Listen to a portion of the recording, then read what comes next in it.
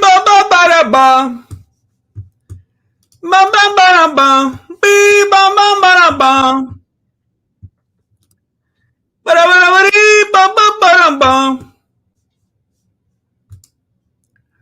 Bee ba ba ba da ba.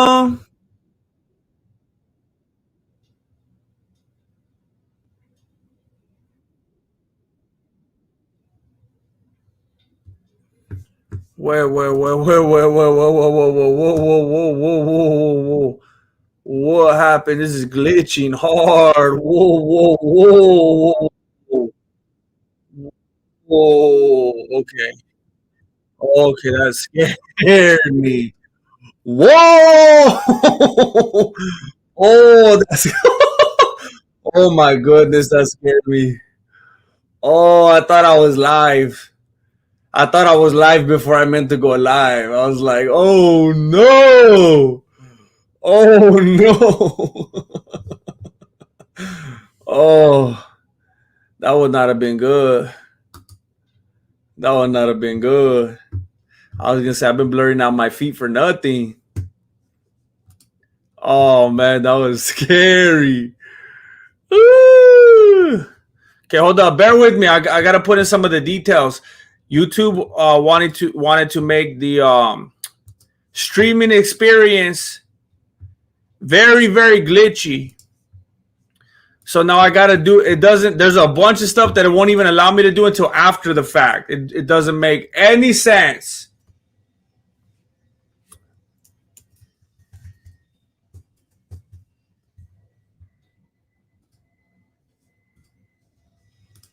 Bear with me.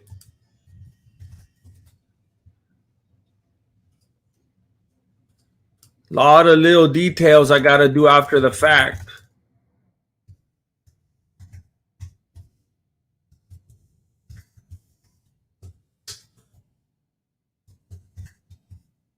Um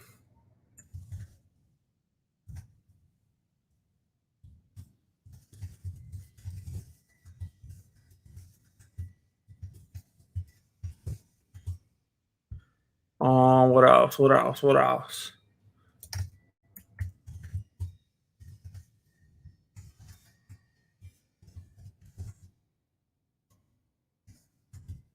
Should be good, right? Oh, this thing's a big deal right here. Excuse me, sorry, a lot of settings, I gotta fix. Oh, and then save.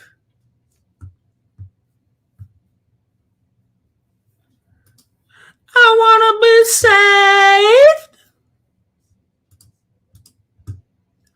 I wanna be saved.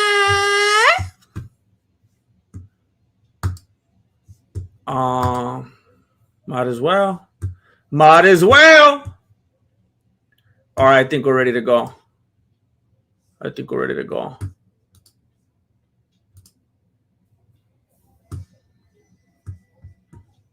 Here we go. Here we go.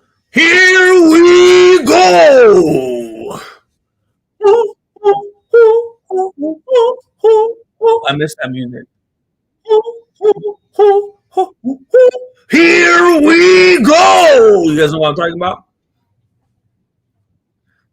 Oliver Caller. Hey, the artist. Zach of all trades. Sacrificial Twig, Evening Star. Corduroy G. What's up, everybody? Alexander Borkavsen.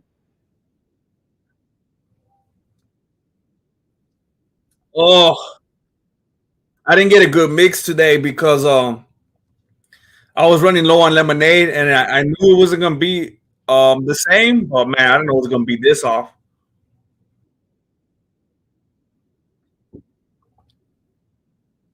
Oh, oh.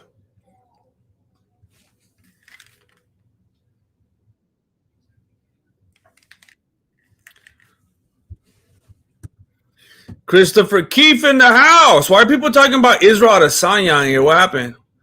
What's up with Israel Adesanya? For real, Corduroy G. That's how I feel.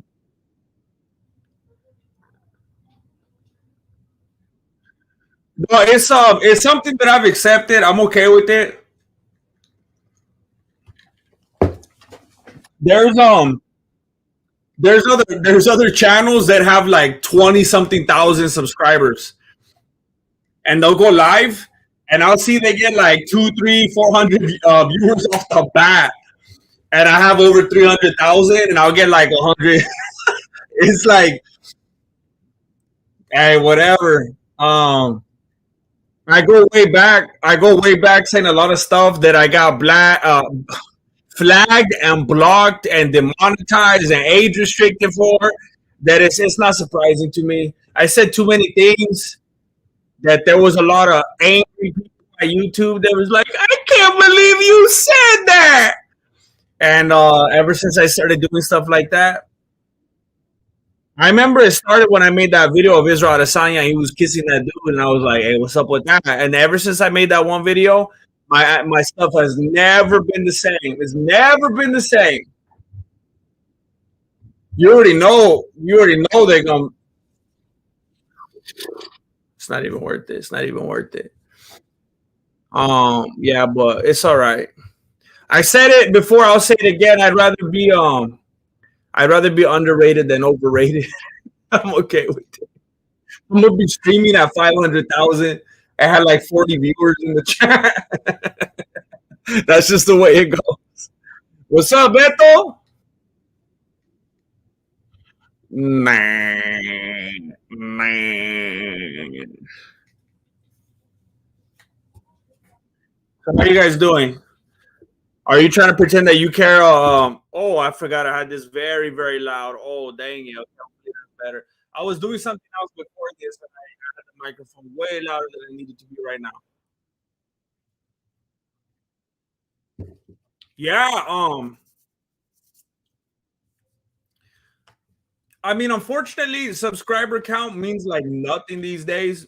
The last like wave of things that it meant anything at all to was sponsors. But lately, it doesn't even mean anything to them. It's all about view count. If you got a bunch of subscribers but no one's watching your videos, that makes it look even worse. Like, what's up? Oh, Flick is done. Flick is done. He got that Conor McGregor ankle. He just like shut down right now and fell down. He couldn't even stand on it. Dang it. They got him in the perennial nerve. It's going to be hurting the whole rest of the fight. He's not going to be able to get up. He's going to have to hop on one leg. He's trying to make it a ground fight right now, and that's his thing anyway. I mean, it worked out beautifully for him. It gives him a good excuse to stay on the ground. Bolsonar's on top giving him, oh, he's giving him that elbow so far. He's turtling up. Wow. For Keith Peterson being the ref, there was quite a bit of nonsense at the end right there. I thought he would have stopped it sooner. He let that go on a little bit too long. I want to hear Dominic Cruz call him all nonsense Keith Peterson again. That was the best.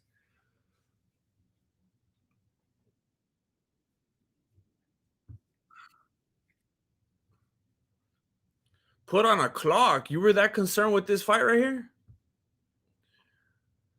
How do you pay your rent with those views? I don't. I don't. Um, I was just talking to Marilena earlier. She's like, so have you heard back from any of those jobs you applied for? And I was like, no, not yet. Not yet. Um, I don't know, man. I don't know. I'm just trying. I'm like Billy Joe out here, just keeping the faith, you know? It I'm trying to do this YouTube thing, and it's like, nah. And then I'm like, fine, then I'll just go and like do some manual labor and just apply. And then those are like, nah. It's like, man, I can't even just try to. I can't even just try to do the responsible thing. Whatever. I don't want to make it about that. But nah. That's why I'm always trying to do something else.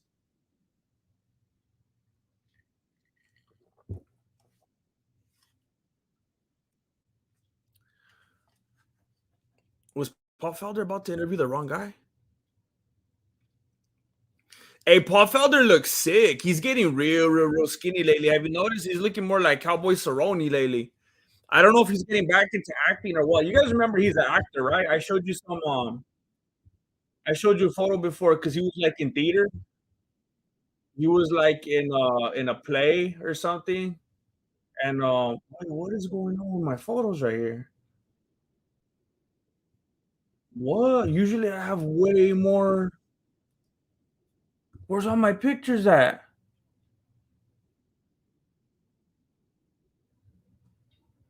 Okay, that's crazy. What's going on right here? What? Like all the pictures I had in here are gone.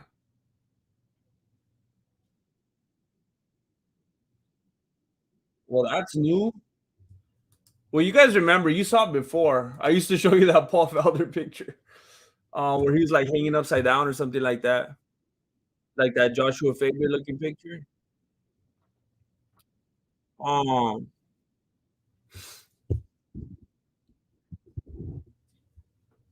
look, I don't know. Is my audio okay or not? I don't understand. I feel like fools are like trolling me. Every single video I upload, people asking me about the audio. And then I'm like, what are they talking about? And I go play it and it sounds fine. I don't know what people are talking about. I think it's kind of just like a joke in the community now. Oh, GM, thanks for displaying the new chanclas on your new set background. Make me smile. Hey, thank you guys for making them. Thanks for coming through. Thanks for supporting. Thanks for adding to the legend. You guys are a big part of it. You're part of the story. I'm thankful. I'm thankful to you guys. Nodal. Hey, GM got my first real good check. Been loving the content. Keep up the good work. God bless. Hey, Nodal. Big old spender. Look at that. You must be doing good. Hey, are you guys hiring or what? Thank you, Nodal. Hey, that makes me feel good that you're doing good. It makes me feel good. I'm happy for you. To be able to throw down like this, that means you got some good security going on. Um, Congratulations. I'm glad that you found something and that you got a good check. I hope you're living it up. You should go out and celebrate, go to Red Robin or something like that. Bottomless fries. Get the big tower on your rings. Like you can go all out now. The last time was a while ago. I went to Red Robin. That's when I had a good month. I was partying. I went out to Red Robin and I got a Coke because I don't have Pepsi. I got a Coke and I got a strawberry lemonade at the same time. The same time, the lady was like, "What do you want to drink?" And I was like, "I got a Coke." And then she's like, she was gonna move on. I was like, "Oh, hold up," and a strawberry lemonade. And then she's like, "Oh, you're," and she thought I was ordering for the person next to me. She's like, "Oh, you're old fashioned." I was like, "No, no, no, no. They're both for me." And she was like, "Dang." Um, but thank you, Noldan. Thank you. Noldan, thank you very much. I appreciate that. I could use that right now.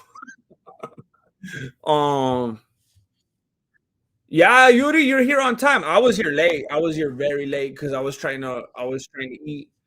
And I like to make my burritos, my little El Monterey burritos. I like to put them in the oven so they get all nice and crunchy. But I needed to hurry up the stream, so I just threw them in the microwave.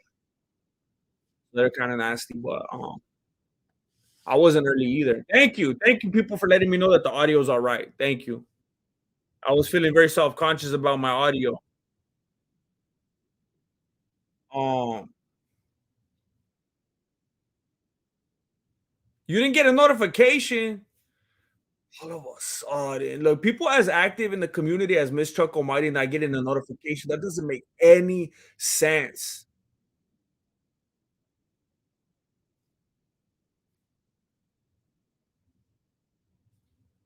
Um, Doc Moon, thank you for joining the membership. Scope the membership tab so you can get into the Discord and see extra videos and stuff like that.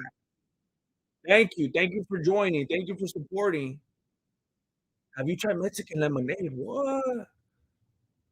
I need to learn about my culture. I'm getting frustrated about all these people asking who's Grimace. You guys need to learn your culture. That's disrespectful. I've been hearing there's like a joke about Lucas Tracy, like he steals content or something. I don't get it. Like, what did he do? Did he do something? Like, did he get outed or something? Did he get exposed? I watch his videos from time to time. He seems like a cool dude. Soda Bubs, thank you for joining the membership. Amazing. That's amazing. Thank you, Soda Bubs. Amazing.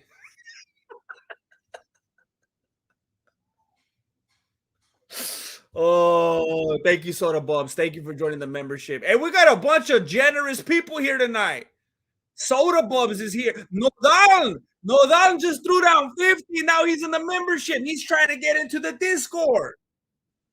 He's trying to get into the Discord. And remember, I told you guys before, if you wanna learn a hack, if you want to learn a little hack, and you want to get into the Discord for life, if you want to be a perennial member, you could just join the membership for like 1 month. And once you get the link, you get the link. It's not like you get locked out after a month. I know there's fools. I know there's fools lurking in the Discord right now at this very moment that aren't members anymore. I know it's true. But you don't think that I don't know, but I'm okay with it. I'm okay with it. Once a Discordian, always a Discordian. Thank you, Nodal. Thank you.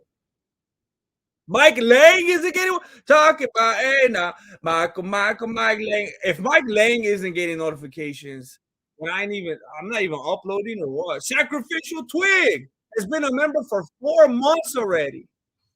We're in it together. Sacrificial Twig has been here right on the border of seeing me do these amazing breakdowns that I put blood, sweat, and tears into, and now the ones where I just sit there and talk with no editing. You've seen the contrast. Doc Moon just gifted 5 Mexican martial arts memberships. 5. That's big money right there. 5 Mexican martial arts memberships from Doc Moon. That's Anthony Govea, Lance Storer, Christopher Keefe, Reggie O. I got it glitched on me. And Yuri McFlurry. Congratulations, everybody. That's unbelievable. Get into that Discord. Scope the membership tab. There's a bunch of videos in there that other people, that the civilians can't see. I love your videos, man. They made me laugh. Always wait for. I appreciate that. I appreciate that. How do I become a member? I think you click on the dollar sign, and one of the options is being a member. Benjamin Vega, I'm not even Benjamin Vega. I'm so happy to see you here. Finally off from work in time for a complaint. Benjamin Vega, the other day, I can't remember what I was doing. I think I was in my garage. I can't remember exactly what I was doing, and I know it's weird, and I know it's sketchy. Hey, for real, I feel like I said this last time you were here. We got this weird relationship, Benjamin Vega. A few days ago, you literally popped into my beanie, and I was like, "Hey, I wonder where that dude's at. They got him doing double shifts at the Target or what?" I literally thought about it. And I was like, "I wonder where if he's all right. I haven't seen him in a while." And I feel like last time I saw you, I said the same thing. You got this weird kind of thing, like where you just drop in every once in a while, and you leave the seeds of doubt, and I'm just like, did you get mad or what happened? I don't Was he like an Adesanya fan? I'm not sure, but I'm always like, where's he at? Is he gonna come back? It's good to see you. Beto, member for 5 months, Charlie. I got 5 on it. Thank you. Thank you, Beto. Shoo! Um, all his videos are the exact same as Guru's. That is their lists with same graphics. He just obviously was a fan, but couldn't come up with his own idea.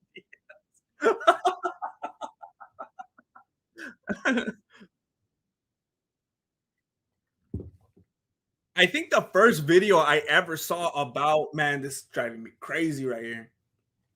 The first video I ever saw about Lucas Tracy was a video where he was like all happy because MMA Guru donated to him or something. That was like the first I ever saw of him. So I guess I could kind of see like where this is all coming from. Um, I don't know though. I don't know. I don't watch enough of different creators' videos to be able to tell when they're biting off each other. Um, Most of the time, I'm watching like Mr. Balin or like what am I even watching? Uh, like this past weekend, or like the Fallen State, or like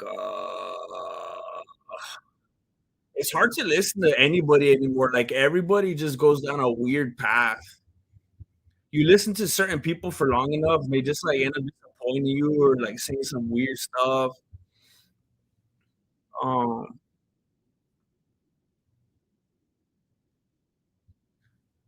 A Dog 978 gifted a membership. Thank you, A Dog. And that went to Harley Mon. Harley Mon. Oh, that is crazy. Harley Mon was just asking, how do we do membership? And then they're the one that got the free membership. Congratulations. That's bad. Rogers Robotics, drop kick. Bro, keep going. Love you, homie. Thank you, Rogers Robotics, drop kick. Thank you. I wanted to address something. Um, I've obviously started doing a new format, and it's a format that has allowed me to be more prolific than I have ever been since I started this. Like, oh my gosh, that's depressing. Like 7 years ago. Um, Look, there's only 189 people watching, 185 people watching right now. So obviously a lot of people aren't going to hear this, but for those of you that are here, I made those breakdowns. I put everything I had into them, made them the best as they could possibly be. Hey, maybe you hate them, maybe I'm crazy and I think I'm better than I really am. I don't know. As far as I'm confirmed, those videos are like at a level and the amount of work and effort I put into them and what I feel like they come out to be at the end, especially what they could be if I had the resources and I was like on Fight Pass or something like that. If I could do something like that, that's like what that quality is.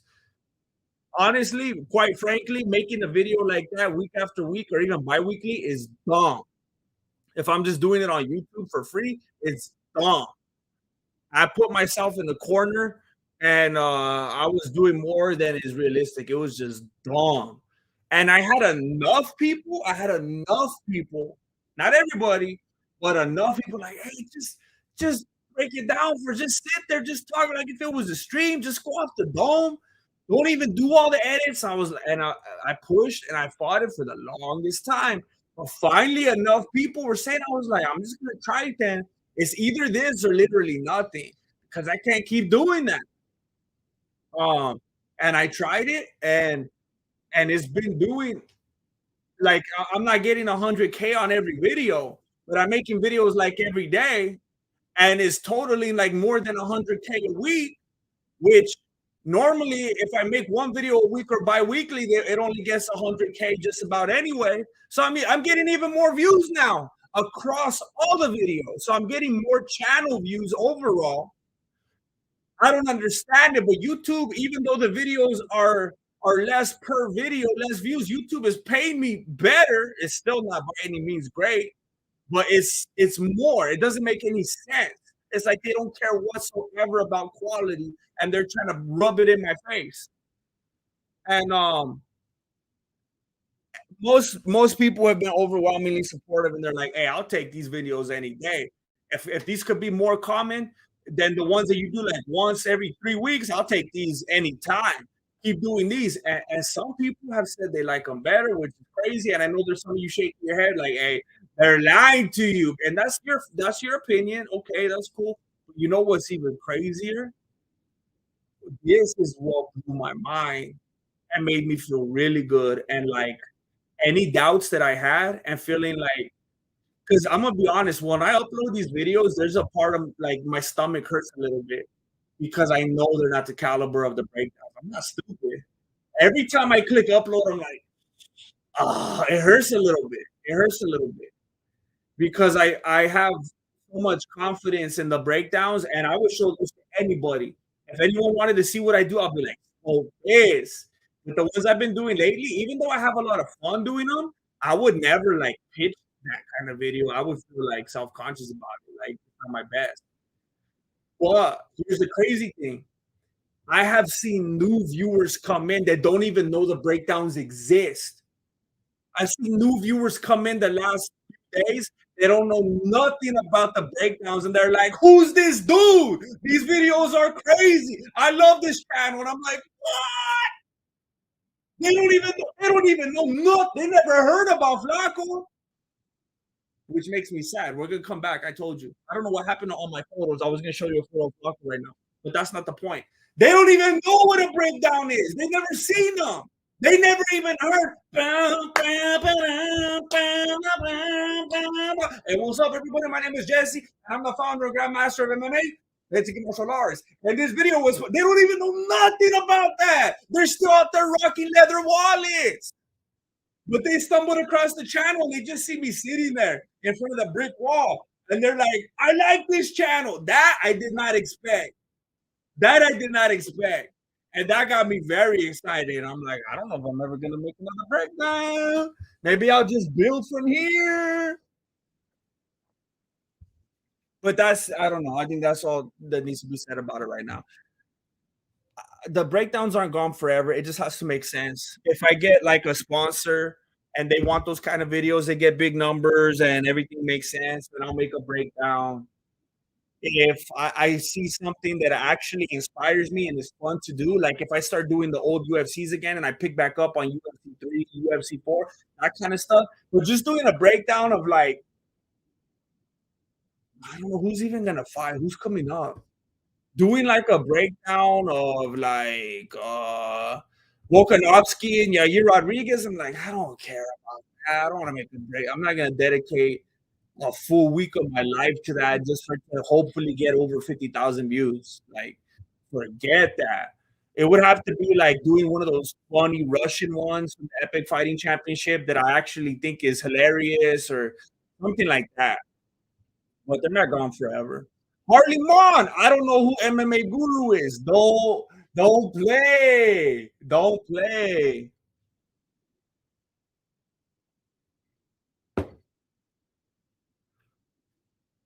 You don't know who MMA Guru is?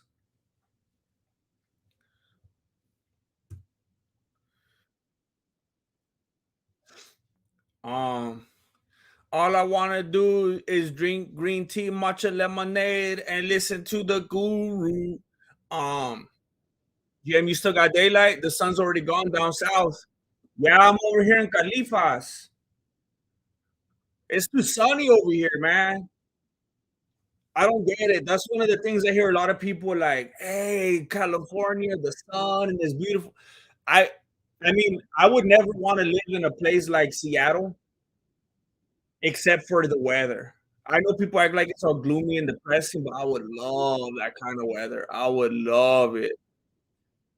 I would just try to go over there real quick and like take the weather with me to another location and just not have to be in Seattle for more than 2 minutes. Or maybe like Maine. I might like Maine. Oh, Mr. Balance stopped making videos? I wonder what happened. I wonder if he started getting like age restricted because those crazy stories.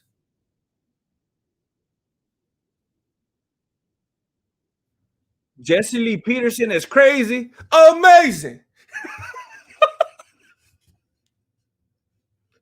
Yeah, he's like the perfect, like he has the most straight face of like all time in like when you consider what he's doing. And like I like when he uses it in that dismissive way. Like when someone says something so outrageous and so dumb, he's like, amazing. Anyway, he kind of just throws it in there and like moves on right away. Oh man. I don't know. I don't know if there's anything that makes me laugh. There's like nothing at the moment that makes me laugh as much as that dude. Like Impractical Jokers and that dude, man, nothing makes me laugh like that right now. Um, Cannonier! Wait, I lost you. It glitched on me. Uh-oh. Hopefully that wasn't too long ago. When it glitches sometimes, it's too far back to oh. What up, Pepe? Who you got in the main? I like Jared as a person, and I like Marvin as a freak show. I think he's a freak, like the circus guy. What's up, guy boy? Um, I don't know.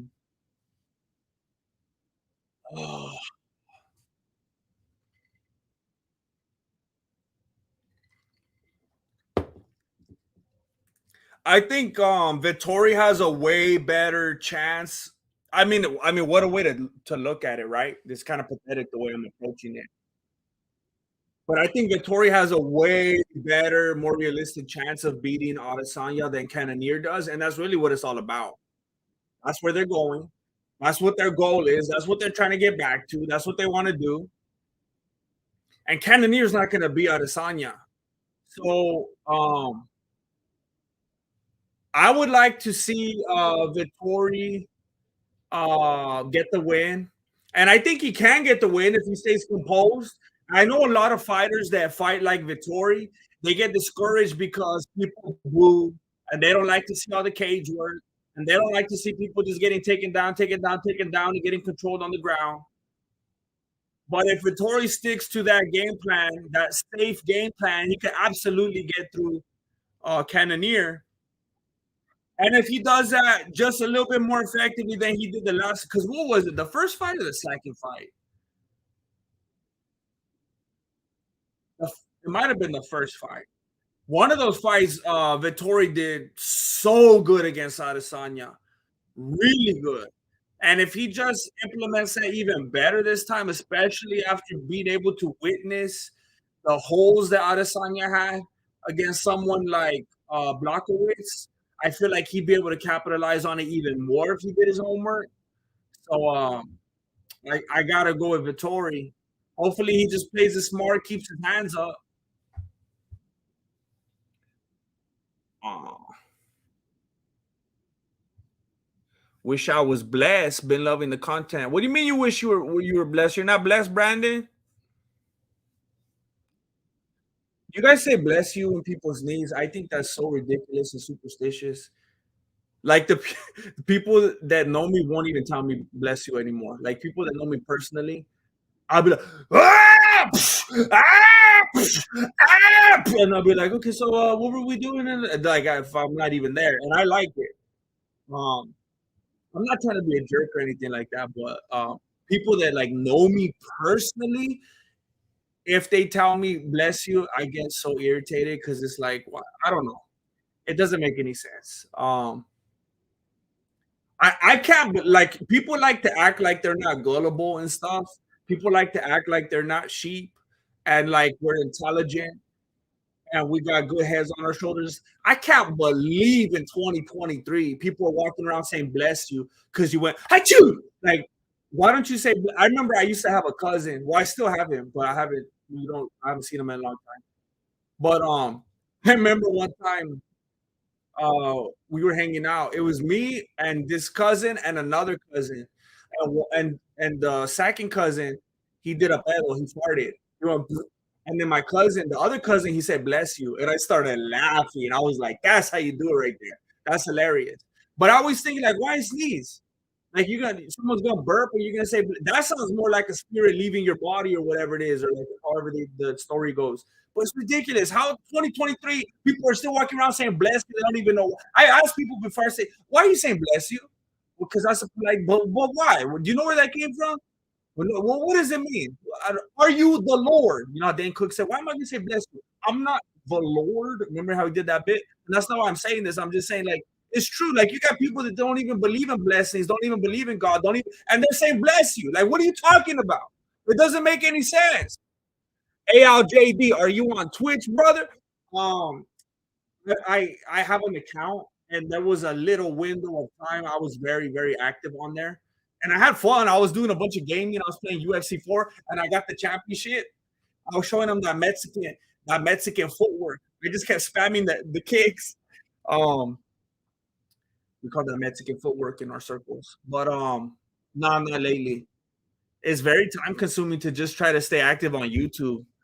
To try to do anything else is just crazy. Tomfoolery. I bet you these $10 that Oliveira will be the lightweight champion again. I bet you $10. So I gotta donate to you on your channel if it happens. Oliveira will be, look, I can't, man. You gotta have you got me sounding like Frank Turek over here. I don't have that kind of faith, you know? I don't have enough faith to believe that someone like Oliveira could ever be champion again, as long as someone like Makachev's holding the title. Even when I was saying Dariush was gonna be Makachev, I even told you I was talking on my neck. I told you guys. Even though I'm saying when people would ask me, all right, you think Dariush is gonna get through Oliveira? Okay, how about Dariush and Makachev? And I told you guys, I made it like as clear as I could. I said, even though Makachev is gonna beat him, not only am I going to root for Dariush, I'm still going to say that he's my pick and I think he's going to win just because he's my guy and I'm just ride or die. Even though I know Makachev is going to win, I'm going to say out loud that Dariush is going to win. But if you actually believe, though, if you actually found some way to convince yourself that Oliveira, I mean, look, come on, man. Look, Dariush is my dude. I don't want to disrespect him or anything like that. But just because of what Oliveira was able to do to Dariush, you think he's going to do it to Makachev? Come on. Why do you think it's gonna be different? Oh, but he after that fight with Dariush, now he got some more attributes that they added, and he was able to add to the speed and the power and the striking. It's not a video game. You can't just distribute like that. It's reality. I can't believe it. I respect and I'm jealous of that kind of faith right there. Unbelievable. Thank you. Hey, tomfoolery. The name suits you. I'm just playing. But ironically, I mean, come on. If you did a Mexican martial arts cooking channel, I bet you'd get views. Um, Somebody told me the other day, they were like, hey, someone complaining. It's always so irritating when someone tries to say something and they say it in a way they think they're being encouraging or helpful, but it's something that irritated me so much. Like, they'll say something about my new format and be like, I don't know, like in a backhanded kind of way, like, oh, I like it, it's cool, but like, could like maybe don't make them anymore, or like, what about the breakdowns? Like, someone was saying, hey, it's cool. I get that you're making these new kind of videos and you can make them more often and stuff. But do you think maybe you could like, how about if you start another channel, you put these videos on that channel and the breakdance stand? And I'm like, you think I haven't thought about? You think that I'm gonna be able to start again from the ground up after I got to 317,000 views? I can't even get past 177 people on the stream. You think I'm gonna be able to climb that algorithm mountain again? I can't even get this one going. I can't start again from zero. Well, it'd be fun to do certain things like a cooking channel, just do whatever, mess around. But I mean, there's not enough time in the day to try to start from zero again. Uncle Bob reacts. I told you, Grandmaster, here's your 5. Hey, man, I don't even know what you told me, Uncle Bob, but I'm glad you told it to me. Thank you. You said you were going to give me $5? Thank you, Uncle Bob reacts. Thank you. Thank you. I'm glad you came through. Thank you, Nolan. Thank you. I'm trying my best. I know sometimes it doesn't look like it because I'm switching things up, but I really am. I appreciate that, Harley Mon. Yeah, that's unfortunate. I was actually talking with someone about that a little bit ago. That I have absolutely learned recently with YouTube that it is 100%. It's 100% quantity over quality. Um, I went back and looked at like my last 10 breakdowns or so, and even beyond that. And those are videos I'm so proud of and I worked so hard on, but it doesn't matter. It didn't matter. And then I just started kicking them out like crazy. And I know per video, the views aren't like soaring or anything. But overall, it's doing good. And it's like, all right, I guess that's what YouTube wants. I don't have the ability to keep my integrity intact and try to come at it like an artist. I don't have the freedom to do that. I'm gonna have to play the game. Hey, thank you, Jonathan Miles. Jonathan Miles just sent me like a what is it, like a Roman numeral. Jonathan Miles just sent me a donation to the PayPal. Thank you. Oh, you sent me pie. Is that what that is? You sent me pie. I saw 314. I was like, isn't that pie? And then I saw the symbol and I was like, oh, okay, okay. I think I remember that from when I failed algebra. I think I remember that. Thank you, Jonathan. That's very nice. I don't know what we talking about mathematics right now.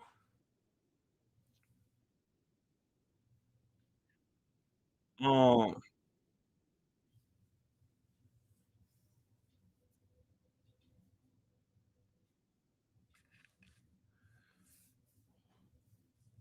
yeah, I mean, I know people are complimenting the breakdowns right now. Hey, sad addict for real. That's going way back. Um, wow. Um, I thought that was gonna make a lot more appearances. I thought that was gonna be a lot more in the loop, but then I got too bulky. It doesn't fit me anymore. I gotta get a bigger size. Um,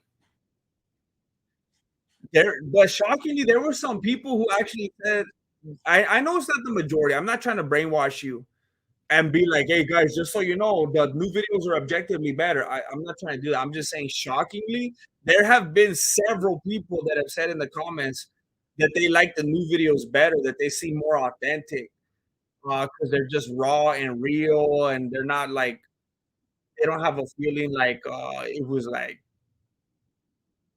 predetermined, and like it just feels more like real life, and they like that aspect of it, which made me happy.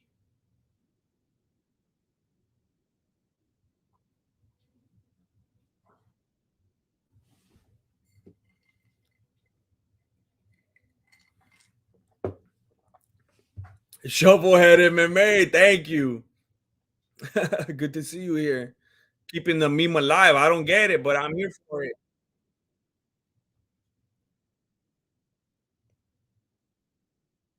Um,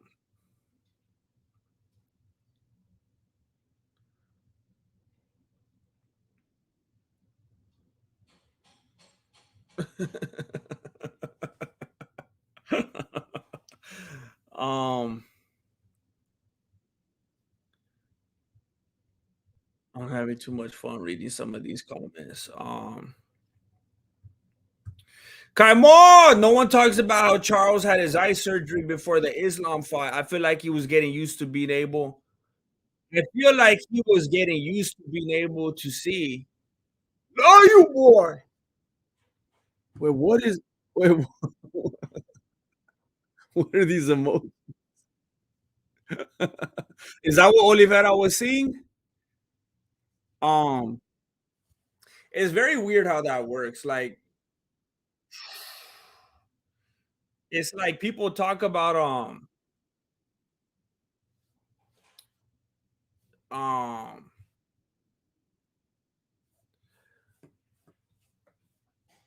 it seems like a meme about his vision, like he shouldn't have changed it. But man, it seems like there could actually be something real to that at the same time. He was just so used. It's kind of like when you look at man, I've been having to work on some stuff that we've been building. Our pad got all messed up, and we've been having to try to fix some things, figure out how to fix a lot of stuff ourselves, so we don't have to because we can't hire anybody. And I was using a level, and it's weird. It's like that's kind of what Oliveira was doing, like with his vision. Like he was having to kind of level when he was fighting. And now when he fixed his vision, it's almost like fighting without a level. And it's just like too accurate. Like sometimes when I play video games, there's certain games like when they're like shooter games, when you go from game to game, it could be confusing because the way some of them give you kind of like a little window to work with, and other ones just lock on like perfectly. That could be kind of similar to what Oliveira experienced, just the difference could throw you off. Even though one of them seems like it should be even better, obviously, like having good vision, just because he was so used to one way for like his whole life, could have really thrown him off. Um,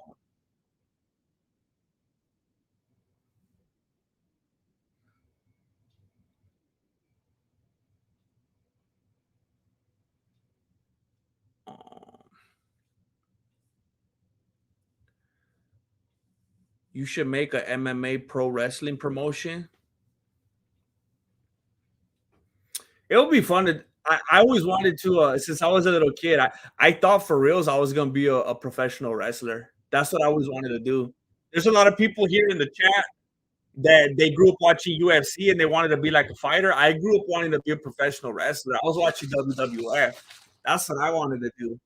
And even sometimes now I'm like, man, that would have been like a fun route, or even like I don't know. But they're never home. Like their lives seem all like messed up, and they never see their family.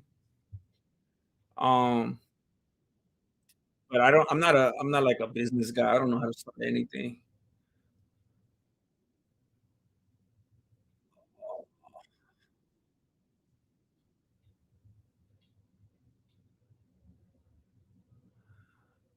Oh,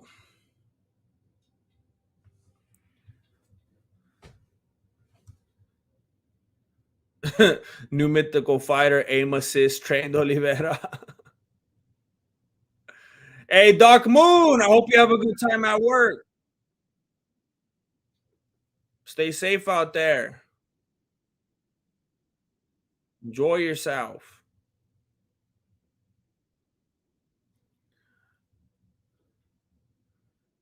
Oh. So basically, less editing and more videos is better for YouTubing. It kind of depends on where you're at in your life and what your needs are. Like if you're like a kid, if you're like a teenager or like young 20s, or like you're living with your parents or something like that, if you want to make some masterpieces, go for it. If you want to take all the time in the world and you're not, if you don't have kids and stuff, you're not taking away from people and you could just put all that time, go for it. That's the time when you could do that. Um, but YouTube as a platform, as a whole, it I mean, I could tell you 7 years experience. I've done both. I've tried to be the artist with integrity and put out a good content. And then I've done the thing where I give up and it's a last ditch. Like, let me just go off the dome and have a good time and see how it goes while the house is burning down. And it seems to favor quantity. I mean, don't try not to be on purpose absolute trash.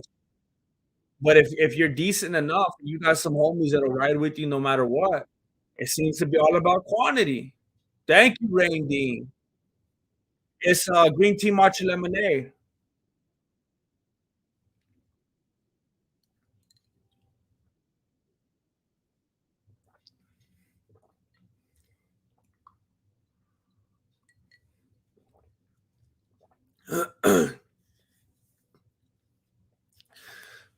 um, whoa! It skipped on me again. Hi, hi, I'm too slow. Mike Lang, Jesse walked so that Guru could run. I don't like running. I just felt like running. I just felt like running. Jenny, I do know what love is, Jenny. I do know what love is, Jenny. Um, yeah, I don't know when the MMA Guru started. I remember like 3 4 years ago. It's funny because like I remember I kind of learned who MMA Guru was like I don't know like a year ago. People were calling me in his, you know how his viewers are. Oh my gosh. Um, and I was like, "What is this?" They kept saying Guru MMA Guru. I was like, "What's happening?" And then some people were talking papas in the chat that he was saying stuff, and then I went over to his channel like, "Who is this?" And I didn't know who he was. I'm not even playing. And it's not a bad thing. It's because I don't go out of my way looking on for a lot of MMA YouTube channels. I get sick of it. And then I started having a little bit of fun and I said some things that weren't super nice. And then quickly I realized that they were just baiting and just being jerks. I was like, oh my bad. Like They're just trying to start stuff between us. It's all good. But then I remembered that I had been to his channel before, like 2, 3 years before that. I remember people were like, "Scope this dude. He's like super racist, and he's saying a bunch of racist stuff, and he's copying you." And I was like, "Copying me? What are you talking about?" And the only thing I could think of was why, because he's wearing a beanie or what? Like, how was that?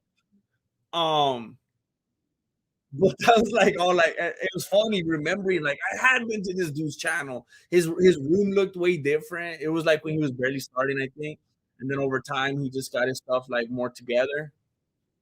Um, but yeah, I don't know. I don't know how maybe he was doing it longer than me. I don't know when he came onto the scene. He might have been doing this since like the 90s.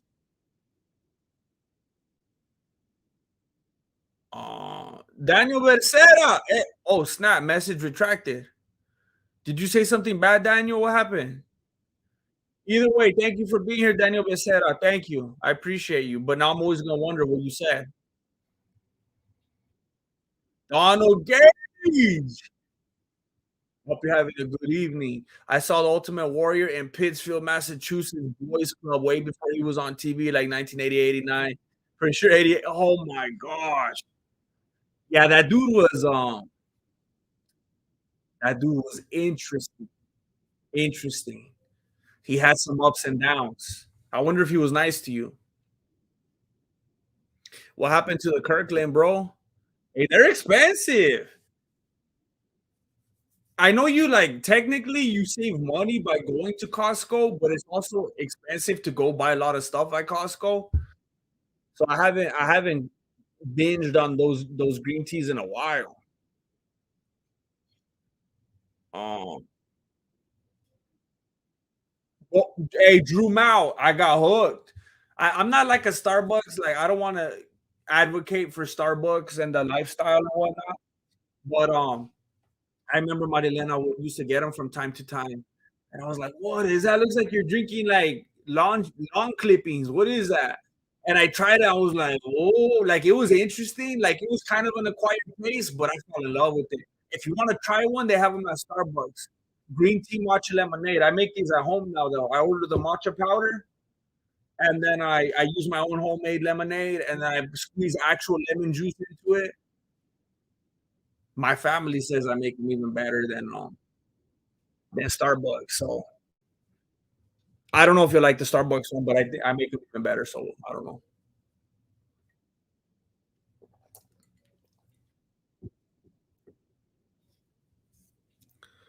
Um, Mr. Ballin used to post 4 to 5 times a week on YouTube. These days, he's posting once a week on Sundays. Just keep up with it and get people who are passionate to help you. It will pay off.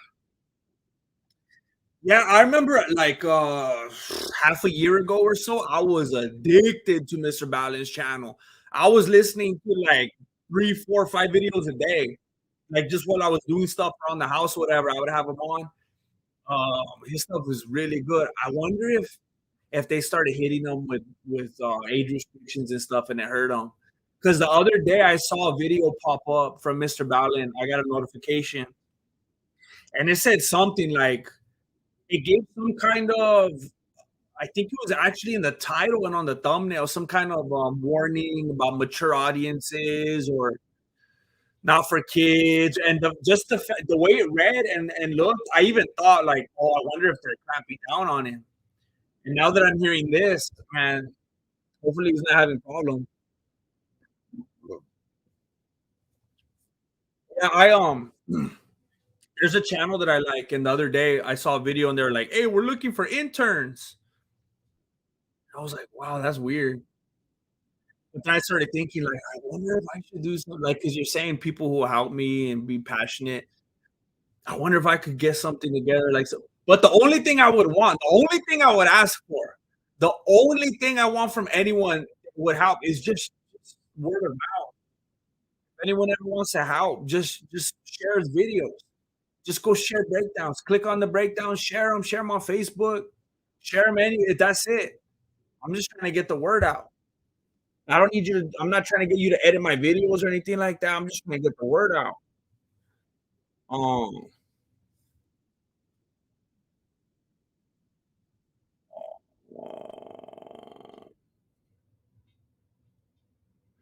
Energetic drafts. 30 months. Oh, snap.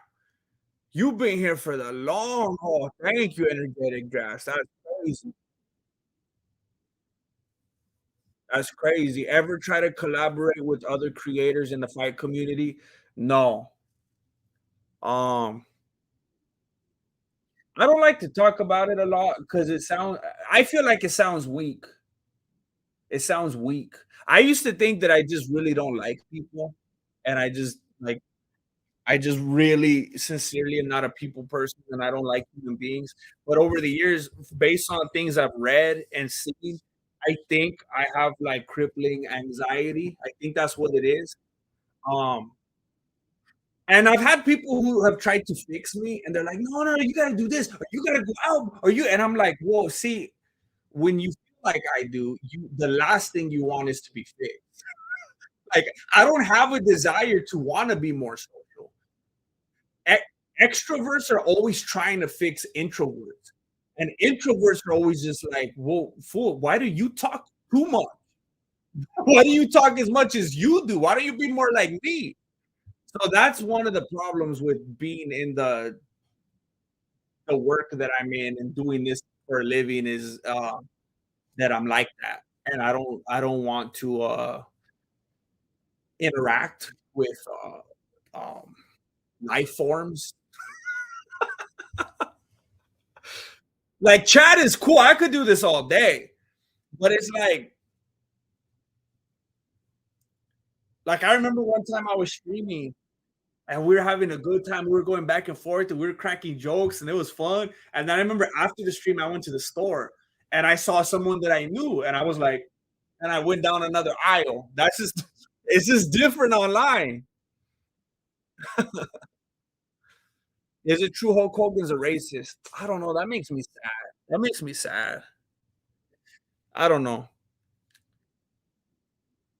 He was like, I don't know. He's always been one of my favorite wrestlers of all time, and it's just unfortunate to hear bad things about people that you like a lot. I don't know.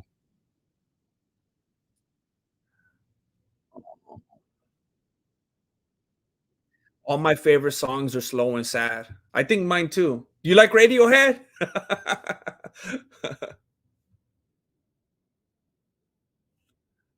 Oh,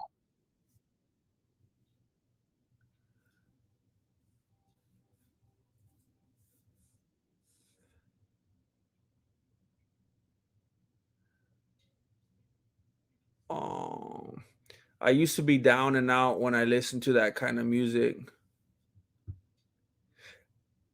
Music could definitely feel like if you're feeling down and not in a good place, you could absolutely use music to like enhance that and make it even worse and just like really help you dwell in it. I remember I used to do that with like Slipknot. You're just like in a bad I mean, I gotta admit, I don't want it to be true because I don't but I do the same thing with Radiohead. Like when you're in a certain place and a mindset, like certain like music has a way of being able to like amplify that. And yeah, I know exactly what you're saying. I had a friend that was like that, and they couldn't understand why I didn't talk much. They used to think I was upset, but I was like, "Nah, I just don't talk a lot." Yeah, they're always like thinking that they're better than you or something. Um,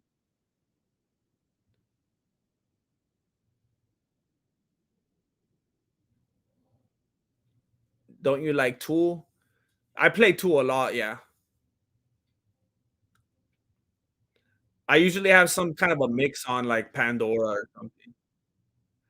Mr. Ballin made too much money. He does great. Has a podcast on another platforms. Oh, so he put the work in and he just backed up because he doesn't have to do it daily anymore. All right, radio is made for introverts. That's what it feels like.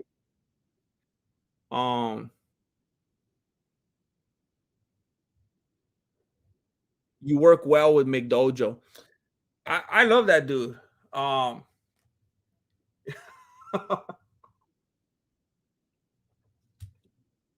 here's the thing, like when I've collabed with people few and far between, and like every time I do it, I feel like I'm gonna die. Like the days leading up to it, I feel sick. I feel like I'm gonna throw up. It's awful. And then when I'm there doing it, it's all good. But it's me and McDojo Life, me and Rob, like I really, really, really like that dude. Like we have spent like way more time together than like anyone else I've ever collabed or done anything like that with. Um, to the point where he's just like a friend now. Um, I really like that dude. If you guys don't know who I'm talking about, look up McDojo Life on YouTube. He's huge on Instagram too. Uh, but that's Rob. That's the homie. Um, there is a lot of retracted messages tonight. Lots of regrets. I do love old jazz. One of my favorite stations on Pandora is Glenn Miller. I love that old stuff. I love some of that old like I like all of it with like I like it with no lyrics, but every once in a while someone will come on with lyrics, like some of that old Nat King Cole stuff. I love that stuff. McDojo Theater, that was fun. It was a fun time. But then everything started just like the days with Paco. Everything at the office, the TV that we had there that we were watching the movies on, the mic, the whole podcast and everything is gone. Everything had like we're always having to downgrade because like we have all these ideas and all these aspirations, all these things that we want to do, but there's nothing to fund it. So we just like everything just fades out. Why do you think people at jobs talk too much when they should be working? Man, people that just don't know how there's like people that don't know how to function if they're not constantly socializing. I always hear people like on TV or a podcast or whatever, and they're always like, people are made to socialize. People are made to communicate. And I'm like, well, what are you talking about? I'm already getting anxious right here just hearing you even even just hearing you talk about other people talking to each other. Like, what do you? No, that's not true.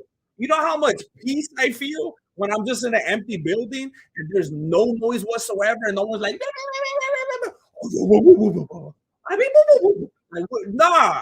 What do you mean? People need that. People have to be around other people. People have to be able to communicate.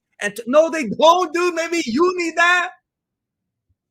All codependent and everything. Don't come at me like that.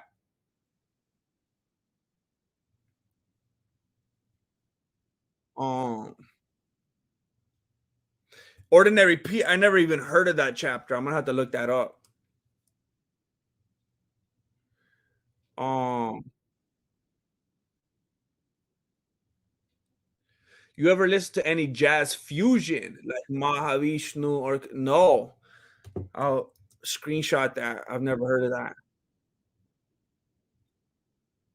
Oh, that McDojo theater thing was so fun. It was fun. Um, it was just something that it seemed like we never like actively decided, oh, we can't do this anymore. It just faded out because we just couldn't, just didn't happen. I'm absolutely better without that socializing. I don't need that negativity for reals, for reals.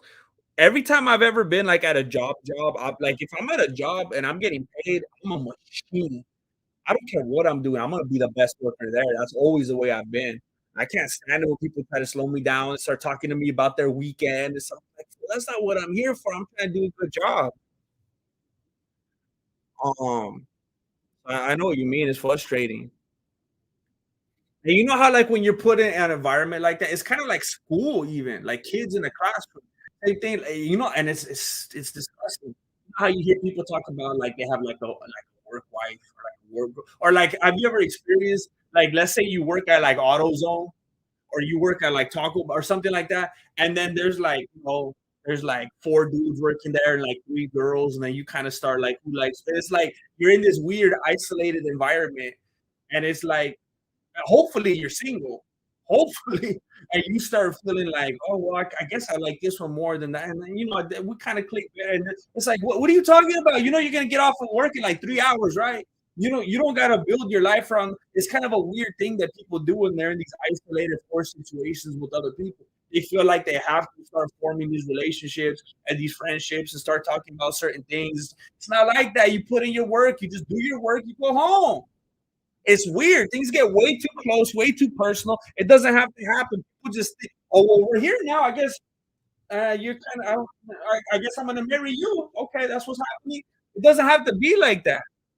People just like need to make some space or something. Name your favorite band.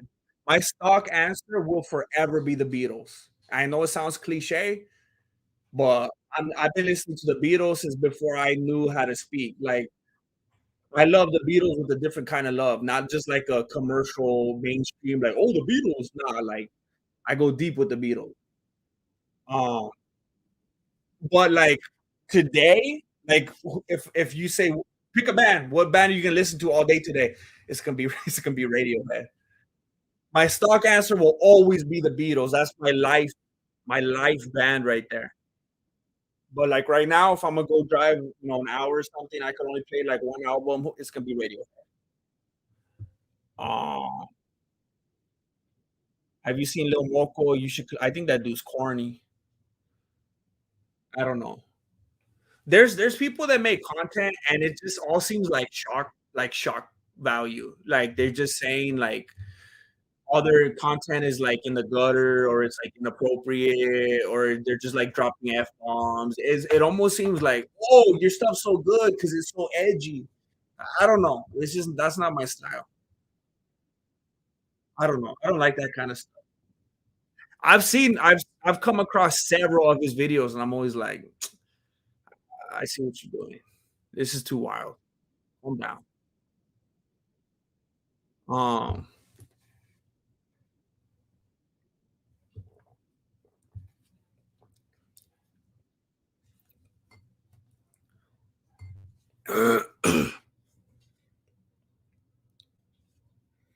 um, Not me. I'm extremely introverted. Most of my life, I spent managing factories, stores, groceries, stores, restaurants. I hate being social and fake smiling, especially small talk. Look, I don't know what you think about him. I know a lot of people probably hate him. Personally, um, I think he's a little bit obnoxious. What I think his name's Matt Walsh. I think he's a little bit obnoxious, and I get where he's trying to go a lot of the time, but he could be a little like abrasive in the way he does it sometimes. He seems like one of those commentators where if you want a echo chamber, he's great, but he's never going to win over anybody from the other side because of his approach. And sometimes I think he's just a little bit too much. But he made a video one time about like I actually just it's very weird that you bring that up because I just came across this video like last week and I didn't watch it all the way through. I skipped around and then I texted it to myself because I wanted to watch it later and I still haven't. But Matt Walsh made a video and it was titled Why Introverts Hate Small Talk. And I was like, oh my gosh, I have to watch this. And it's true because the little clips I saw, he was talking about how, for the most part, introverts are like really authentic people and they don't like to be fake. Like, I have that conversation, it seems like with Marilena, like all the time. Like, why I don't do certain things or like certain ways. And I'm like, you don't get it. Like, it's a good thing. It's because it's like I'm too authentic for my own good. Like I won't say or do certain things because it feels cliche, it feels forced, it feels contrived, and I want to make sure that everything that comes from me is real and authentic and actually means something. And I hate small talk.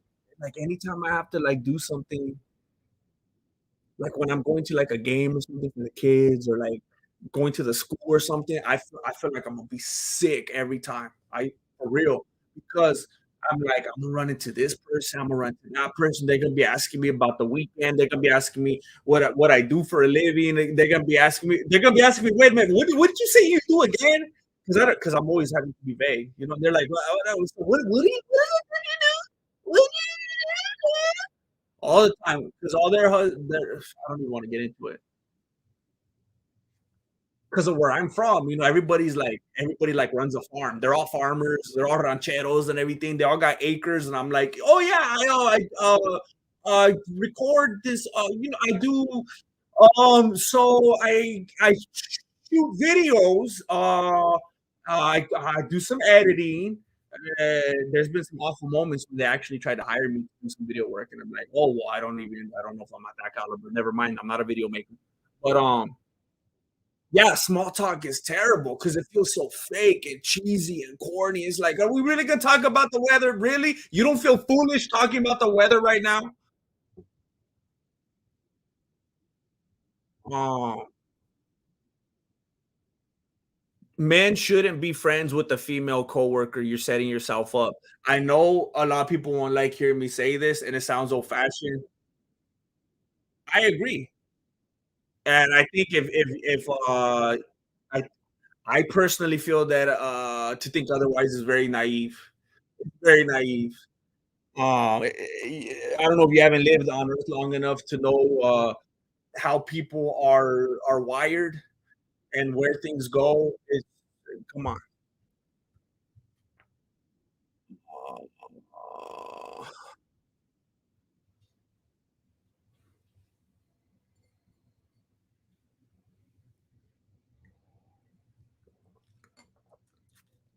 I know I understand a lot of people thinking that the Beatles are overrated. Like, let me say this. If you're not a Beatles fan, um, get out of my chat. Not playing. If you're not a Beatles fan, I would guess that maybe you've heard and had it shoved down your throat that like Sergeant Pepper was the best thing ever. It was a masterpiece. It was brilliant. It was the best album ever made. It was their pinnacle. I think the Sergeant Pepper album is garbage. I think it's disgusting. I never liked the Sergeant Pepper album. Even when I was like a little child, I was like, take this cassette. I'm gonna rip the little what's it called? What was that stuff made out of? I'm gonna rip the string out of this cassette. Like I never liked Sergeant Pepper. It was garbage.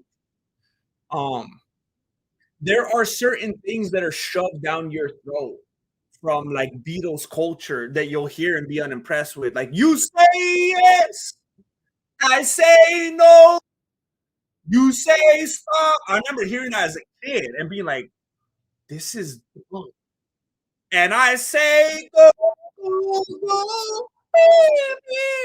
Oh no! And like what? You say goodbye, and I say hello. Like, did a kindergartner write this? Of course, that's what everything that Paul McCartney wrote sounded like. Um, but I get what you're saying.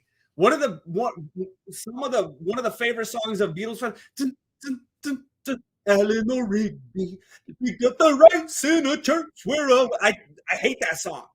I get it. There's some songs that are like, and it's like the ones that people act like are the best songs.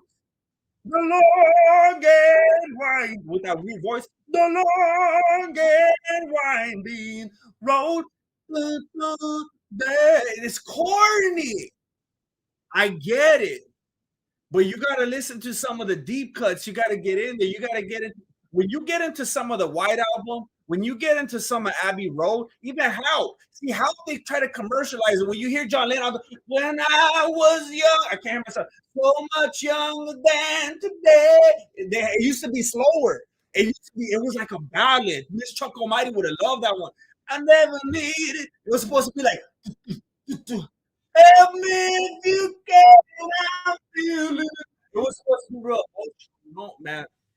I can't find the lyrics right now. But Brian Epstein and George Martin, they're like, nah, have me if you can. I'm feeling down. And they wanted everything to be real commercial. They put the suits and ties on them. They didn't want to do it like that either. Like they had to do a lot of stuff. They didn't really care. If it wasn't for their management and their producer, they would have gone down the road of like the Rolling Stones. They would have been a lot more rockish. They would have thrived in that. They were built for that. The voices for that. They had the talents for that. They just got molded into a completely different thing. But I get it. People who think they're overrated, I'm telling you, I get it. But there's some really good stuff if you look for it. The stuff that people don't really talk about. I don't know why.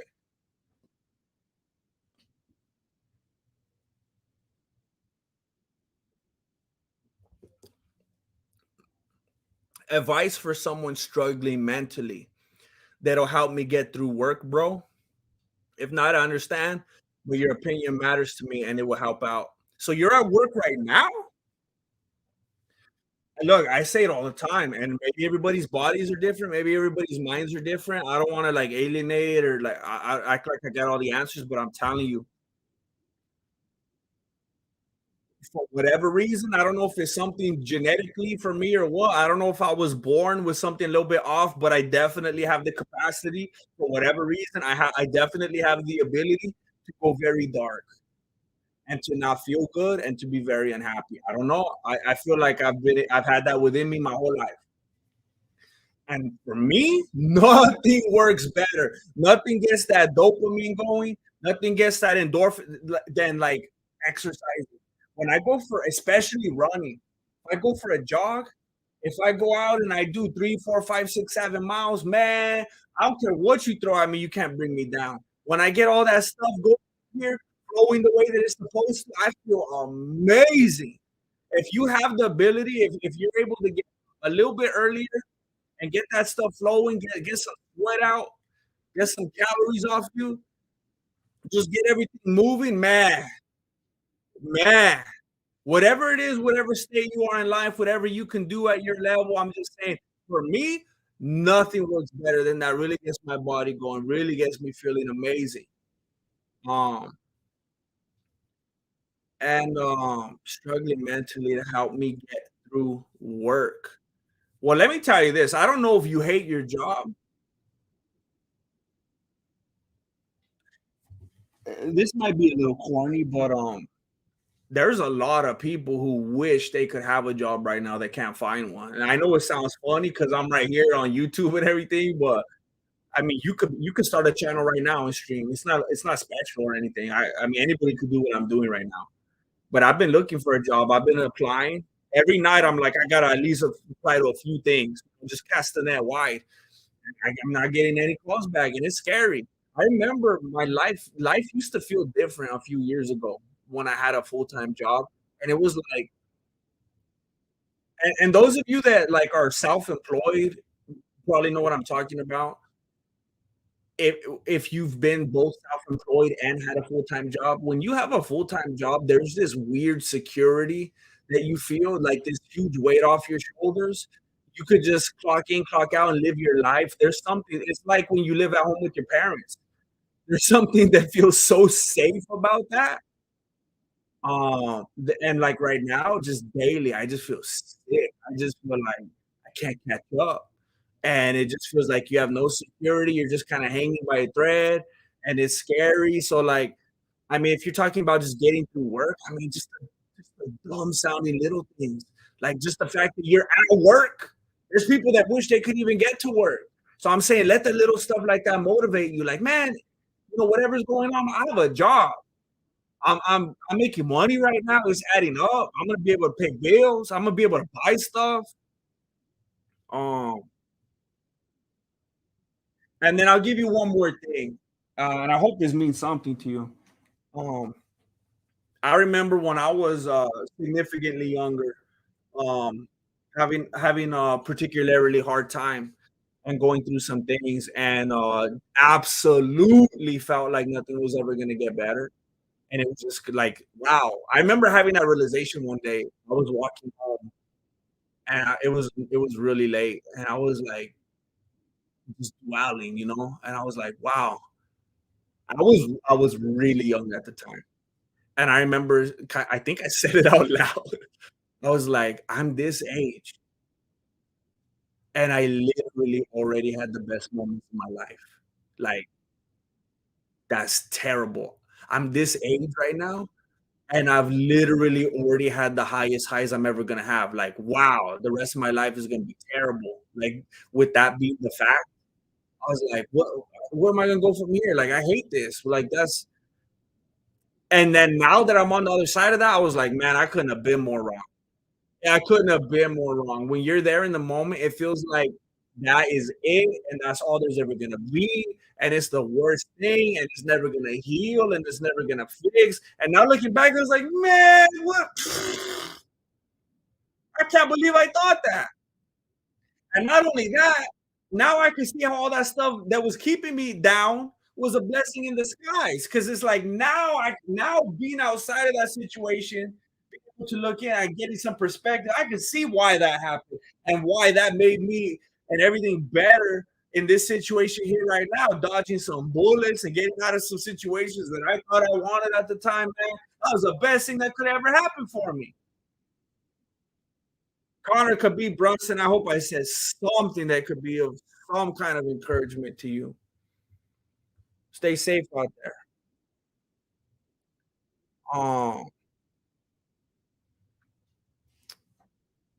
um, wow, I'm way be- wow, I'm way behind. Um, it's green tea matcha lemonade. A lot of the early stuff from the Beatles was kind of corny too, like "Hold me tight, tell me I'm the only one." Like it's, I get it. It's cheesy. It's cheesy. You gotta think, like you gotta put yourself in that place and time and think about the kind of music that was going on then and there. They're trying to make it marketable. I get it. I get it. I just when you listen to like the anthologies and the outtakes and you hear what they really wanted to do and you hear when they're goofing around and how talented they really were, it's like, man, some of the best stuff, as far as I'm confirmed, is in the anthologies, the stuff that was never released commercially. A lot of people that don't dig deep, they just hear the corny mainstream stuff and they don't like them. Oh, is BB Rexa really the most listened to artist on Spotify? Is that for real? Oh, that's depressing. Chilling in the field, man. I'm so jealous, Drew. I'm so jealous. Oh man, I want some acres. I want some acres, man. I need those Weasel views. I want some acres. That's my dream. If I get some acres, I made. That's all I want. I don't need a Lamborghini, y'all. I just want some acres. I just want to be able to let the dogs run around. That's it. Um, what do you think about Nirvana? They have maybe a couple handfuls of songs that I really, really like. Um, but man, every time I've tried to venture out of that, I'm just like, I don't know. I don't want to go as far as saying I think they're overrated for the most part, but unfortunately, it seems like they've kind of got this overrated thing about them just because the way Cobain went out and stuff like that. But they have a couple handfuls of songs that I actually like a lot that I could listen to anytime.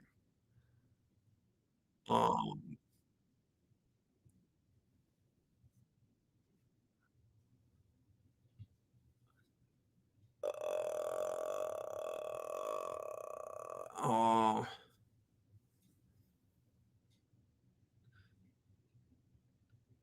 oh, yeah, I think Magical Mystery Tour is better than Sergeant Pepper. But for me, I mean, Sergeant Pepper is so bad. Sergeant Pepper is so bad. Um, yeah, music is garbage now. Music is garbage now.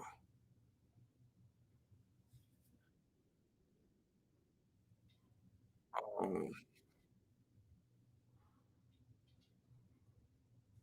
I like CCR a lot. Um,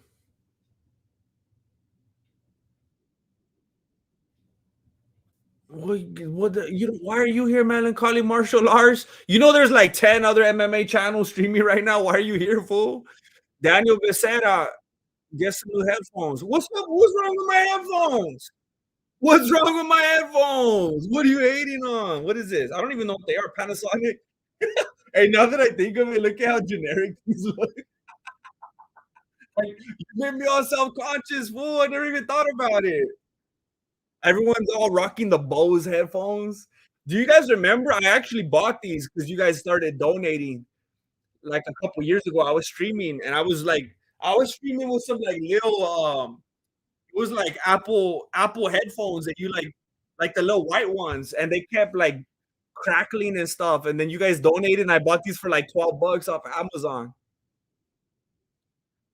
Um,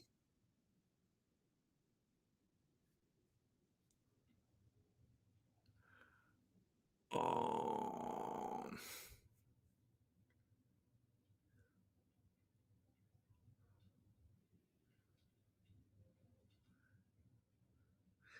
yeah, it's crazy, Fully Cooley. I work full time and I'm looking for a second job because I can't afford to survive. It's crazy.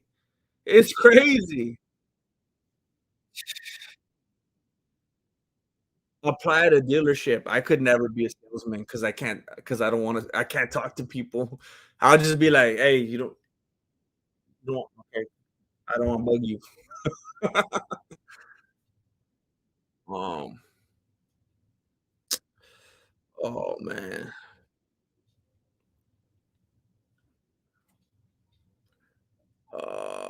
Yup, that's it right there. Yo, I work for myself and do well for the past 17 years, but you're always at work, you never clock out and go to bed stressing a lot. Yeah, but it pays off when it change it. Well, I hope I get to that point. I'm just missing the last part. Um, I got laid off on April 7th, also a student. I did a total of 10 hours of yard work for my dad's coworker, 6 a.m. to 2 p.m. and then now 7 to 9. What the heck? I hope you got paid. That's probably what you're doing, huh? You say you got laid off. Hey, it's honest work. I love doing like work with my hands, like manual labor. I was telling Marilena when I was looking at different jobs because I used to do like a lot of work in like marketing and social media stuff and stuff like that. And I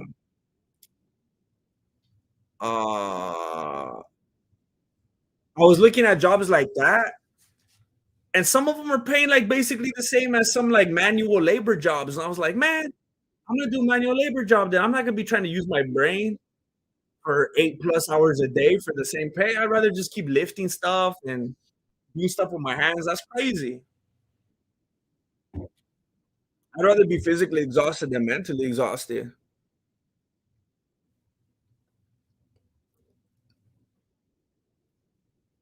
Um, Felder just gave you props. What are you talking about? Paul Felder? Is he talking about someone named Jesse or what? Um, well, why are people saying that? Now someone Zach Ruck, hey Zach Rucker, did you pay Felder for the shout out? What are you guys talking about? Really? Felder shout out to MMA? What did Paul Felder say? What are you guys talking about? Nah, he's talking about something else. I probably should have been paying attention to the event.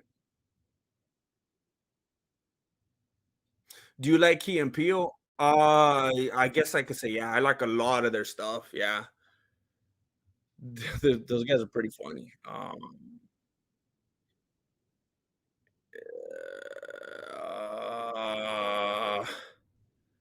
I'm so behind. I'm so behind. Wow, wow. Oh my gosh. I say this a lot. Um, if you said something that you want to be seen, please say it again because I'm gonna have to just really skip ahead. I'm way too far behind. Uh, Tahino Cruz, mate, please give me your take on this. Why do people consider John Jones the GOAT when he has cheated multiple times? Um, Look, I'll try to give the most basic answer I possibly can. I think it's because I'm gonna give you the Jesse Lee Peterson answer. I'm gonna give you the Jesse Lee Peterson answer. You know why? You know why? How'd you say it? You know why most people consider John Jones the GOAT when he's cheated multiple times? Because they're beta. I can't say how he says. You know how he has like an accent? Beta. I can't do it like him. It's the same reason why people are afraid of weight classes and why if you're a 175-pound dude, you literally walk around your entire life in fear, in dread, hoping that you don't cross pounds with a 200-pound guy because he'll murder you. Because that's how you think, because the way that MMA has damaged your brain. There's people right now that are watching this chat that are 180 pounds and they're 5'11", and they know, oh man, if I go to the store and I look the wrong way at a guy that weighs 205 pounds and he's 6'1", he's gonna kill me. He's That's the way people think. It's pathetic. So they get this narrative of John Jones. Like I heard somebody, man, who somebody was talking about this. I was talking to someone who was talking about, and look, I'm not gonna go into any more detail about this than I need to. I'm just gonna be very general. I was talking to a dude, all right, and he was talking about a female fighter, okay, and blah blah blah. The conversation's going on, and he's like, "Yeah, bro, you know she's amazing. I would never disrespect. I know if I got in a fight with her, she will beat the brakes off of me." And inside, I was like, "Beta." I'm not someone that uses those words. I said it a couple streams ago. I think someone that uses terms like beta is a beta. Like I don't like talking like that. I just think Jesse Lee Peters is hilarious. You will never hear me in my actual life or in like if I'm not being ironic, say the word beta. But I think I think it's people buy into these narratives and like I would never be able to say something like that. I think any self-respecting dude would never be able to say something like that, even about another man. I think if you're a man and you're willing to say like, "Oh, that dude would beat the brakes off," even if he would, you don't talk like that. You don't ever say something like that. Now there might be people in here that disagree with me and they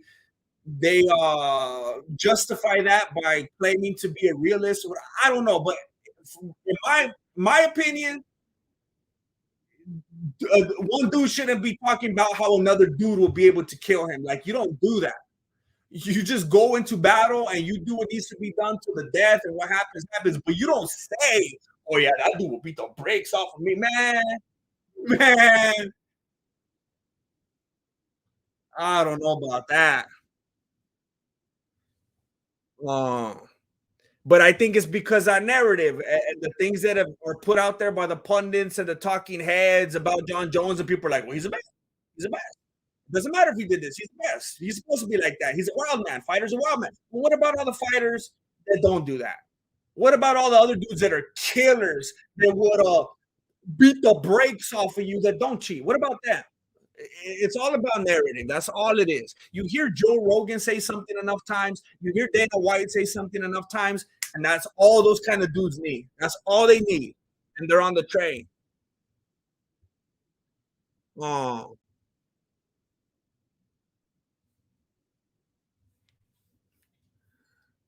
oh,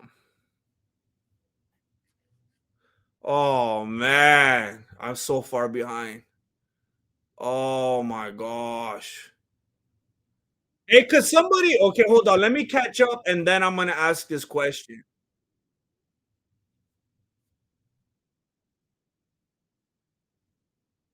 I want to try to read a couple of comments on my way there.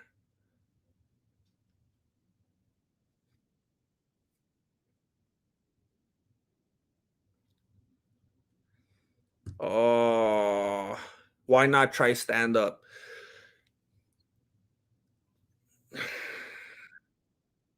People ask me why don't I try stand up is like asking me why don't I go paint cars? Like I don't it's not what I do. I don't know. I don't know. I like controlled environment.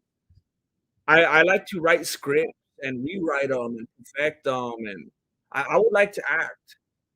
There's actually an agency that I've had my eye on that I'm gonna try to get in touch with. probably on Monday, and hopefully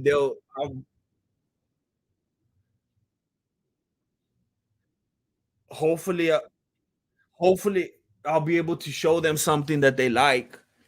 Um, I don't know. Uh, Wait a minute. Paul Felder said, "What a year for Mexican martial arts." Okay, so everybody, he must have.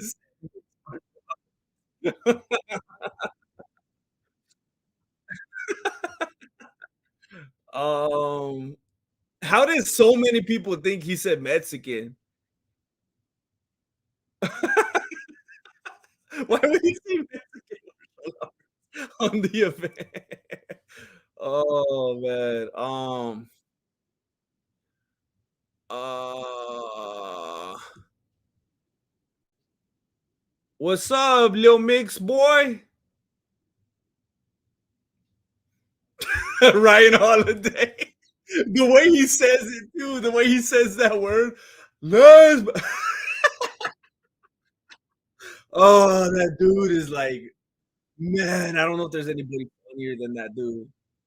Man, he's funny. He does it with the straightest face too. Um, uh, Favorite Radiohead album. Man, it's hard. It is hard. It's uh, probably OK Computer, but I mean, the Bends is amazing. In Rainbows is amazing. Uh, Pablo Honey. It's tough. It's tough.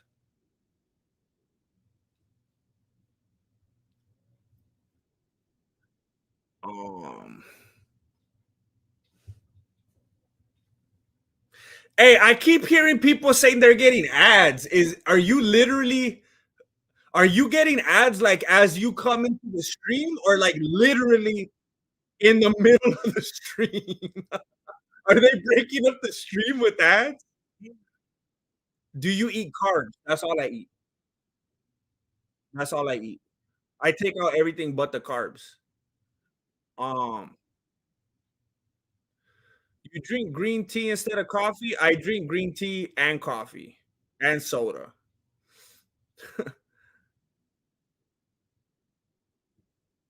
You would be a great actor. I actually was gonna ask if you had a theater background. No, no humo, but your honesty and realness just comes through. I appreciate that. I don't know about theater. Like I was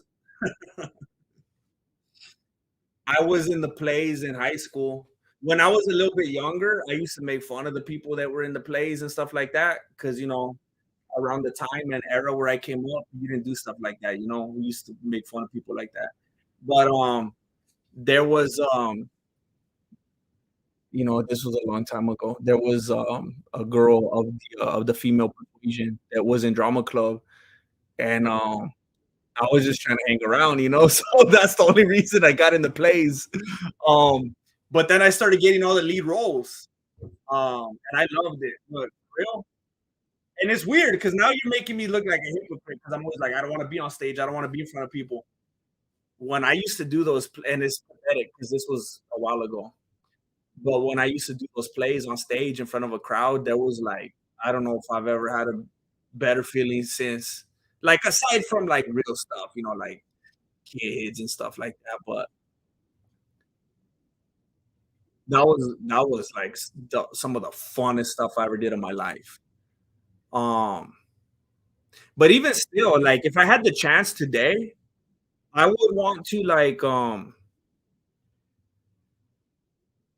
would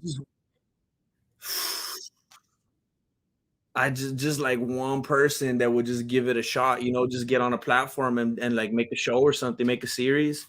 That's like not in front of a live audience. That way you could do it again and again and do a bunch of takes and perfect it and stuff. But I did a bunch of theater stuff. I had a manager and an agent for a little bit, but they kept sending me on dumb auditions for ridiculous stuff, and I wasn't getting anything. And I was like, I can't keep driving to LA every single day for these random auditions for stuff that doesn't even make sense for me. So like, maybe it was a dumb decision, but I backed away from it. Um, I used to do like a bunch of like industrials, if you know what those are. I used to like shoot videos for like training employees and like promos for tech companies and stuff. Like I did a bunch of act, um, but everything just always didn't work out. Later. Um, I could just amazing. Um, uh, do you watch soccer? Nah. To be fair, I don't watch any sports actually. I don't watch any sports. Um, I just have a hard time like I'm not trying to make anybody feel bad, but I have a hard time watching other full grown dudes and be like, "Yay! Yay!" And like especially having their name across my back, like wearing the jerseys like, "Hey, wait a minute." Now, if it's MMA, that's different because you're watching. It's like watching gladiators. Like there's something different about that. Watching people brutalizing each other. There's something innate within us that kind of like, oh snap. But like watching dudes, move a ball around is like, what are we doing here? Um,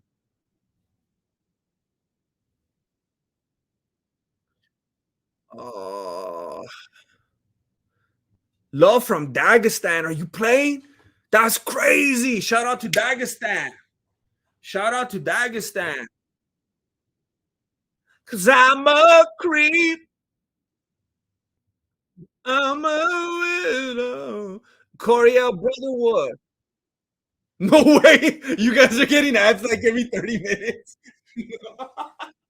Oh, dang it. I thought it was going to do ads after the fact. I didn't know it was going to be giving you guys ads in the middle of the stream. Coriel Brotherwood just joined the YouTube membership. Scope the membership tab. Get into the Discord. Scope out the extra video. Um, Hey, if you guys want to skip them, skip them. Yeah, go for it. I didn't know you guys were gonna be getting ads in the middle of the street. Darren said he got 4 of them. Um, no, no, no. Hey, tomfoolery. No, no, no, no, no. See, look, even when I was in the plays, I wasn't no theater kid. I wasn't one of those kids like on Glee. You know what I'm talking about? I wasn't like that. I was always different. I was that nah, I wasn't a theater kid. You know what I'm saying? Um, yeah, it's hard to get AJ. It's hard to get away from creep. And I would like to act. I would like if there's. I put it out there before. If there's, I'm shocked. Like of all the people that watch the videos, I know there's not a lot of people in here right now, but thousands and thousands of people watch the videos, and I put it out before. I'm like, of all you people watching, not one of you guys has like a brother-in-law that's like a talent agent. Not one of you guys' dad works at Netflix. Not one of you guys has a sister-in-law whose neighbor substitute teacher works at Hulu. Like, come on. Come through. I have pilots. I have scripts. I'm trying to get stuff in motion. I'm trying to hire Flacco. I'm trying to get him out of the factory so we can get back to work. I'm trying to give you that Mexican capoeira. I'm trying to give you that Mexican ninjutsu, but I haven't been able to.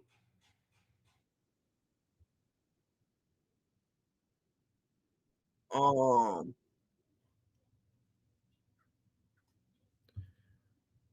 I'm running LimeWire to watch this. You look like Eminem back in 2002, but he's Mexican. Does anyone see that? What? You think I look like Eminem? I don't know. I was trying to make myself look more like Eminem, but I don't know how to do that. I know an acting manager. Hey, Greasy Flab, hit me up. Hit me up.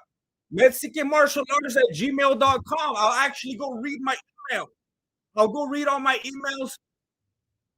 I want to say tonight, but I don't want to be a liar because I'm trying to think of what I have to do tonight. I think tonight. Just send me an email. But here's the problem. When I try to get in touch with like agents and stuff, it's like I know I could act, I know I could do stuff, but it's like, what am I gonna show them?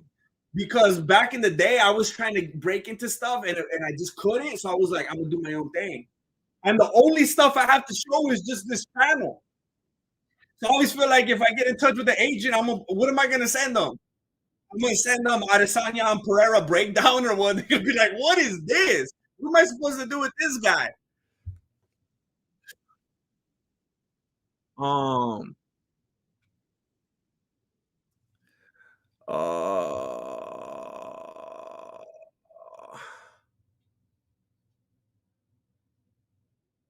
uh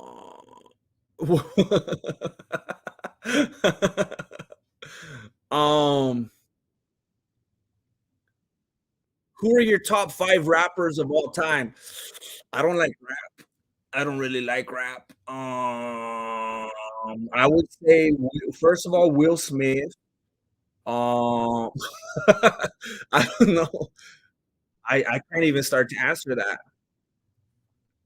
I'm gonna open up, Miss Chuck. Wait, you never read those emails?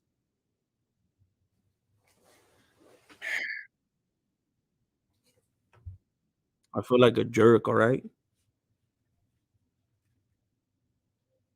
If you know what? I wonder if I can show you this right now. You want to know how bad I am, so that you guys will get an idea. Because I don't want. Look, hopefully, I wonder if I can show you this without showing too much right here. Let me see if there's anything incriminating on here. Um, boom, boom, boom, boom, boom, boom, boom, boom, boom, boom, boom, boom, boom, boom. Okay, you guys want to see how bad I am with correspondence? If you're like, hey, how come I sent an email or I sent you a DM, like, what's up? What's your problem? You want to see why You want to see what I'm up against right here? Look at look at my missed calls and my texts. If you think like I'm like I don't want anyone to think I'm personally ignoring you or look, this is my life right here. Look at how many missed calls and texts. You see that? I think I'm too close. Do you guys see that? That's what I'm living with. That's what I'm working with right here. It's a little bit too bright. You see that? Now you want to see how many how many emails I have? 27,207. Look at that. And then my notifications on Instagram and Twitter, I actually have them turned off. That's why they go zero. That's what I'm dealing with right here. That's why I never see anything. I'm telling you, it's not personal with anybody.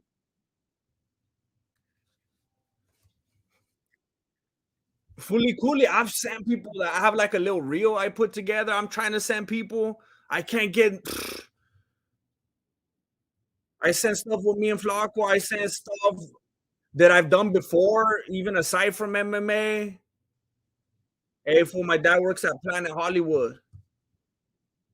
I don't even know what Planet Hollywood is. What's this? Isn't that like a pizza place? I'm thinking Pizza Planet. Planet Hollywood. What is that? I don't even know what that is. Planet Hollywood. That's a Las Vegas resort. So what you gonna get me like you gonna get me like Britney Spears? What do they call it when you have a thing where you have like a run? You just live in the hotel. I'm gonna be like Sweet Life of Zach and Cody. Hey, yeah, get me in there. Get me in there. I'll be like Donka Shane, Dale. What's that guy's name? Donka Shane. Just live in the hotel for like 50 years. Um, Bam! Um,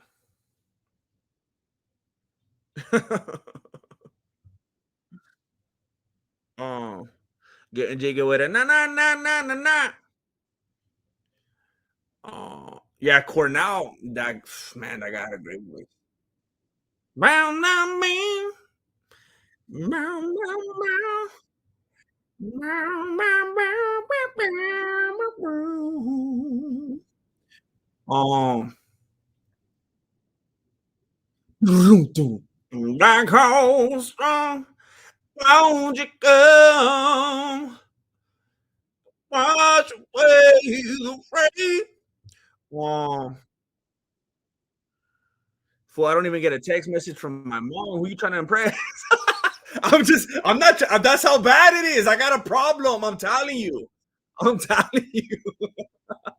I'm telling you. And for real, I think it has a lot to do. And I'm not trying to just like be annoying about it, but it's like an anxiety thing. Like every single time I get a call or a message or email, it's like, wait a minute, okay, what did they, and then if I say this, they're gonna think that, and then wait, what? It could sound like I meant this if I say that. Should I call them?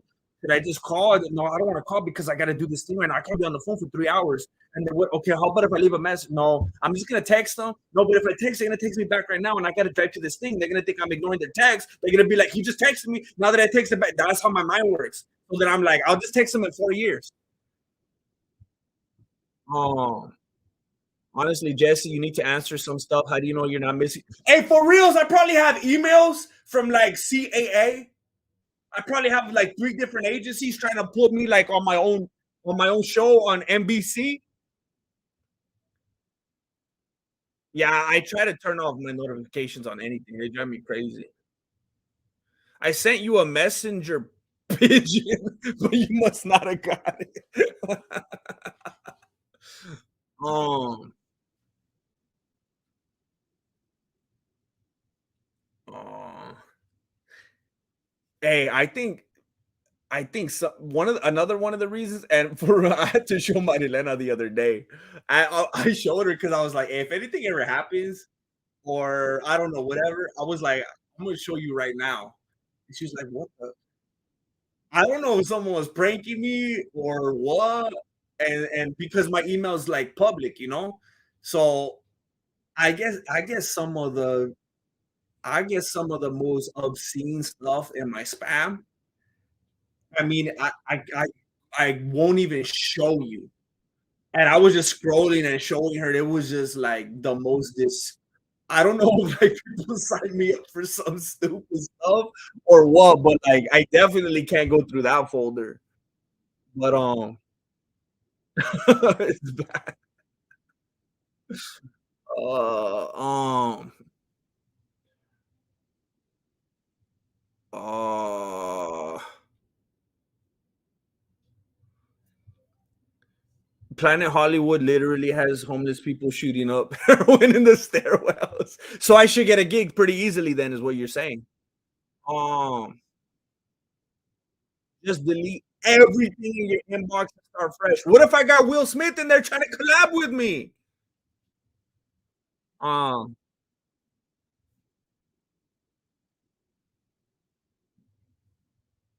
oh gosh. You probably have sponsorship offers in those emails. That's true. But some of those are sketchy too, though. There's been a lot of sponsorship stuff that I just had to be like, okay.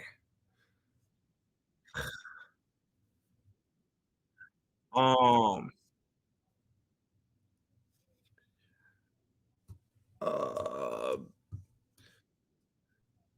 I mean, sometimes sponsors think that like you'll just be so excited that they even noticed you that they'll be like, "You're happy with I'll just give you a free thing and you're just gonna talk about it, right? You don't want any money at all to pay your bills."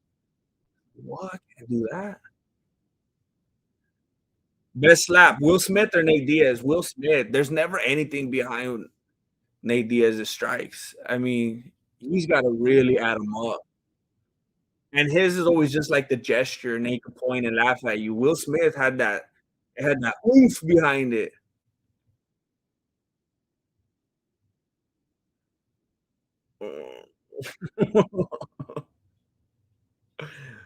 um,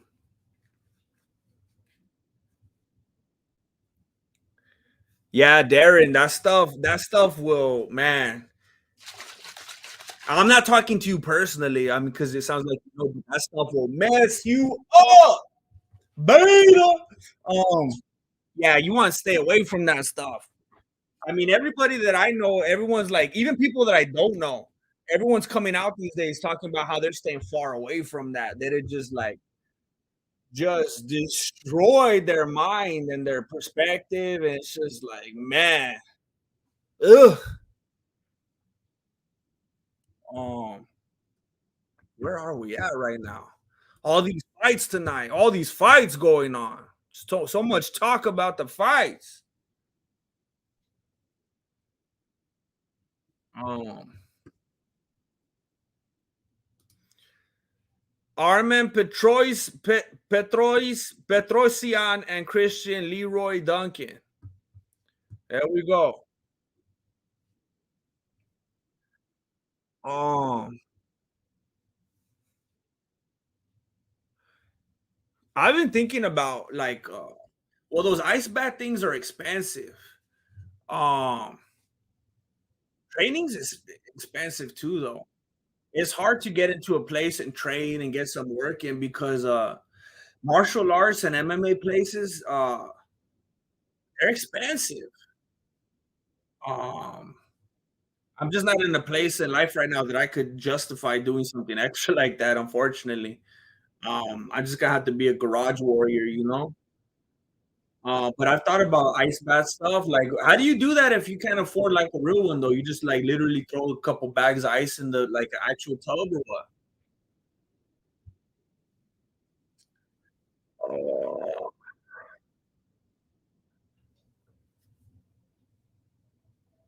what's your go-to move in a fight? Bro, I can't reveal that. You can't tell people that. You can't let people know what's up. You trying to catch me slipping? It does, Abel. It absolutely does. It absolutely does. Terrible. Does anybody care about this fight? Petrosian and Duncan, round one. Orthodox fighters. Duncan looks like a capoeira fighter. He is spinning, spinning. He looks like Conor McGregor when he used to do all that spinning stuff when he wasn't too heavy to spin in a complete circle. Nice leg kick from Petrosian. Duncan ain't afraid. He keeps coming forward. Man, Duncan is very unorthodox, as Paul Felder says. He doesn't stop spinning, flying all over the place, throwing knees. Cold showers works just as good. I had to take cold showers a while back when my some of you guys might remember my water heater when man, it felt like torture. It felt like torture. But you know what I thought? And I don't know if anybody has any insight on this, but something I thought of very recently was think back in like the old days. I'm talking like old days when people didn't readily have access to like fire on a consistent basis. Think about it. They had to take showers. I mean, they had to take baths in like freezing cold water, right? And like lakes and rivers and stuff like that. Maybe in the ocean. I don't know, depending on where they were living. It had to imagine taking a bath like that, cold water. That's just how life was. They didn't even think about hot water. And then all of a sudden, like way later, all these pampered fools are like, "Oh, I need gas, and I need my water to be like super, super burning, scalding hot, or I can't get in." And it's like, when did that happen? Like that came onto the scene way late in the game. The natural thing, the thing that came first, seems to be bathing with cold water. So then I started thinking that's probably the way to go. Maybe I should start doing more with cold water. I think the hot water is just something that people got spoiled with and it felt better. But it seems like there's all these benefits of the cold water and it really wakes you up and it gets the mind feeling good and it puts you in a good place. Um, I take cold showers every night. Federal. Um,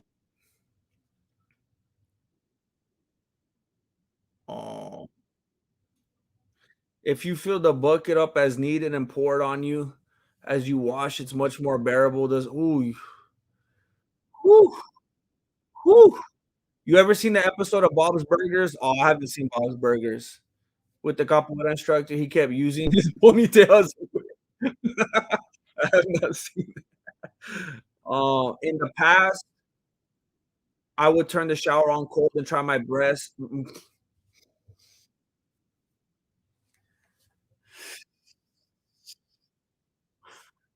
Oh, Mike Lay got me with that shower talk.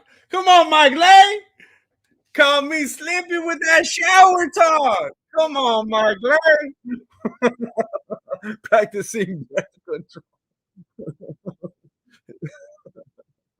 Oh man. Oh, oh man. It's good for the nervous system. Uh, uh, people didn't really shower back then. Wow. Hey, maybe it's like something I didn't even think of. It's like big soap. You know, the big soap industry. Maybe soap ain't even necessary.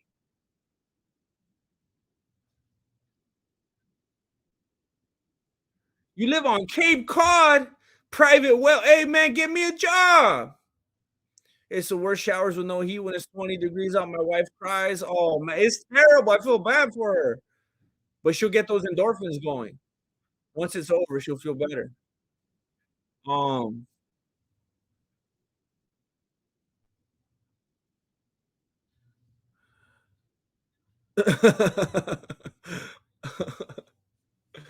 Oh my god. Oh, Ryan Holiday, what are you doing? Giving me an ugly visual. According to science, the cold helps lose breast fat. Is that true? Is that that's a weird coincidence since I'm over here talking about Michael Lang's breast, his breast is. Um,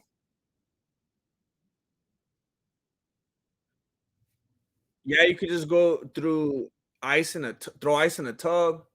If you come out to Phoenix, I could get you in at the MMA lab. Phoenix,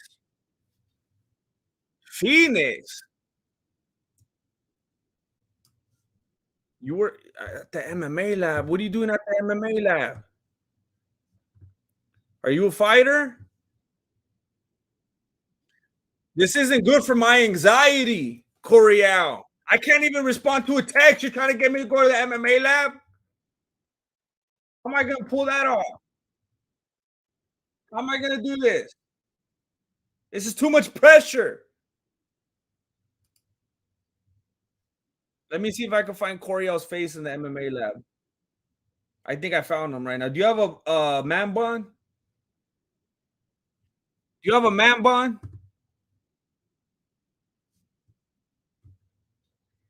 That's pretty cool. Um,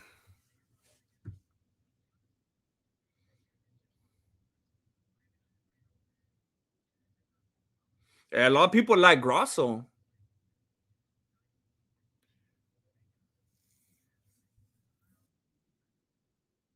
Duncan's wasting a lot of energy. GM, do you power lift? I don't even know what that means. Beta. Um, I always hear that like see, this is dumb stuff.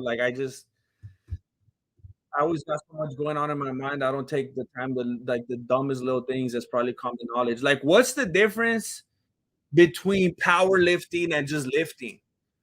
Like, what do they call it? There's power lifters and there's bodybuilding lift. Like, there's different reasons to lift. I don't know the differences of them. I like to lift weights, but my problem has always been I don't have enough weights. I don't have heavy enough weight. Weights are very expensive. You lift with more power. Max weight. Doesn't everyone try to find out their max though?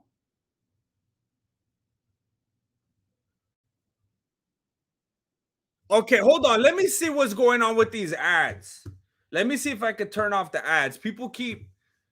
I didn't know that they were going to be giving you ads in the middle of the stream. Let me see if I can undo that while the stream is going.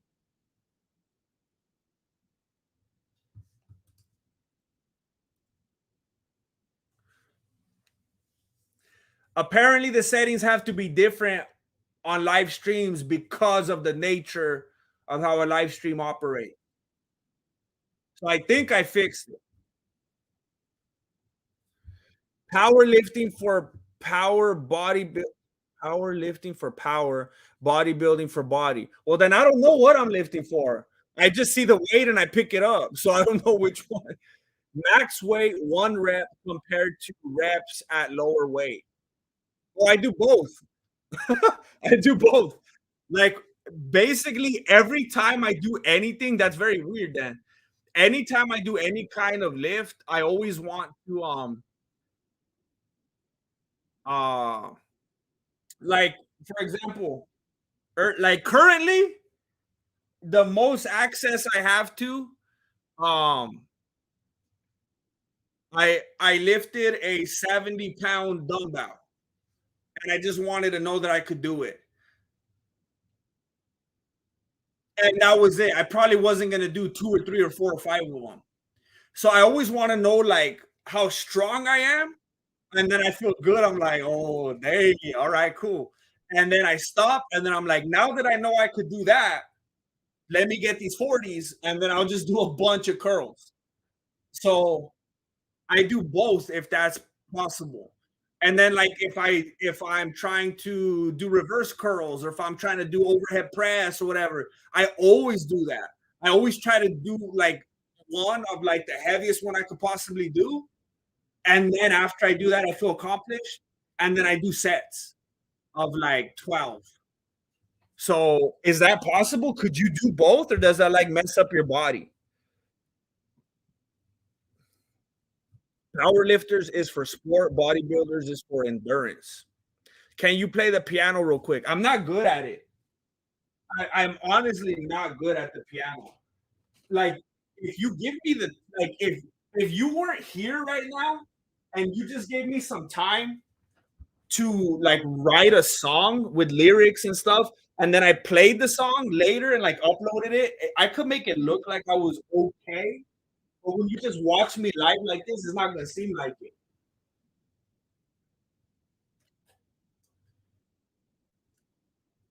This is why my videos have looked so much better lately. I never thought I was ever gonna get a camera like this.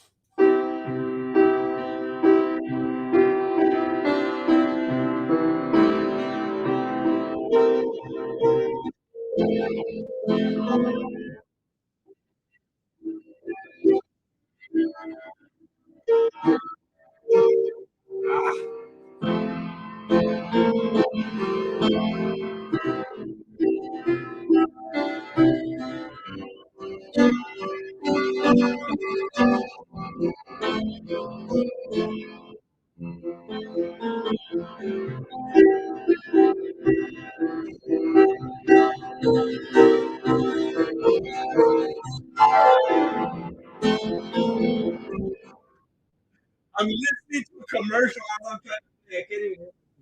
I'm not that good. I just play chords. That's it. So I could just try to play like a ballad, like something emotional, or just like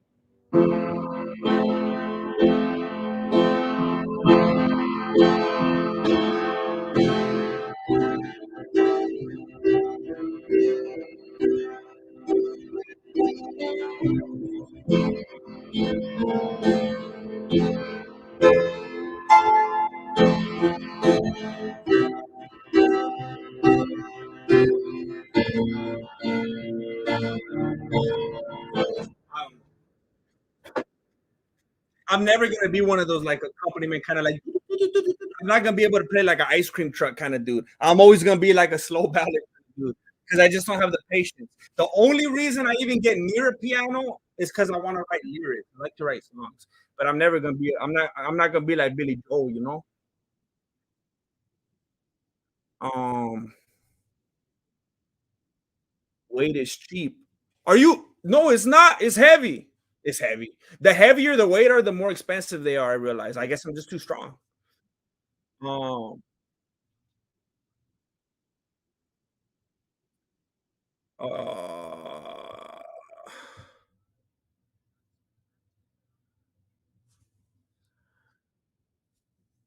um, fill a bucket with concrete. That's good. That's a good idea, actually. That's a really good idea, actually. I wouldn't mind doing that.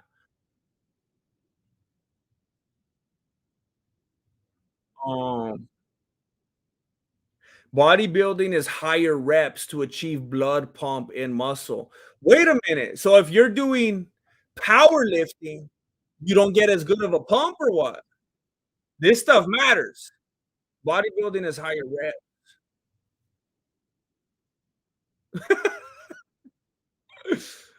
Uh,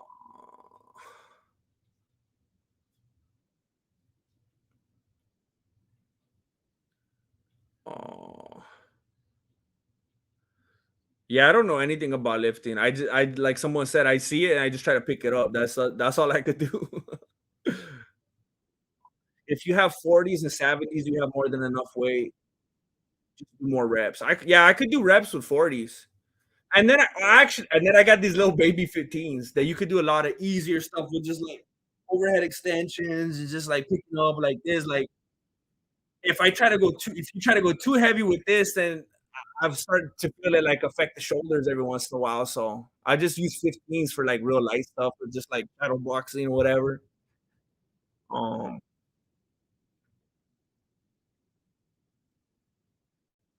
I just competed in jujitsu. I teach the kids. Wow, that's pretty cool though.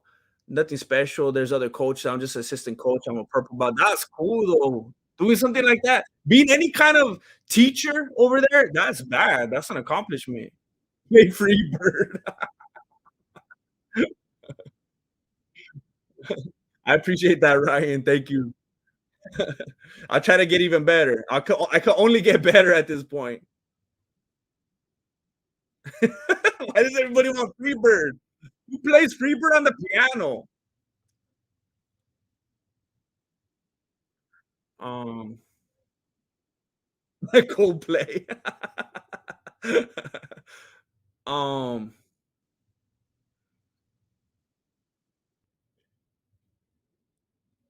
I don't know, Ryan. I don't know.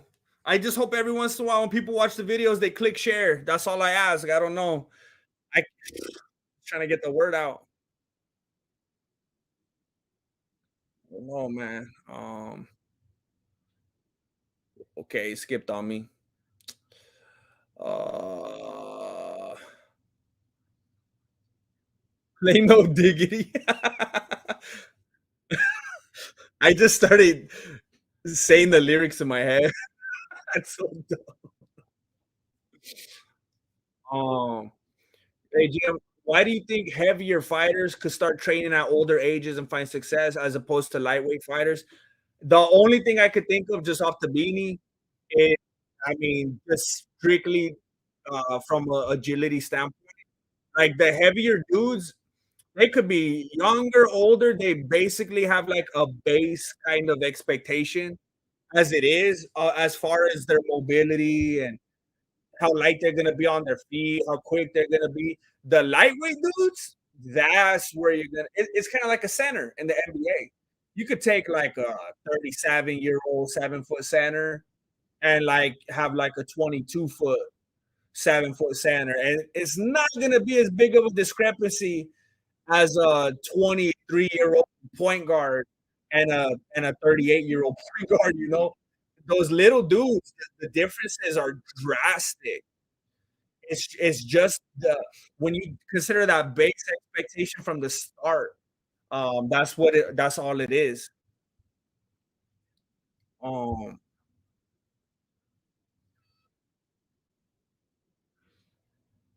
uh, uh,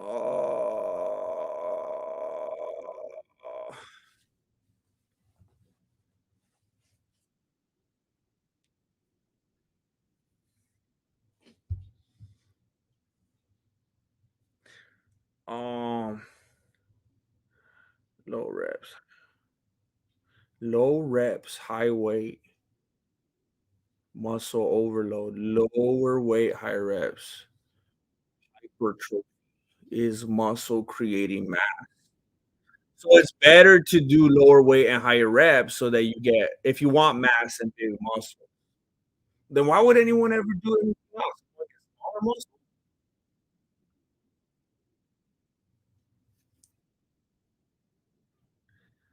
Um,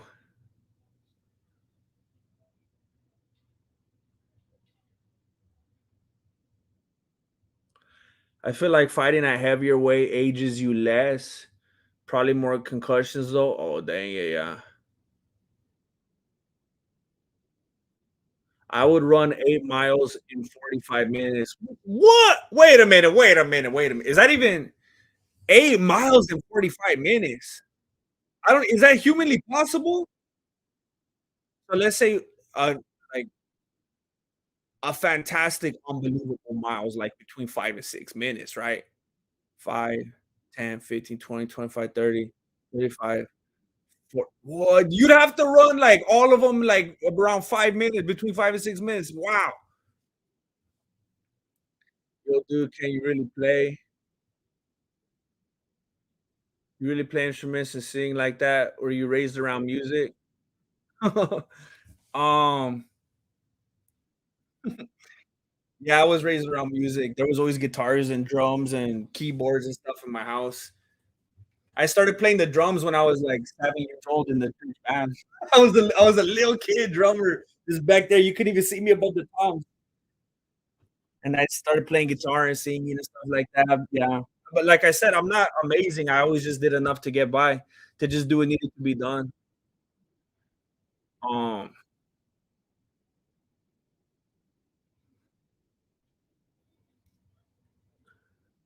what were you running from? um,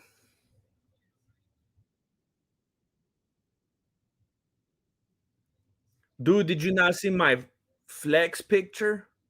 What flex picture? Where'd you post that? Dude, did you not see my flex picture? I did not see that. Cycle workouts, heavy weights for 2 weeks, grow bigger diet. Next 2 weeks, lightweight, 2,000 calorie diet. I'm gonna have to screenshot that. Hey, Darren, I actually have some songs on the membership. If you want to scope out the membership tab, it's only 99 cents a month. I uploaded like at least two. I think there's 3 songs. If you scroll down enough, there's 3 songs on the membership tab, original songs that I wrote, and 1 parody. There's 3 songs and 1 goofy parody on the membership tab. If you scroll down far enough, you'll find all of them. Oh, okay, Donald. That's cool. Amazing. Um, amazing. That's amazing. I can't believe anyone thinks Yair has a chance against Volkanovski. It's so funny. It's like, wow, that's weird. I don't wanna live forever. Cause I don't wanna be living in vain. I don't wanna flex in leather. I did not watch Metal Metal's fight. I didn't even know he was fighting last night.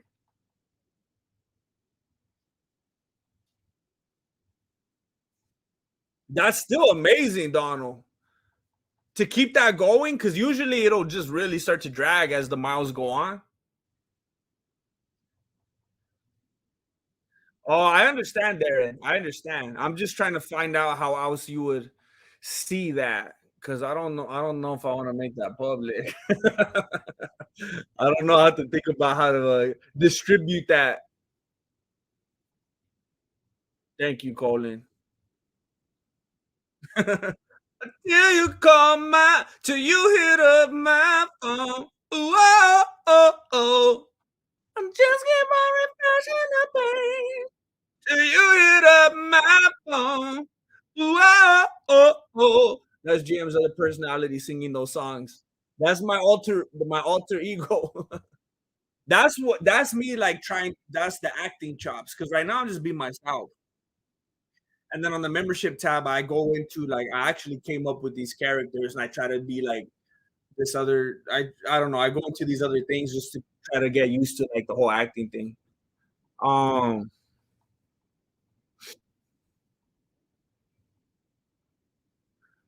your sense of humor would be great with Bobby Lee. Any chance of seeing GM on Tiger Valley? Probably not. I don't know. I don't know how that would ever happen. It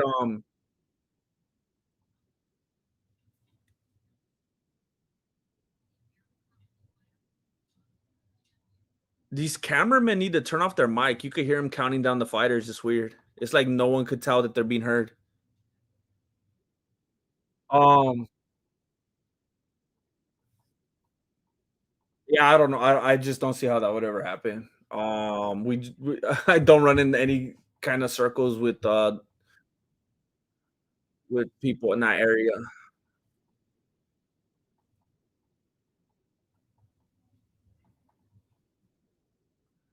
I don't wanna flex in leather. Thank you, Fully Cooley. Mexican music art. Nicola! Hey, what's up? Happy Father's Day. Have a great one. Thank you, Nicola. Happy Father's Day. Thank you, Nicola. Thank you very much. Thank you. I'm gonna take advantage of it. I'm gonna eat Chinese food tomorrow.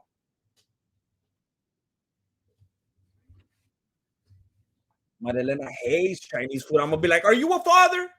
Are you a father?" And she's gonna be like, "They said on the news I could be a father anytime I want to." I'll be like, "All right, but we're gonna get Chinese today because I'm driving.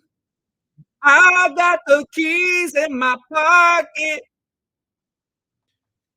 Um, I've been working on my switch pick. Oh snap! You're too kind, Nicola. God bless you.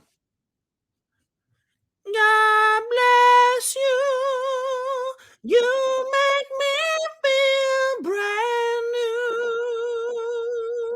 I sing this song for you.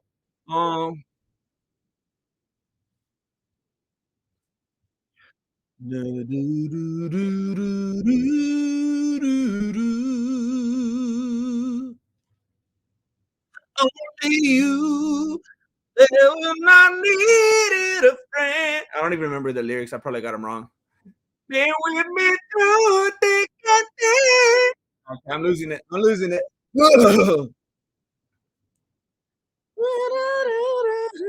Wait, Rip Boogie? No, the Boogie died? No.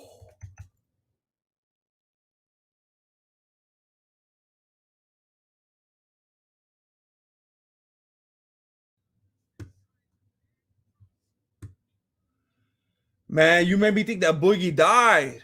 Are you talking about another Boogie? Who else is there? Is there another Boogie? Mike Lang. Oh man.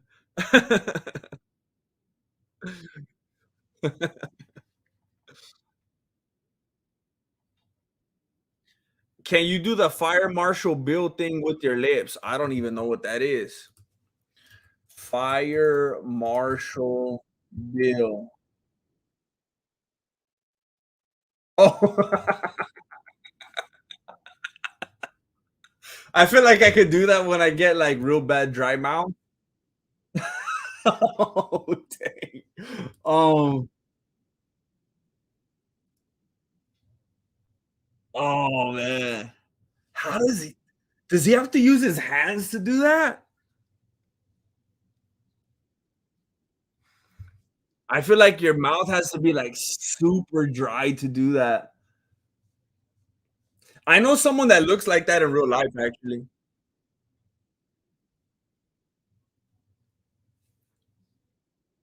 I can't do that.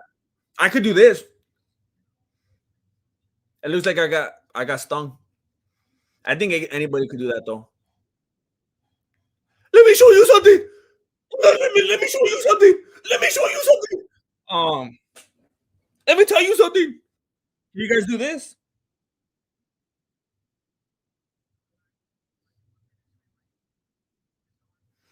Man, those camera guys need to turn off that mic.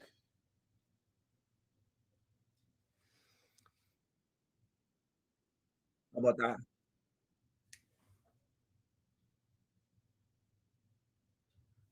Dang it. When I was little, we had Chinese Sharpays, and their eyes would always do that. We had to take them to the vet, and they would have to peel them back. We have to cut them off.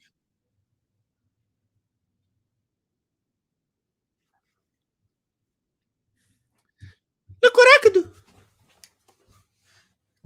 Look what I could do. Um,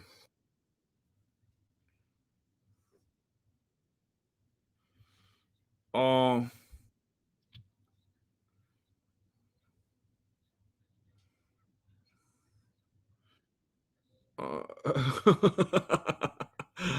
um,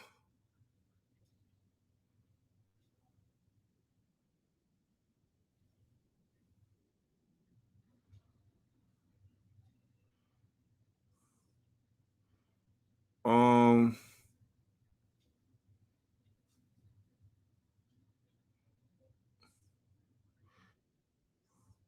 Have you guys heard that supposedly that Daredevil guy is like a really creepy, sketchy dude? Is there any truth to that?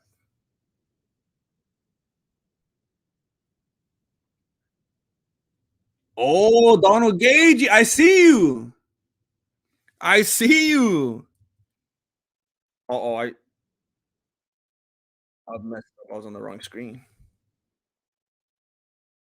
I see you all ripped up. Oh, skip. Hold on, let me find you again. Oh, come on. I lost him.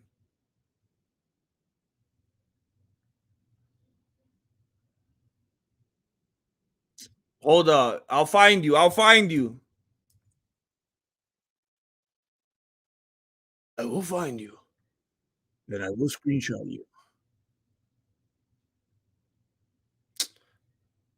Man, what happened to my chat?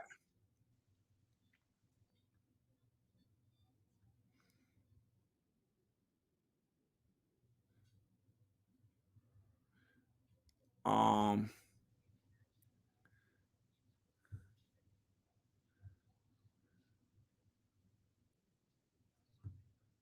yeah, Brian Dunn. I used to do that all the time. Um, August. Um,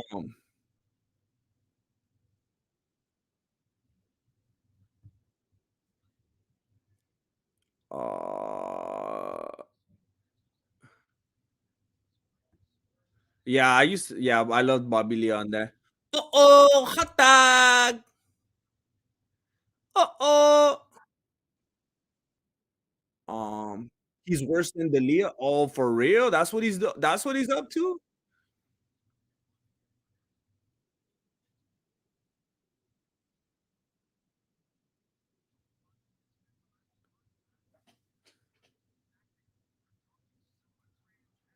Donald Gage. Shredded. Like I'm a cochino over here on Myron. On Myron over here. Looking good, Gage.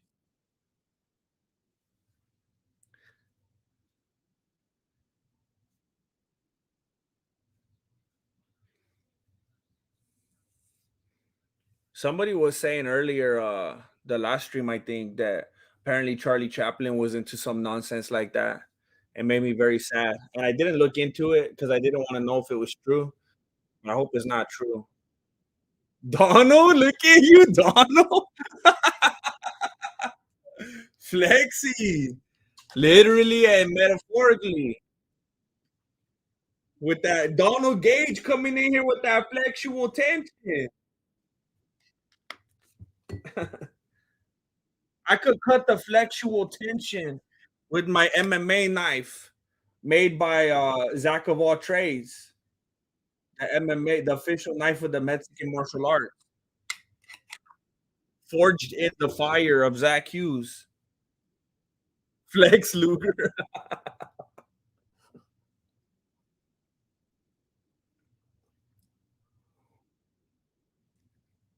John.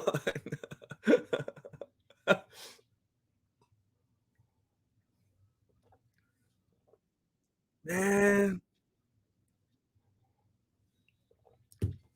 I don't want it to be true about Charlie Chaplin, though. Keith Peterson's all yawning. He's already bored.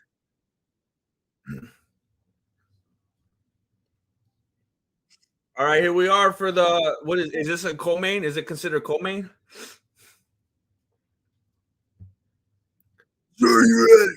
Sir, you ready? This fight. Sir, you ready? This is the last fight I can do.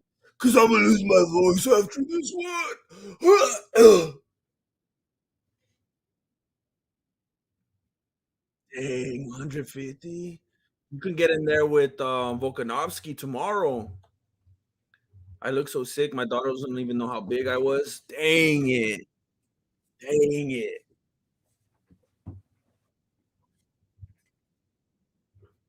Looks good though. You gotta keep showing them that picture. Tom, look at this. Take a look at this. You gotta put a timer like I do when my kids brush their teeth. Put a timer. Say, look at this for 2 minutes. Look at this picture for 2 minutes and respect. Meyer.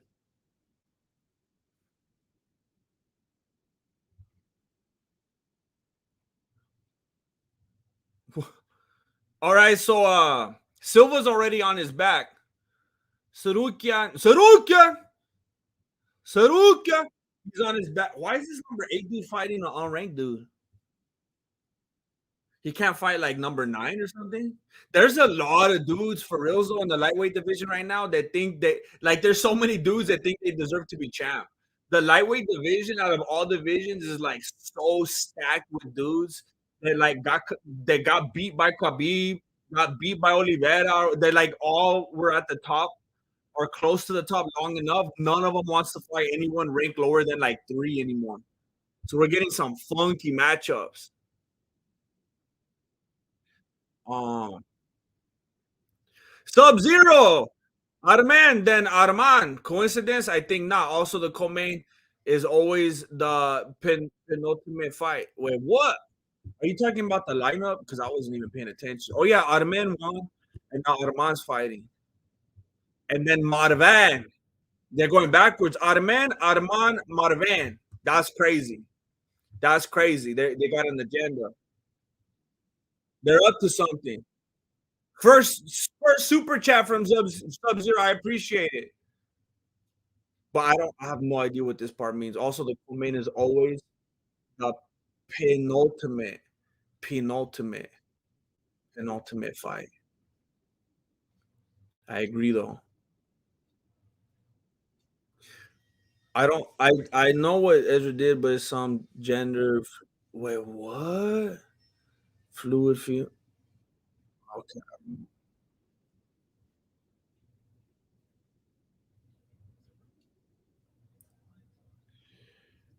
Real question: gas or charcoal grill? Look, I want to say I know a lot of people think gas is like the cheating way. It's like the easy way. But man, look. Maybe I shouldn't admit this as a guy. But look, I I'm telling you, I don't know. I've never come across a piece of charcoal that didn't refuse to light up for me. Like I can't. Those things, I swear, like every bag I ever got rained on or something. I can't get that thing to go. I can't. That charcoal doesn't want to work for me. I don't know if it's I'm too good and I can't work with coal or what, but I can't get that stuff to work. I gotta get that propane tank. I remember we had a propane and then we tried to rock the charcoal and I can't get it going. I just forget I'm gonna go put it on the stove. I can't get that charcoal going. I wanted to get those wood pallets, but apparently you gotta be like a rich man to have a wood pallet grill. I remember I wanted charcoal because I don't want to feel like I was eating propane. It just feels like it tastes like chemicals. But I can't get that charcoal to go. And then one time it was going finally. And then Marilena's like, nah, you can't put it on the flame. I was like, well, how am I gonna cook it? She's like, it's the smoke. I was like, you think smoke is gonna cook all this meat? You trying to cook me with smoke? And she's like, that's how you're supposed to do it. I'm like, nah, put this in the microwave.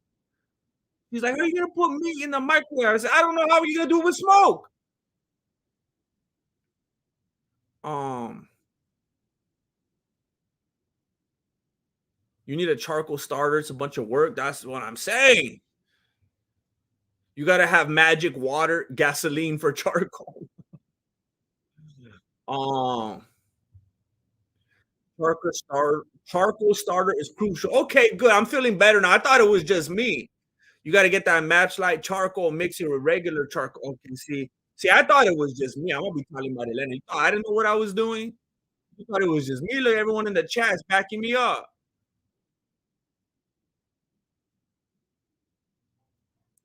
Okay, I keep seeing people in the chat using a word that's spelled Brai. What in the world does that mean? Is that how people say barbecue or grill in another land? You're no longer a man if you brai, brai with gas. What is that? Is that like how you say it in another land?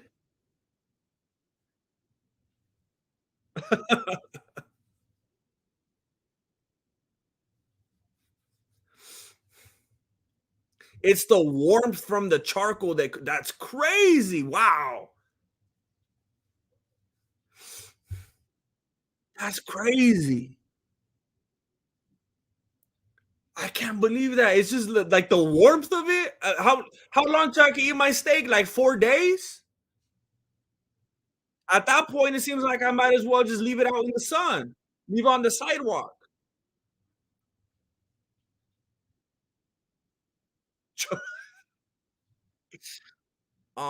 In South Africa. So in South Africa, but how do you pronounce that? Brai? Brai.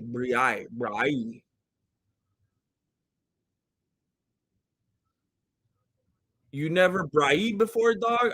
What? Mike Lang. Sun steak. Um, you made charcoal. What? All right, here we go. We got Surukia in the gray. And wait, no, he's not in the gray. He's in the red. Silva's in the gray. Silva just caught a big left hand. That was a that was a scary moment for him.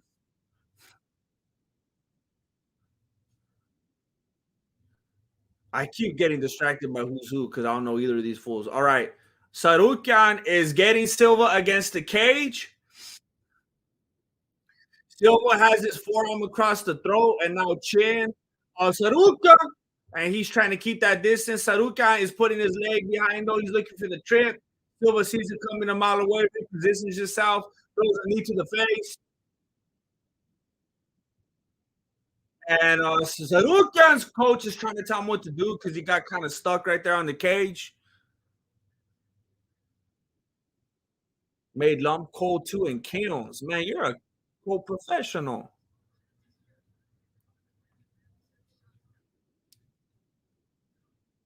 Say brain like how you would say it and take out the end. So it's bray. So you would be like, hey, I'm gonna bray this meat. Like, would you say, hey, I'm gonna bray this meat? Or would you say, hey, let's have a bray? How do you use it? Like a verb or like I don't know what the other thing is. A noun? No, I don't know.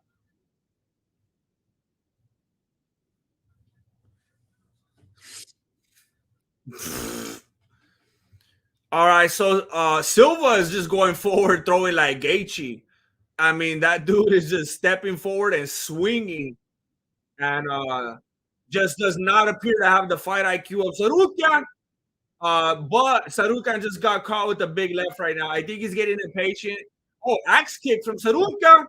I think Sarukan's getting a little bit impatient because he's fighting this unranked dude.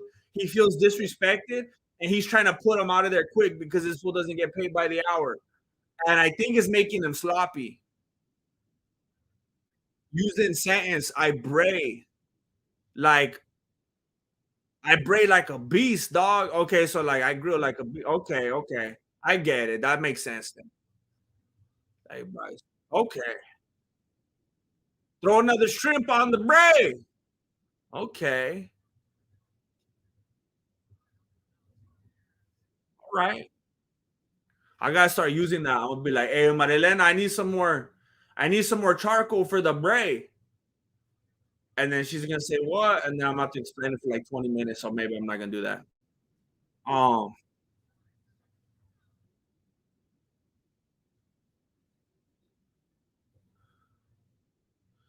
Oh, oh, Sarukian is rocked with the left hand. He got rocked and he turned into a wrestler with a quickness.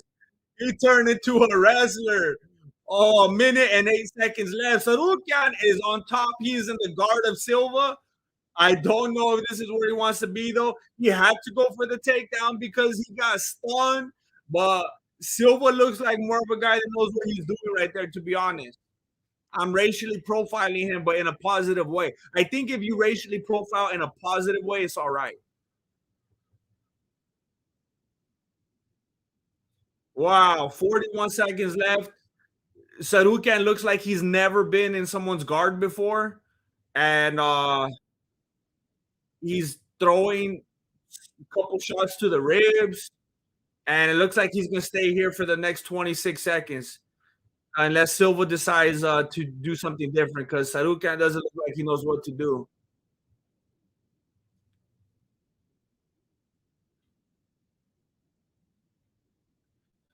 Couple elbows from the top from Sarukian. Unfortunately, this will go into the third round. Asians are deaf good at numbers. MMA Grandmaster circa 2023.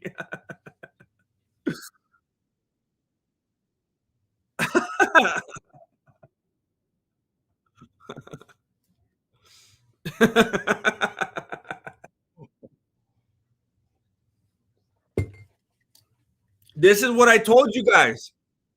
I don't know if you caught this when I said it, Darren, but I was telling people before. There's that effect when you fight someone like Khabib Nurmagomedov or even the low budget store brand Khabib, Makachev.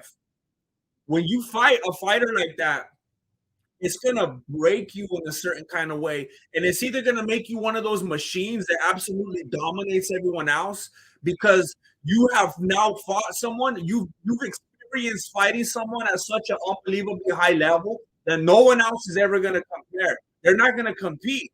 So you're just gonna run through everybody, or you're so shattered and so broken because of it, you're never gonna be able to fight anyone ever again. You're just gonna get worse and worse. Nicola, what are you reading? What are you reading? Are you reading The Abolition of Man? What are you reading? Nice body kick from Sarukian. Oh, Sarukian is mad now. He wants to end this fight. He is trying to put him out, but again, he lost his composure, and now he got tied up in the clinch. And Silva wants to go back down again because he realizes Sarukian doesn't know what he's doing on the ground.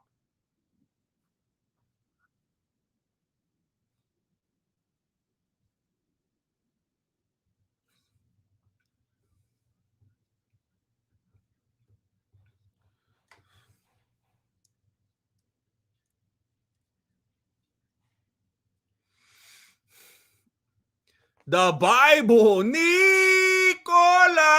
loves Jesus.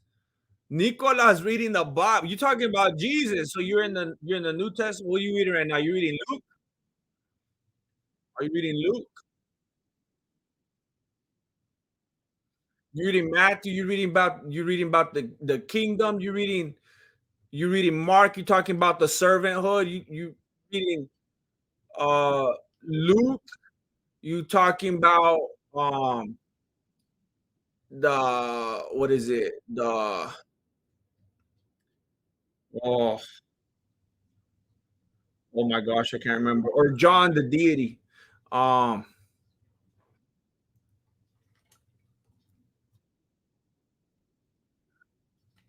uh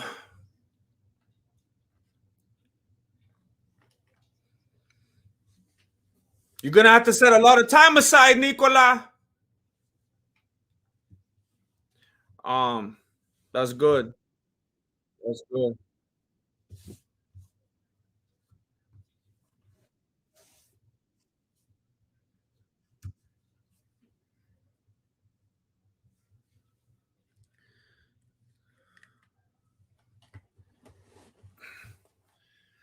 I was up reading really late last night too, Nicola. I was hooked.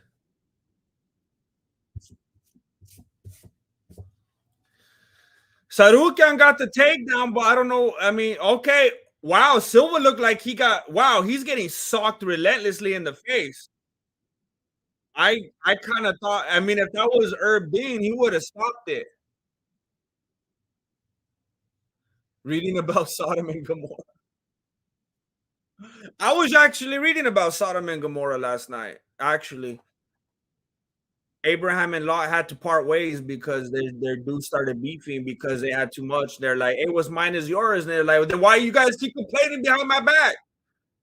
And then he's like, "Well, then I'm gonna go off, and I think we should kind of, we're gonna be cool and everything. There's not gonna be any animosity. It's gonna be on good terms. But I think maybe I go this way, you go that way." And then Lot's like, "All right, let me make sure I get the best possible place. I'm gonna go toward this other place, uh, the most ungodly looking place. That there's all these shenanigans going. I'm going to Portland. That's where I'm going. I'm going to Portland." And and then Abraham's like, "Do what you got to do." And San Francisco. and then and then he win, and then there was a rebellion, and then all these kings win, and then they fought, and then Lot got kidnapped, and then some dude told Abraham, "Hey, you got your nephew's kidnapped," and Abraham was like, "That fool, who's messing up my life?" And then he went and saved them. And then Melchizedek came, and he's like, "Hey, good job, you're a good dude." And then you know the story. You know the story. Um,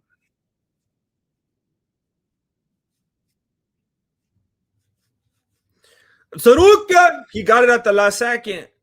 He was able to hold on to that ranking. He's going to go up to 7.5 now. Sarukian is ranked 7.5 now. He doesn't look happy with himself. It took way too long. I was gonna say too, you beat me to a lo-fi head change. The ref, yeah, the ref let that dude get smashed. He let it go way too long. He didn't want Rukan to win. Ryan, you gotta flip the money changers tables today. Yeah, for real. You gotta send a Venmo request to Kenneth Copeland.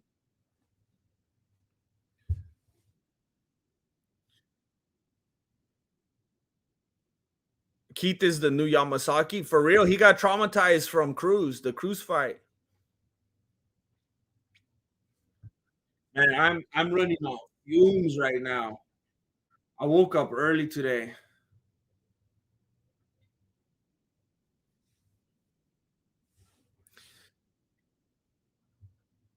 Still got my old Bible from back when I was Mormon that has pictures trying to say that Native Americans are from Israel.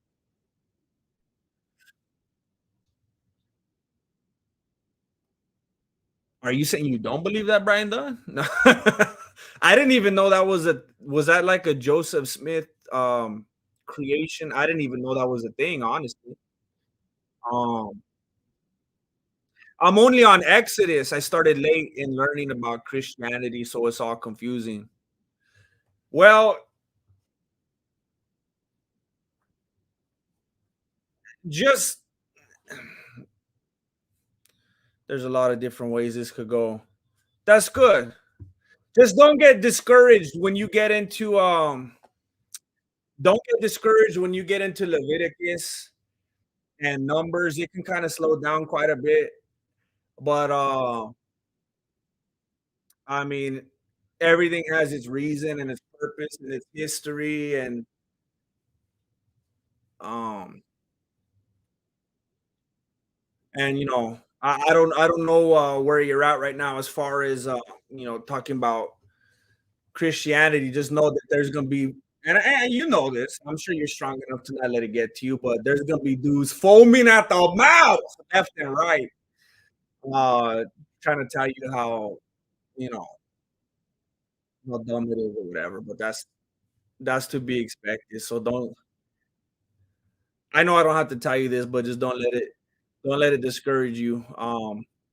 As far as it being confusing, I mean, you're working with a great deal of information there that it's kind of like when I was talking about the Beatles earlier. You get some mainstream stuff shoved down your throat, and of course it gives it a bad rap. You get Joel Osteen and Joyce Meyer and Kenneth Copeland and TD Jakes shoved down your throat. You get Hillsong Church and Elevation Church and Bethel Church shoved down your throat, and everybody thinks Christians are wacko kookadoodles. And I don't blame them. Look at what's in the mainstream. That's why they think it's hilarious and a joke. I would think the same thing. It's just like when people, like we were talking about the Beatles earlier, all these dudes in the mainstream, they're the Sergeant Pepper of the Beatles. Um, but yeah, that's good. That's good, Nicola.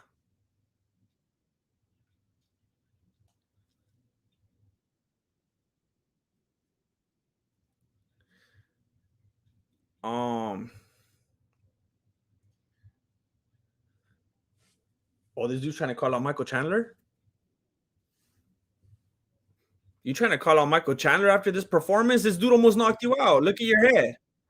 You're growing horns out the side of your head, dude.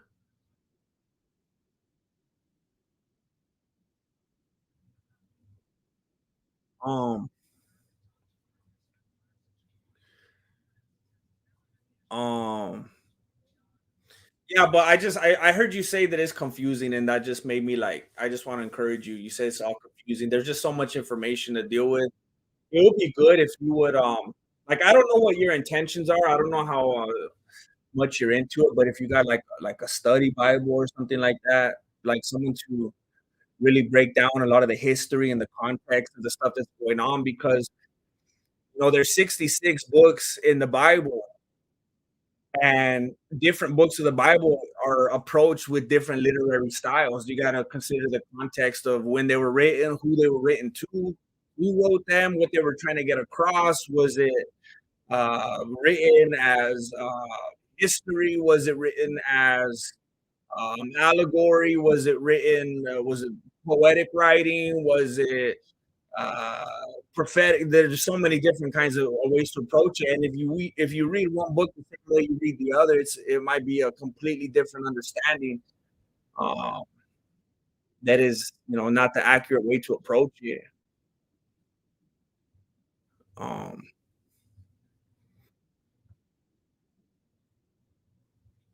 um, man, I got lost. Where are we at?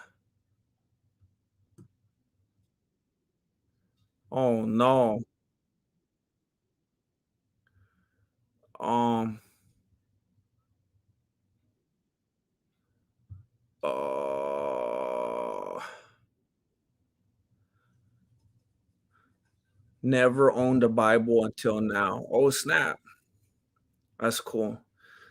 I got like 20 Bibles. I like to collect different translations.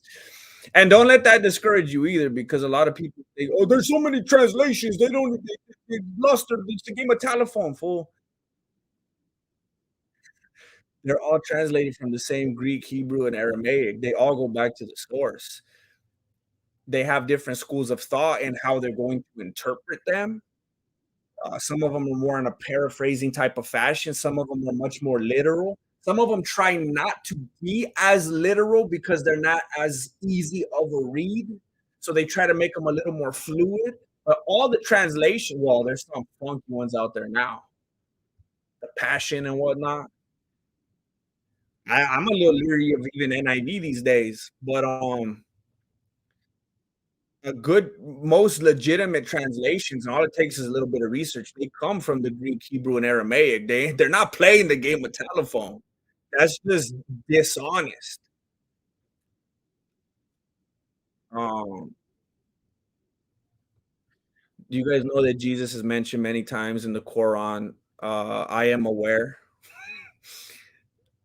Thank you. I won't. I know there's a lot of books compressed in the one. And look, I'm not gonna try to get too granular about it or anything right now, but I mean that's one of the things that differentiates the scriptures from other holy writings. You know, you don't just got this one dude that's been like, "Hey guys, I got it right here.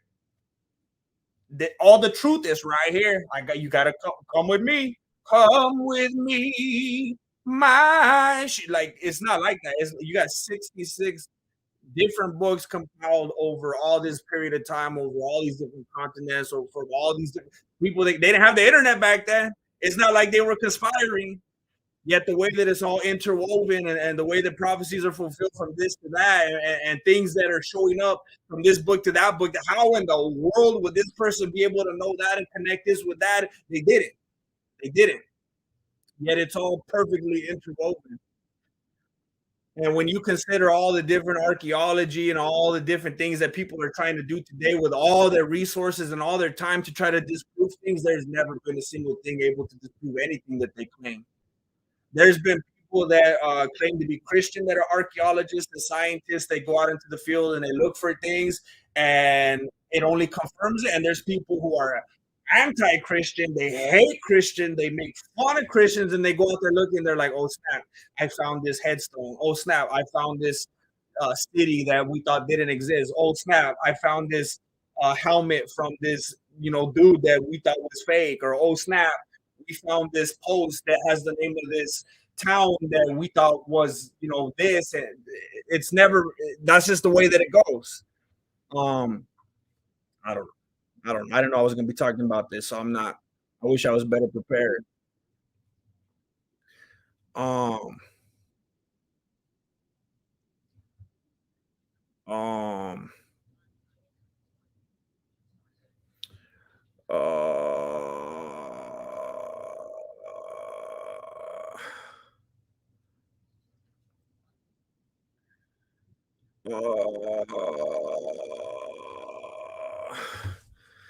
there's a bunch of magic spells in the Old Testament. Try them out. That's one of the problems with the way that people look at the scriptures. You got to consider dispensation. There was different times throughout history where just like you got people at Bethel Church and Elevation and Hillsong and other types of branches of what refer to themselves as Christianity today, talking about gold flakes falling from the ceilings and Jesus appearing in their soup and talking to them in the car on their way to work and stuff like that. And it's just not a biblical way of living. Things operated differently in that time, and it's easy to poke fun of it and look at it like that because that's not the world that we're living in today. I mean, I understand when you just want to look at it like that. It sounds like you're reading Harry Potter or something like that. I get it.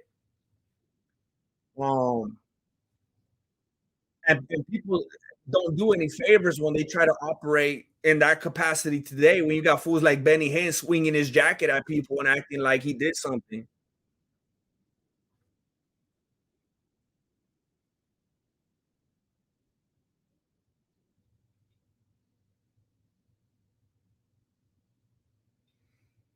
Yeah, Nicola. I'm a very, very, very, very skeptical person. Remember, I was a person a couple streams ago telling people that I didn't want to believe that 2 + 2 = 4 just because someone told me that. I think a lot of people think that people who are Christians are not critical thinkers. I'm the most skeptical person that I know, which is why I don't believe a lot of the things that the mainstream tries to feed down my throat. I mean, you would think You would think that if Christianity were false, that's what the mainstream would be feeding down our throats, because that's what the mainstream does. They want to shove falsehood and ridiculousness down our throats. I don't know how people don't see this. The mainstream and the masses hate Christianity. That should tell you something. Mike Todd is annoying every time I see him on my timeline. Yeah. Yo. Sub Zero, don't get discouraged by the thought of God sending an angel of death to kill innocent Egyptian children in order to convince Pharaoh to end slavery. Hold up, my brain is getting fried right now. I think you're being sarcastic. Don't get discouraged by the thought of God sending an angel of death to kill innocent Egyptian children in order to convince Pharaoh to end slavery. I'll say this in the most concise way I possibly can. And it could get so much more descriptive and long winded, but it's not necessary. And this came up the last stream when we were talking about stuff like this. If you're going to humor the conversation and entertain the conversation, because I know if you're saying something like this, you probably don't want to, but just for the sake of conversation, let's say you'll humor it. Let's say you'll humor the fact that there is a God, a holy God, who has a standard of holiness. What that means then, if you're going to humor that, if you're going to entertain that, that there is a holy God, a creator who has a standard expectation for holiness. What that means then is if there are people in a fallen state with a fallen nature because they have a innate nature to lean toward unrighteousness because they like to pursue the lust of the eyes, the lust of the flesh, the pride of life at every opportunity. What that tells us then, again, if you're going to humor me, is no person walking the earth. I don't care if they're 90 years old or 9 years old. No one deserves let's say you'll humor me and you believe in a holy God with a holy standard and you believe in heaven and hell. Just humor me to that point. With the fallen state of mankind, what that would tell us is that not a single person to walk the earth deserves heaven, right? So that means that anyone that gets to, that's grace. That's anyone that gets to, that's provided with the opportunity. That's grace. No one deserves it. That's why you're not going to work your way into heaven with any kind of system of works. You're not gonna earn it. It's grace. I forgot who said it. Man, someone put it perfectly one time. Grace is getting what you don't deserve, and mercy is not getting what you do deserve. And when you bring up things that sound awful, I mean, I'm right. I understand you're talking about killing innocent Egyptian children. Think about it this way: in the most basic, just heartless, black and white level, you got every single person on earth that doesn't deserve to go to heaven. They don't deserve life. They're in a fallen, wicked state. That means that anyone that does get heaven, they were given grace. The grace was imparted to them, so good for them. Lucky for them. But the people that didn't get it, they were in a state where they got what they deserved anyway. I know this sounds heartless and this sounds barbaric. I'm saying it in a heartless, cold way, in a very calculated way, just to try to approach it from a logical way. Because a lot of times when people try to be sentimental about it, when they try to be emotional about it, that gets in the way of logic. What I'm trying to say at the most base level is you got an entire population of people, none of which deserve heaven, none of which deserve life in the first place. This is why a lot of people have problems with predestination. Is they're like, it's not fair. And it's like, hey, let's say only 4 people go to heaven. That's grace that was imparted to people that didn't deserve it in the first place. So the people that don't get that grace, how is it unfair if they didn't deserve it in the first place? These are people who are constantly, with every decision in their life, with every choice, leaning toward and actively choosing unrighteousness and wickedness. These are the same people that will get absolutely sentimental and emotional about scriptures that they read from thousands of years ago that they make fun of and say isn't even true, but they'll campaign for killing babies that are alive in the womb today, here and now. That blows my mind. Someone will be like, hey, you know this book I don't believe in?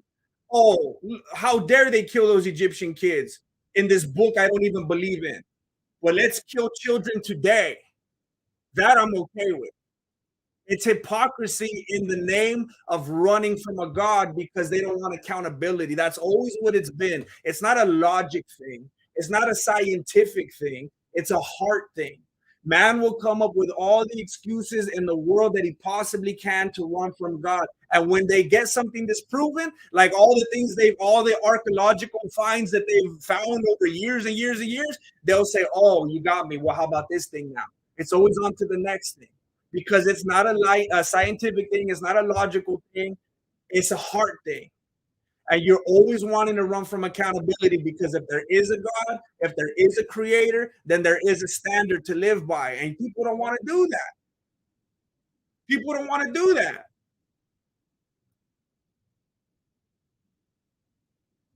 And I know this sounds cold and mean and barbaric, but if there is a God that created everything and everybody and is in charge of everything and everybody, that's the same God that has full power to decide how those people are and should conduct themselves and who lives and who doesn't. I mean, it's like playing The Sims. When you create a whole world and a whole city and you give these people jobs and cars and stuff like that, and then you shift them around the way you want to and create the relationships the way you want to, and you get mad at one of your dudes and you lock him in the kitchen and you put the stove on fire so you can get him out of there. I'm not saying that's what God does with that kind of cold-heartedness, but I'm saying that's the kind of perspective that we neglect to consider when we're talking about these kind of things because we're just trying to tear something down. You got to be fair.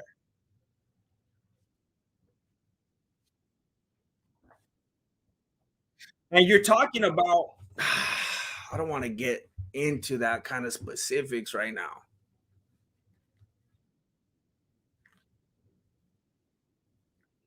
I mean, this is like if I don't know where you're from, but let's say you love your land, let's say you love your country, and you're all for protecting your country in war. Someone comes after you. Let's say you got a shotgun in your house, and you're completely intent on protecting your family. This is a God who created a people who had standards for these people. And at a certain point in time, there was a group of people that branched out and became anti-God and said, we don't want to have nothing to do with you. We don't care about your standards. We don't care about righteousness. We are your enemy. We're going to serve pagan gods. This God then has the authority to say, hey, my people, the people that didn't turn their back on me, at least not yet. That happens later on. These people that didn't turn their back on me, go get this land back from these enemies of mine that have turned their backs on their father, that want to have nothing to do with me, that want to serve pay. That's what it was all about, Sub-Zero. The plagues in Egypt, every single one of those plagues was from God to their pagan gods. When you think about all the different plagues that took place, if you know anything about the history of that land, every single plague had something to do with one of their pagan gods. That was God's way of going to the Egyptians and saying, oh, where's your God now?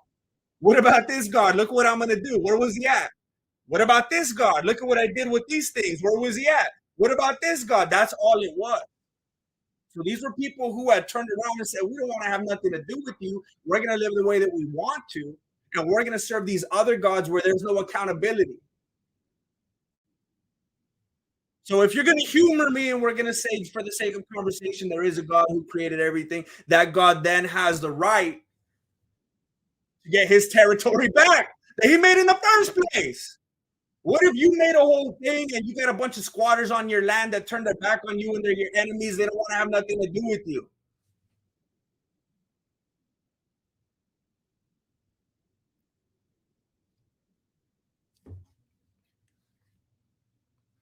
Who you got, Peter or Paul? Paul. That's too easy.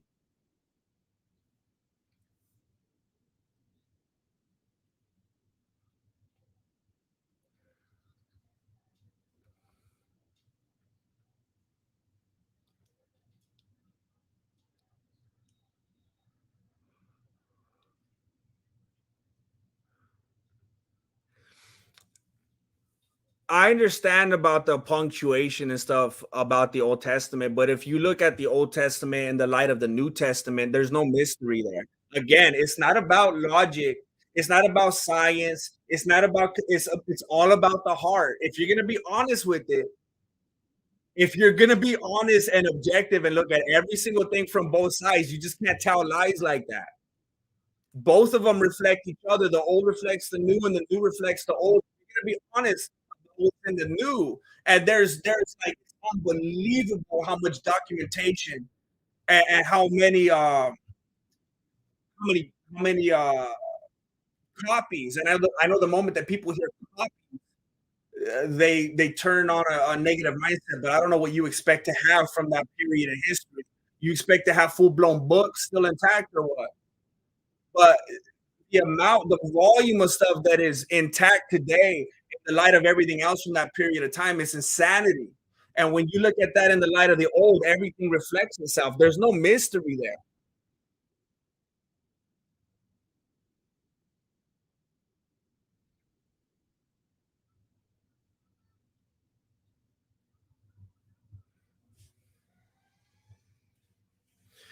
The problem is when you to talk to occultists, explain their religion, and listen to other religious person, all boils down to, well, I choose to believe this. There's a lot of we're throwing around the term a lot in the last stream. Nominal Christians, nominal Catholics, nominal pagans, nominal Mormons. Why do you believe what you believe? Because that's how I was raised. Why do you believe what I believe? Because it worked for me. Why do you believe what you believe? Because I feel it. Why do you believe what I believe? Because it made my life better. You can say that with anything. So there are people who will talk like that, and they will turn people like you away because they seem to have no substance in what they're saying. I mean, you'll go into a career field that you absolutely love. You want to become like a doctor. You want to become a scientist. You want to become whatever takes like extreme study. I'm trying to watch this guy knocked out. All this studying and research, but people won't put it into their faith, and they won't really have a grounded, articulate reason for why they believe in what they believe in. They won't really understand the history of their Bible and how it came together and how it was preserved and how they can defend it against people who just want to, repeat whatever their philosophy college teacher said to them or whatever. It's all talking points. And there's often no substance in anything because a lot of the time you'll get an aggressive person who wants to belittle a Christian, and most of the time the Christian doesn't know what to say because they go to church every Sunday and they say, "Well, this is how I was raised, and it works for me."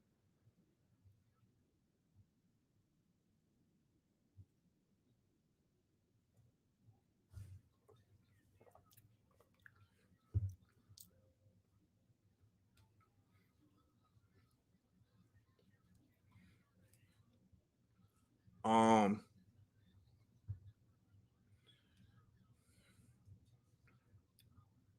like Job said, God's the author of life; He gives and takes away. People don't understand that. I mean, your sister will get pregnant, and she'll be like, "I don't want to keep it." You'll be like, "Yes, queen, you don't have to. You're so strong." But the thought of God giving life and taking it away, what a monster! What a monster! Unbelievable. He sent justice for the Hebrew babies killed by Pharaoh. And here's what I regret that I missed, Sub Zero, and I hope you're still here. Humor me again. If there is a God, And this God is a creator of all things, and this God is holy, and this God is righteous, and there is a heaven, and all the Egyptians were wiped out, which they weren't, because you hear of them intermingling later. A lot of time there's see people are disingenuous and they're not fair and they're not objective when they talk about things because you know, just like as in conversation, just as in writings today, there's hyperbole used.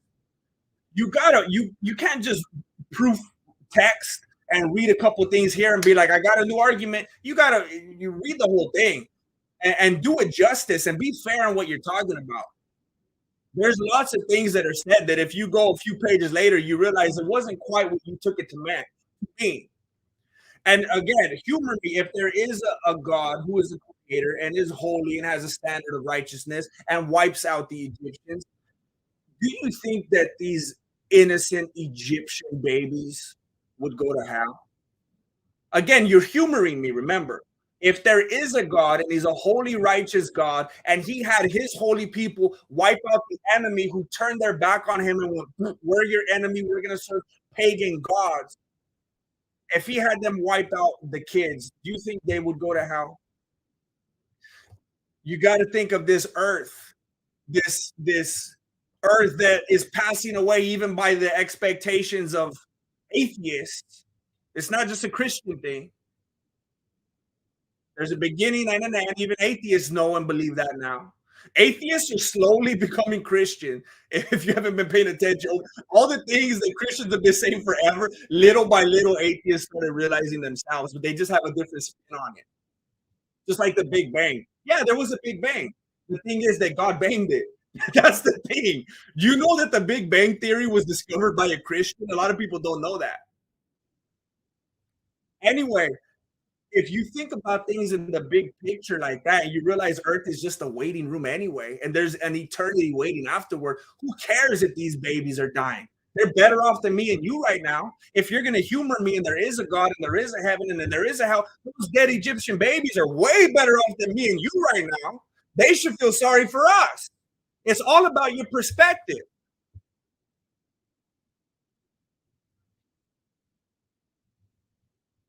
I'm so far behind. I'm so mad about what I probably missed. John Kleemeyer, can you give a Mexican hello to my Uncle Joe? What's a Mexican hello? Hey, what's up? Hey, Uncle Joe, what's up?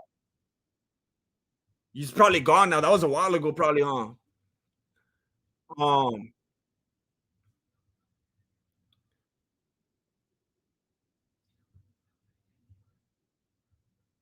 um, religious archaeologists have consistently not found what they're looking for. Stephen Wright, I love you, but and I'm not saying that you're a liar, but that statement is a little bit disingenuous. I'm not saying that it's you. I'm just saying the sentiment coming from that. Because yeah, there's some wackos out there. There's some dudes out there. There's some people looking for Noah's Ark, claiming they found Noah's Ark, looking for the Holy Grail, saying they found the Holy Grail, looking for the cross. Look, there's people out there on wild goose hunts. That doesn't mean anything, though. I'm talking about the thing that both believers and non-believers have discovered. I mean, what a terrible perspective. What a terrible angle to approach that from. That would be like if I said, I'm going to go out and find the bones of Moses. And if I don't find them, then everyone's like, oh, Christianity is not true. What? What about everything they did find?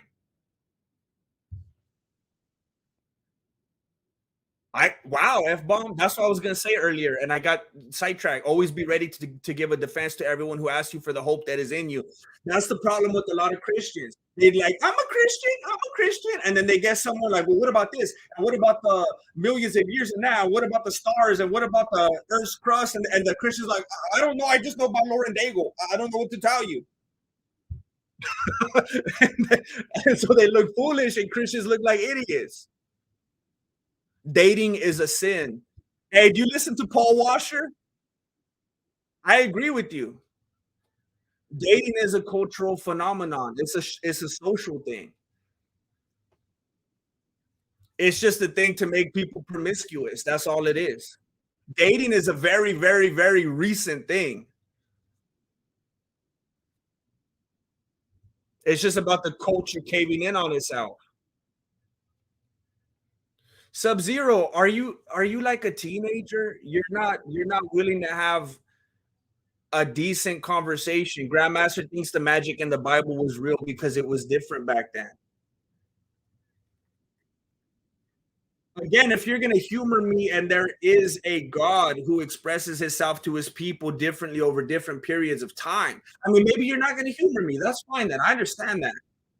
I'm just saying to try to at least get in the beanie and see where I'm coming from. Someone that believes in a God who has complete control and authority over how he wants to express himself and relate to his people. There's going to be different dispensations. There's going to be different covenants. There's going to, I mean, in one sense, you're going to get, the angel of the Lord, and you're going to get things in the manner of visions and angels, but then you get, the God man himself, Jesus Christ, like everything's different. Then when Jesus Christ leaves the Holy Spirit. I know this all sounds like Harry Potter to you. I'm telling you, I'm not blind to this. I know how it sounds. But I mean, even someone who believes in the scriptures, even a Christian who believes in the Bible, can see as the Bible progresses, things aren't the same from here to here to here to here. There's different periods of time in which God interacts with his people. And even a Christian knows that. It's not, here's what a Christian thinks and what a non Christian thinks. A Christian who knows what they're talking about and knows their Bible knows not. That's why I'm saying the people like at Hillsong and Elevation and Bethel, they shouldn't be acting the way that they're acting over there, all spazzing out and saying that God's talking to them when they're driving on their way to work. They're reading the book of Acts and they're like, I want some of that. I want to live like that. And they're adding revelation to the word of God when the word of God itself says, do not add to this, do not take away from this. This is authoritative. This is everything that needs to be said. Christ is the final revelation. Everything is, but then they're like, hey, you know what? I was in the shower today and God told me that I needed to call you and give you $20. I was listening to some dude, some pastor, who was like, God told me which store to go to buy my Thanksgiving turkey. Are you kidding me? That's why people laugh at Christianity. um,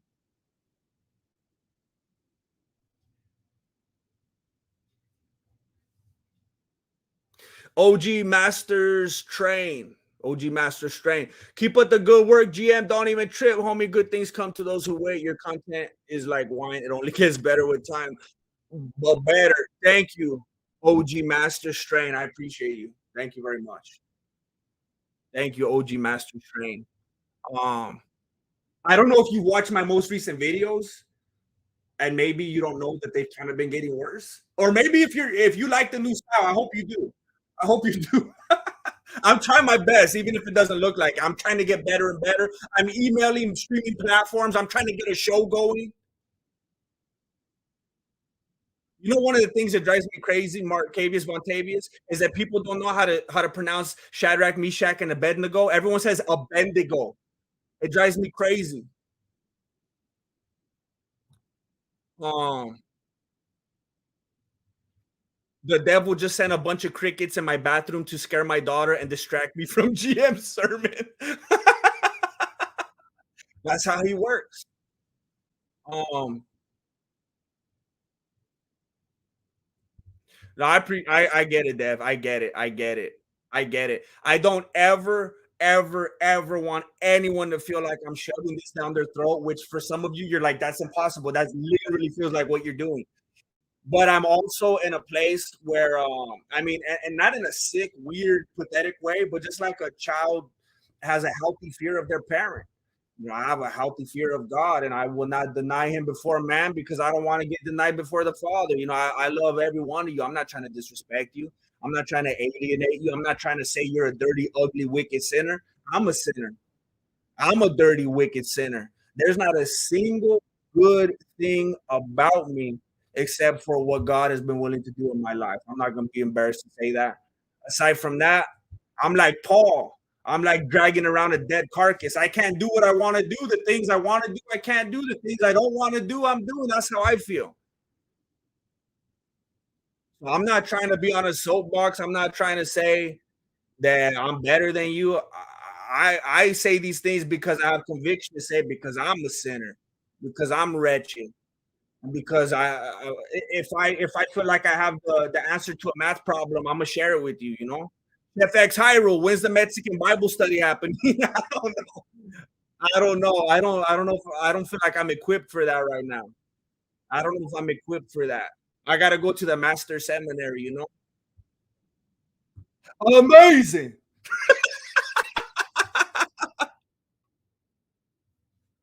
David Capico, I completely understand. I just want everybody in here to know. Again, I will remind you, I don't ever want anyone in here to feel like I'm disrespecting. That's why sometimes people like Matt Walsh bother me, because there's people out there who are super abrasive and they get self righteous and they think they're better than you and they talk down to you. I don't ever want to be like that. But if I lose, I have 317,000 subscribers. If I lose 316,099 subscribers for talking about God, I'm fine with that. I actually feel kind of good about that because I'll feel like I did something for God. I made a dent. That will show that something was effective. So I completely understand. I just want to say, like, there's priorities, and YouTube ain't it.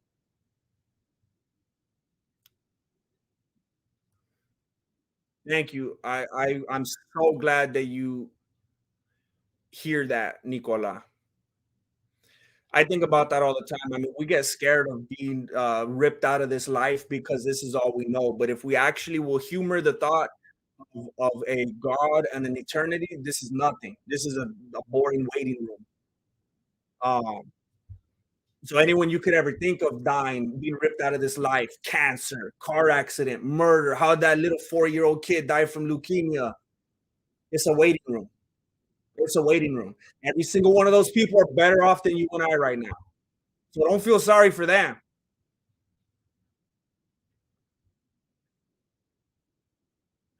Shidoshi says, keep it up. Shidoshi.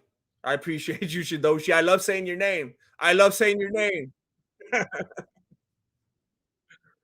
You need to study it, study the living daylights out of this book and its history. Christianity teaches man to love and appreciate his wife. I didn't even know that. Absolutely.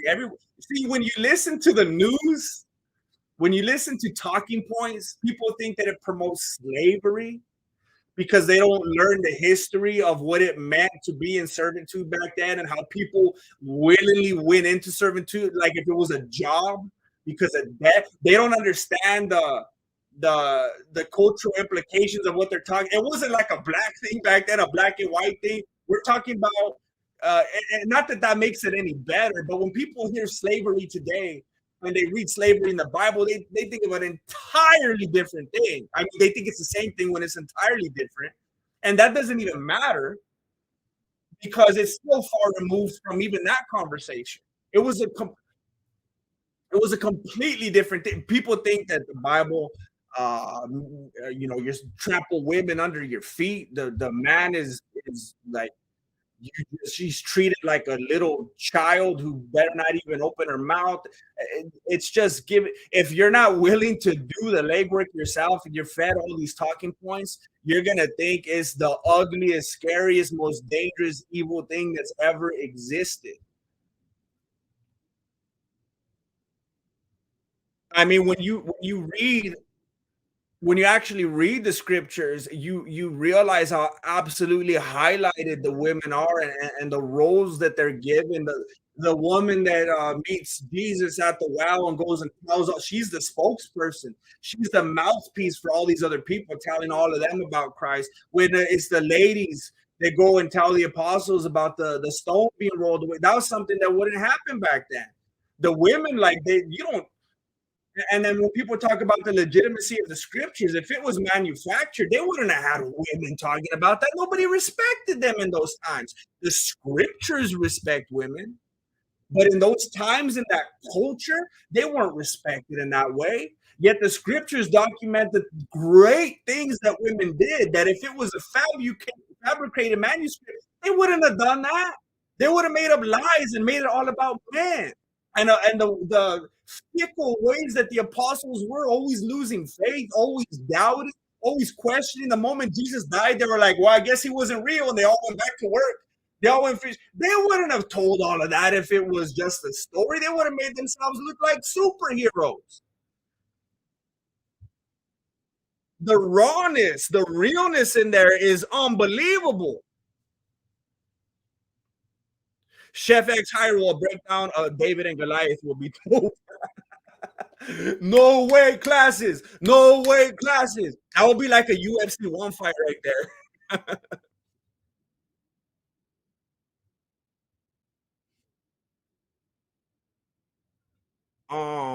Well, absolutely, Brian Dunn. When the scripture started making an appearance, that's when everyone else started writing all their stuff as well, and they started naming it after people that they thought it was going to legitimize them, like the Book of Enoch, the Book of Moses, the Book of Jesus, stuff like that. They're like, people are going to buy this one for sure. It just started all coming out of the woodwork. Um,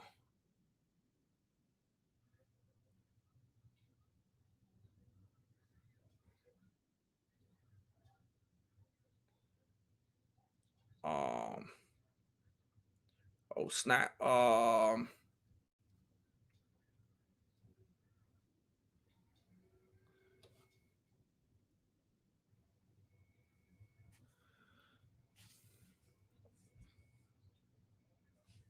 Oh, oh, oh.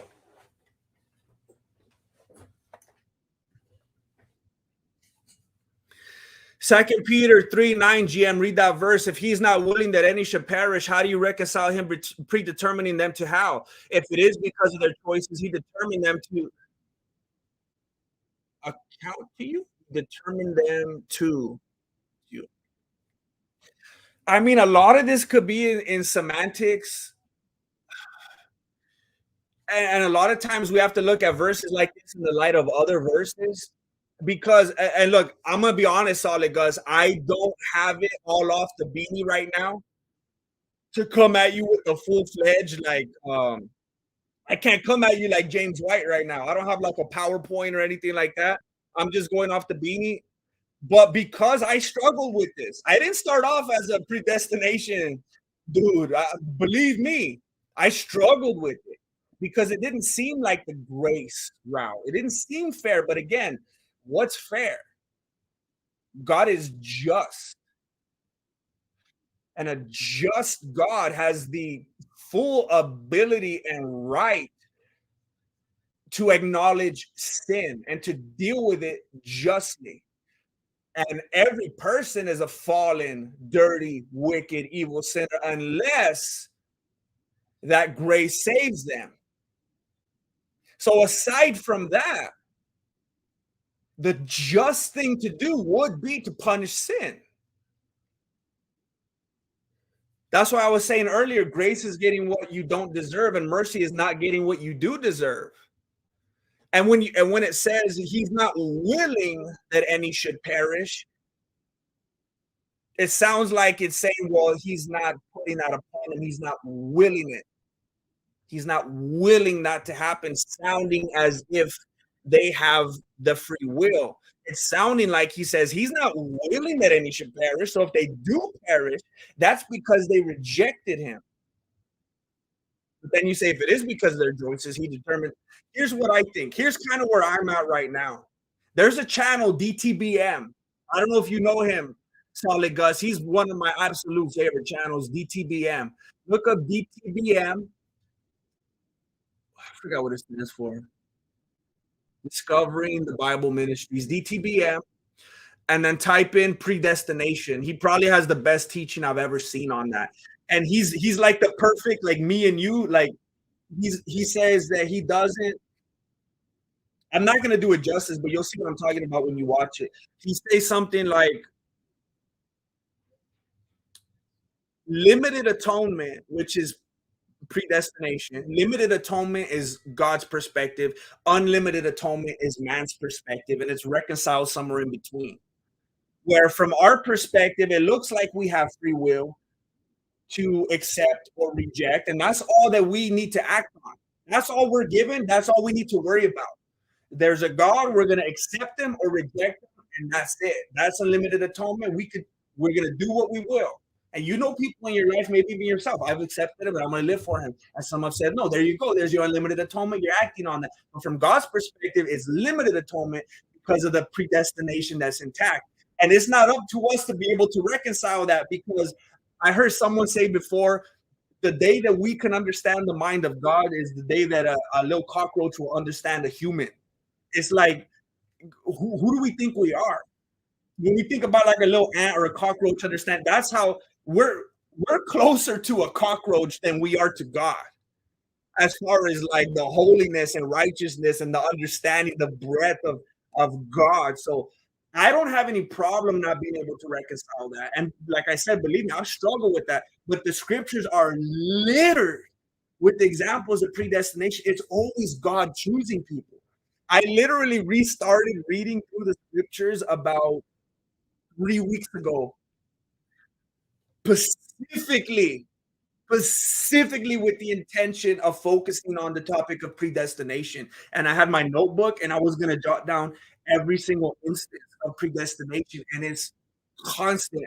It's constant. It's real. I remember I was listening to R.C. Sproul one time and someone was asking him, like, where's your best scriptures for predestination? He's like, the whole Bible, Genesis to Revelation. He's like, the whole thing.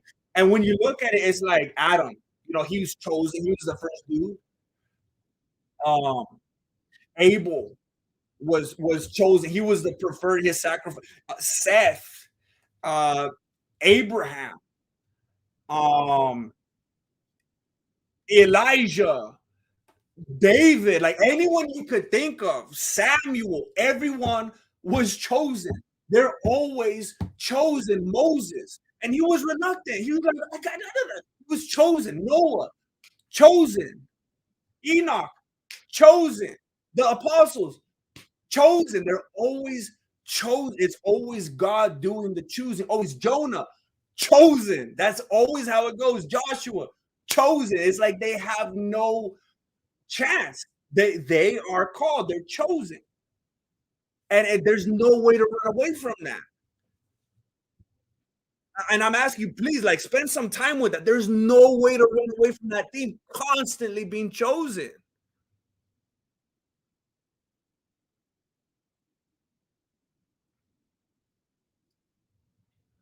Sub-Zero also ain't no justification for killing babies. By the way, I'm not pro-abortion, still an atheist though. You seem like such a sweet person, independent of any promise of eternity in paradise. I appreciate that. Look, I hope that always shines through. I don't ever want to come at people like, I spent quite a bit of time watching Steven Crowder a couple years ago. But the way that dude presents himself and expresses himself, like if you're a fan of all the stuff he says and you're a fan of Steven Crowder, that's like the best echo chamber. He's like so dynamic and into passionate. It's like, yeah, like you could be out there with your sign. But he's never gonna convert anybody because he's so aggressive and abrasive and so in your face and so like I want to fight you. It's not gonna do anything. So I appreciate that. I never want to come off like that. It's always supposed to be love. It's just like I again, I'm a very, very skeptical person. I'm not someone who has just tuned out and doesn't use critical thinking. But I've done my research. I'm continuing to do my research. I don't know everything, but there's nothing in life I'm more passionate about. I've spent great amounts of time on this, and I like how Frank Turek puts it. I don't have enough faith to be an atheist. As far as I'm confirmed, atheists have more faith than anyone on earth. I don't have enough faith to be an atheist because even though there might be difficult things to deal with as a Christian, difficult things to reconcile, when you weigh the things against each other, and I'm not talking about watching the news or listening to some talking points from your favorite YouTube dude. I mean, if you actually get off your device, or well, don't get off if you're doing research, but actually do the legwork yourself. I don't have enough faith to be an atheist because there's so much more weighing down on the other side. And that's just what makes me passionate about feeling like I gotta say something when it comes up. Also, ain't a justification for killing babies. It looks like we're not gonna agree. I understand that. I'm just reiterating one more time. If there is a God and there is a heaven and a hell, babies being killed on this earth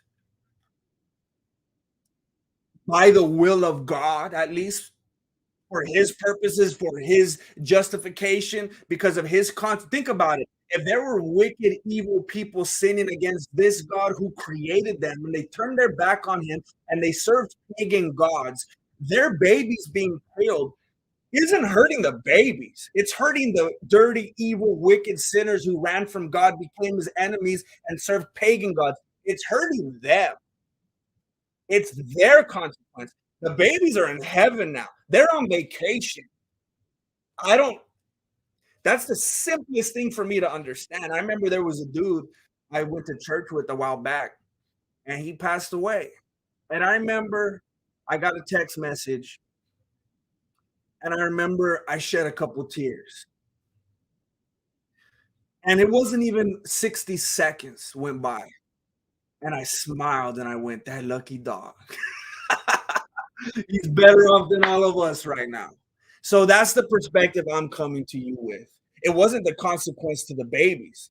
They were immediately in a better place. It was a consequence to these dirty, evil, wicked sinners who ran from God and became his enemy and served pagan gods. The babies were immediately on vacation out of this dirty, evil, wicked world that none of us like. I don't know. I don't know why we pretend to like it when we don't want to talk about eternity. This place is terrible. Tyrone, all of a sudden, I'm hoping my previous donos count as tithing. I'll count it as a love offering because I've come to a place in my belief where I don't know if I necessarily believe in tithing. I believe that you should give them the way of your heart. It's a new covenant thing, you know. But you could write it off as far as I'm confirmed. Just don't come after me if you get audited. Tyrone Will, you're unbelievable. You're unbelievable. You're unbelievable. I appreciate that very much. I will be passing out a plate, a virtual plate. Shout to the Lord, all the earth, let us sing. Man, Tyrone Will, thank you, unbelievable. Our God is an awesome God. Okay. Thank you, Tyrone Will. Thank you, unbelievable. Thank you, Tyrone Will. I can't thank you enough. And this is very thank you, Tyrone Will. I'm gonna say it again because I know I can't say it enough. I just want you to know one of the biggest reasons I'm able to keep doing what I do. Thank you, Tyrone Will. And just so you know, Isaac Deanda, I'm not good. I'm not good at doing live videos like this. I'm someone that likes to gather my thoughts and write stuff up and make documents and do my research and really feel it. This is not my forte. I've actually heavily thought. I told Marilena like a year and a half ago I wanted to start like like an apologetics channel talking about my faith and stuff like that. And maybe I need to just take the leap and do it because I wouldn't monetize that. That would feel gross. I wouldn't want to make any money from that. And I've been in this place like, how am I going to be able to do that? Because I can't even. I don't have the breathing room right now. But it's like I can't think of it like that. I got to prioritize that. That's what's most important. I don't know, but yeah, off the dome. This ain't even my forte. I feel like out of my element right here talking about this stuff live. Um, I'm agnostic but respect enough to get a convo going. I prefer an afterlife, but fear makes me think the end is black. Look, Isaac Deanda, I'll give you the real short version of this. And this is what I tell people sometimes that struggle with stuff like this. Um, there are difficult, there are difficult things. I mean, for sure in the Old Testament. There are difficult passages to deal with because they don't operate in the way that we do today. There are things going on in there that we don't see today. So it's like, that doesn't make sense. That doesn't seem like the reality that I know. I can't go along with that. By the way, that's the people who look at the Old Testament and they call it magic tricks, and they say, I don't get it because that's not the reality I live in. I don't see those miracles and things happening today. Those are the same people that believe in, um, those are the same people that believe that there's no God and that everything came from nothing and that everybody ended up coming from monkeys and fish and stuff like that. Do you see that happening today? Or do you have faith in that? Because the prophets of evolution and the prophets of the sciences that make that claim. I mean, think about it. No matter what, you're having faith in something. People love to say, I don't have faith. Faith is for crazy people. You have faith in something. Because if you weren't there, I don't care if you're taking Darwin's word for it. I don't care if you're taking, I can't even think of anything, Richard Dawkins' word for it. You're taking somebody's word for it and you're having faith in someone's conclusions. That's what you're doing. But what you're doing is choosing to have faith in the conclusions that don't leave you with any kind of accountability because people don't like being told how to live and that anything that they're doing is wrong. So you're going with the faith that lets you lead your life without any sort of accountability whatsoever. Again, I'll keep coming back to this. It's not a heart thing. I mean, it's not a knowledge thing. It's not a logic thing. It's not a scientific thing. It's a heart thing.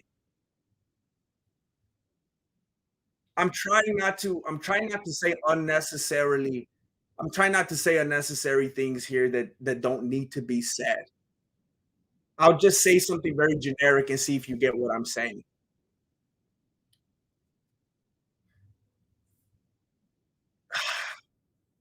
First of all, there's no science that is anti-God.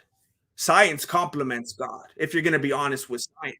Remember, there's observable, repeatable science, which is actually science, and then historical science, which you got to take his word for it because you weren't there. It's not demonstratable. It's not repeatable, which is what real science is.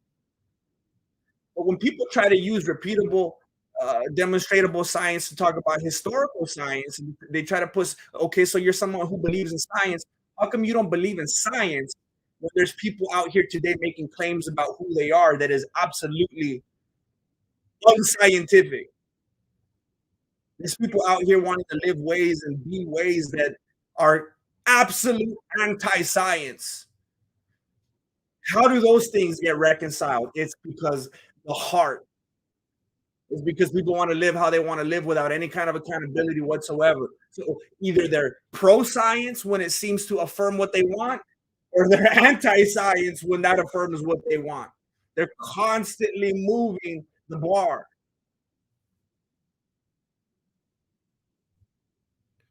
Um,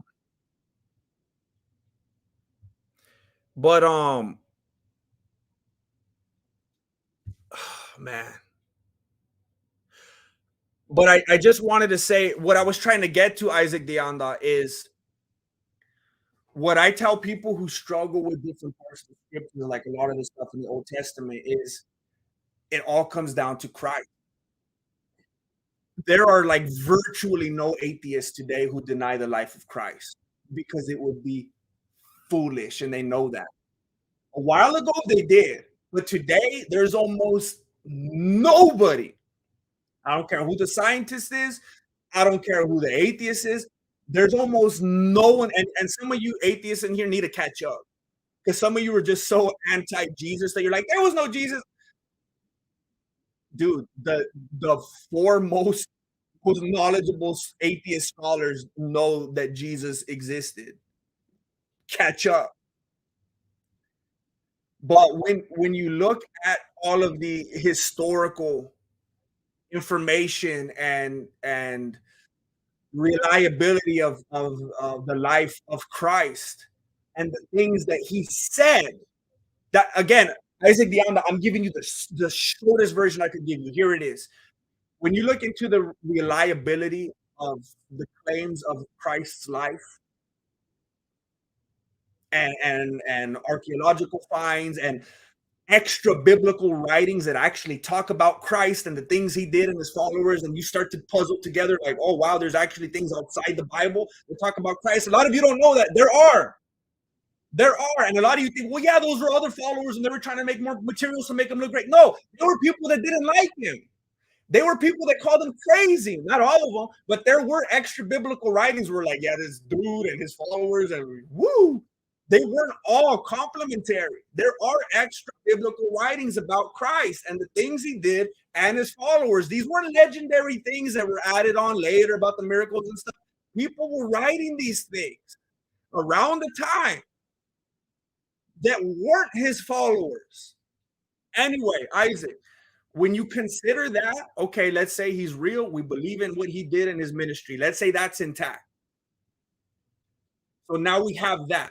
Because I know that's a hard place to get to, but just give me this. Let's say Jesus Christ was real and his ministry and all the things he said and did. Let's say we at least have that. Christ constantly referred to the scriptures. Constantly. And that's something people need to learn today. Even when he was being tempted in the desert. Christ, the God man, he's being tempted by Satan. He could have said whatever he wanted. He said, get out of here. All he did was quote scripture. He constantly went to the scripture. And Jesus constantly going to the scriptures and affirming certain things in the scripture give us the confidence to believe those difficult passages. I was telling this to someone else recently that was having trouble with, man, this wet wood burning and these pagan gods. I can't believe this dude going in a chariot. And I'm like, I know. And I told him, you know what helped me get over that? The abundant, unbelievable amount of information that pointed to the legitimacy of the life and the ministry of Christ. So much so that whatever he said about the scriptures, I believe it. Because that is so much intact that even when there's difficult passages for me to wrap my beanie around, it's like, oh, wait, he acknowledged that part of scripture. He referenced that. He talked about, I believe it then. It's not up to me to try to find the science of how is that possible and bending reality. Because of everything that points to the reliability and legitimacy of Christ, if he referred to that, I believe it. And I know that looks like pathetic, blind, easy faith, but it's not when you look at the context of how you got to that place. Some people do that. What's in the Bible? I believe it. That's blind faith. And the Bible never asks anyone to have blind faith. I know a lot of old people that have spent most of their life in church that have what they proudly call blind faith, which the Bible never asks anybody to have. You're supposed to have a reason for the hope within you that you are able to articulate. God never expected anyone to have blind faith. You're supposed to know exactly what you believe in it and why you believe in it and be able to express that to people. So, Isaac, I would just say if you have the heart to do it, if you have the time to do it, look into the and you'll have to use judgment about where you look, because there will be those echo chambers that are completely anti-Jesus and the ones that are completely sold out on Jesus that take it to the other extreme. You're going to have to use your judgment and weigh the information and look into the archaeological finds, look into the different towns that people say didn't exist. You know, Herod and different figures that Jesus interacted with that people say didn't exist, Nicodemus, people, and then you learn that there's extra writings that actually refer to these people, and these people referred to Christ. All these different things that are like, okay, piece by piece, this is starting to seem more and more and more real. And if the weight of that evidence seems to lead you to believe that there's something there, then that might open up your heart and mind to believing the claims that Jesus made. But I think that's the easiest place to start, the legitimacy and the reliability of the life and the ministry of Christ when you're talking about an afterlife. Because a lot of people today, they make Jesus sound like this wishy-washy, soft, like, "I love you all. I want you all to follow me." No, Jesus actually told some people, "You can't follow me. You're not willing to. You don't have it in you to follow me. You wanna follow me in name only. You can't hack it." And he ran away from them. He went to the other side of the lake. He's like, "No, no, no. You guys think you wanna follow me. You can't hack it." And he told them things that were hard to hear, and they were like, "Oh, yeah, we're not ready for it." And Jesus talked about hell more than anybody. Jesus wasn't this soft, it wasn't like that. He came preaching about repentance and about hell. There's a lot to be said there about the afterlife, Isaac DeAndre. Um, Isaac Deanda, you should do live chat responses. Oh, I didn't even see the one you paid for. I was reading the one you said earlier. Thank you, Isaac Deanda, though. Thank you. I was talking about that like 30 minutes anyway. Thank you, Isaac Deanda. What do you mean? Yeah, what do you mean explains biblical slavery on his channel. You guys should check that out. I don't know if I've ever seen that particular video, but what do you mean has a great channel. Um uh yeah, when you look when you know who does probably the best teaching on the well, one of my favorites. I'm sure there's a lot out there. James White does some amazing ones. If you guys like, if you guys don't want, I know there's a lot of atheists that are like, nah, I don't want to like God because I got a lot of things going on in my life that God would really ruin and mess up, and I don't want to feel judged. There's some people that don't care. But if you're a person, I think they tend to call themselves agnostic where you're literally on the fence, like, hey, if there is a God, I want to know about it. I just didn't know and I haven't seen it proven. But if there is one, I'm on board. Some people just have a lot of hate in their hearts. Maybe they have problems with their own father. It's really hard to lean toward a heavenly father and love a father when you hate your own father. You're not really starting out on a level playing field. It's really hard to love God and to lean toward Christ when you were raised up in a Christian household. You saw your parents fighting all the time and hating each other, and you were given the worst examples. And they showed up to church and they put their nice clothes on, but they didn't live like it behind closed doors. And you thought, look at this hypocrisy. They're liars. It's fake. It's easy to turn away from God when that's what you were raised up in. But don't let that be your excuse. There's plenty of people that grew up like that. There's people that grew up in homeless and the worst, uh, grew up addicts because their parents were using the worst circumstances, and they grew up and they found God. Don't let anything be your excuse. Um, Trying to find out how. Oh, but if you really are being honest and objective and really are open to it, if it's real, look up James White. But probably you'll probably get bored. You gotta be in deep like me and Solid Gus to listen to James White. That dude's very cerebral. Look up Vodi Bakum. Voddiebucham, I think. Vodi Bakum. He's actually a BJJ dude. He does BJJ. He was in tournaments and stuff. If you look up Vodi Bakum, he talks about type in Vodi Bakum,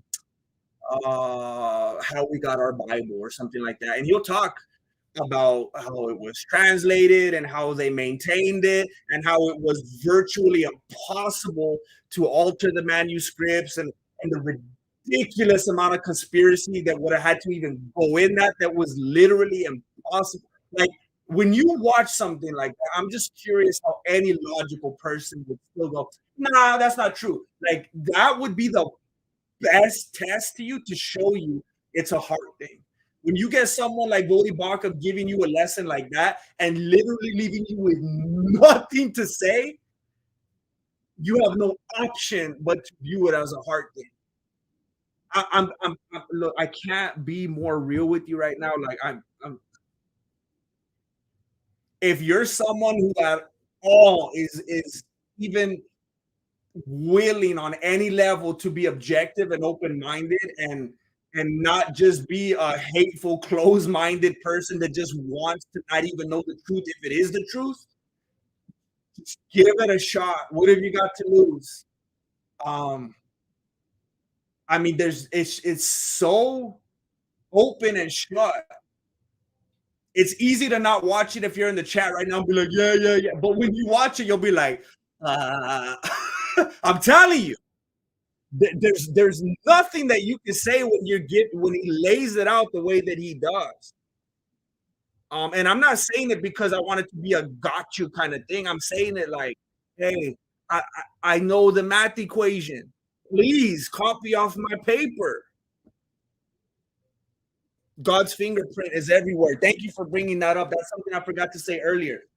There's people who want to look at the Old Testament. Oh gosh, there's people who want to look at the Old Testament and be like, "Oh, it worked. Things worked like that back then, but not today." Oh, I can't believe it. Then that's crazy. Why would it? Okay, have you ever seen anything come from nothing today? Because you want to just observe life the way you know it right now, right? The way you experience life. Well, then why don't you believe in a God? Why do you think everything just came from nothing? Have you ever in your life observed something that came from nothing? Did you ever eat a hamburger that nobody made? Did you ever put shoes that weren't made by somebody? Did you ever drive a car that wasn't made? It's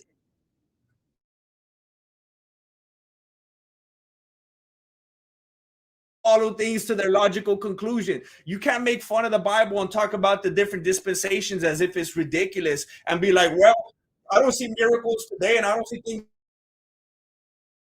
chariots today, so therefore I'm not going to believe it. Well, do you see things coming from nothing today? No? Then why do you believe that there's not a God as a creator? Why do you think that everything came from nothing? You don't see that today. Why do you believe in that? It's a hard thing. Beta. Amazing.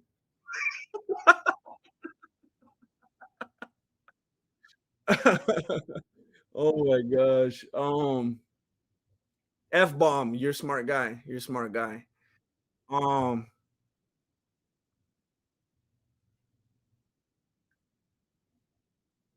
the Gospels were written decades after his death. You that's such look, I'm trying to be loving.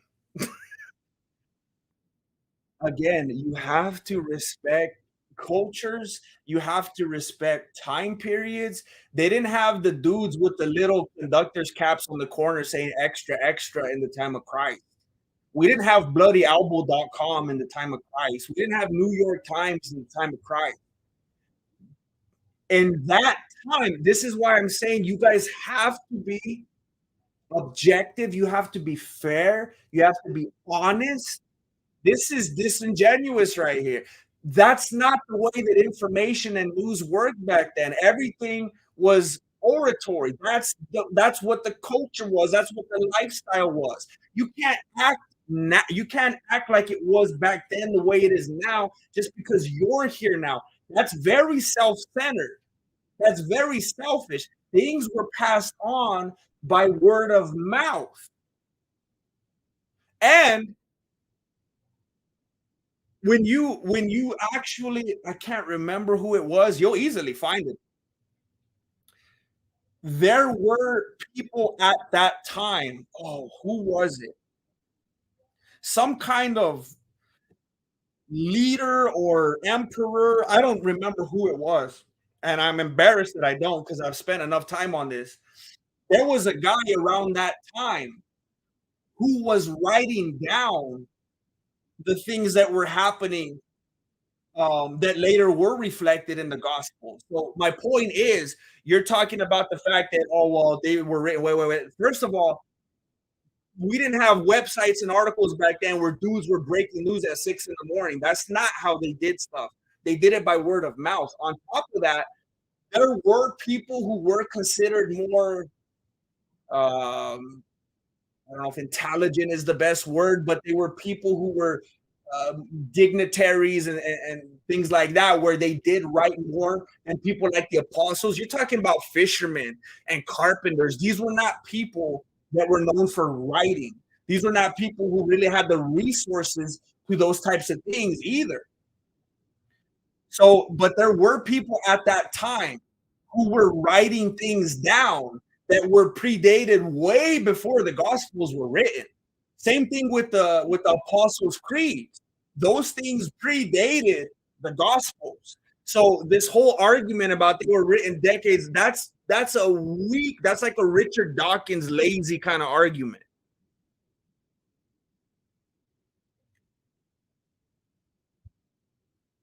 Um,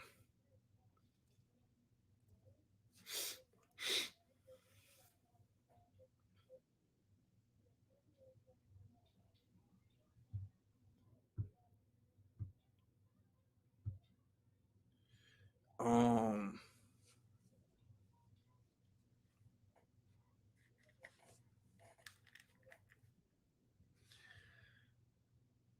who witnessed Jesus being alone in the desert? I mean, it's the same as Moses. I mean, did Moses witness Noah building the ark? It's inspired writings, and again, I know to people who don't believe in God, it sounds like Harry Potter, it sounds like ridiculousness. I get that, but if you're talking to someone who believes in God, if you're talking about, I like how someone said it. If you come, I think it was John MacArthur. I can't remember. Someone said, if you could believe in the first scripture, if you could believe in the first verse in the Bible, you could believe the whole thing. In the beginning, God created the heavens and the earth. He said, if you can believe that, you can believe anything that follows it. I think it was William McDonald actually that said that in his Believer's Commentary. I want to quote the guy right. Um, But if you could, I mean, if someone who believes in God, someone who believes in heaven, someone who believes in the scriptures, that's not a complicated thing for them to believe that the scriptures are inspired. Now, some of them, that's why I'm saying you got to respect the literary styles of the different books. Some of them are literally written like if they were a reporter, like the gospel, it was written like history. Some of them were in a different manner inspired by someone who wasn't there firsthand. Just like, again, Moses providing the Pentateuch to the Israelites. He wasn't there to witness Abraham and Isaac and Jacob, but they were inspired writing.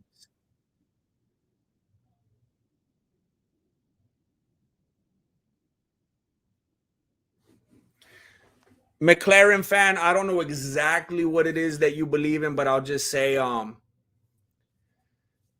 mean, people really love to go hard on saying that Jesus didn't claim to be God, and that's just like the craziest like workaround. Like he blatantly, clearly expressed that he and the Father were one, that he is God, that you've seen me, you've seen the Father. Like, if you believe in the scriptures, I could see someone saying what you're saying if they don't believe in the scriptures as the authoritative word of God, but there's no way to reconcile that.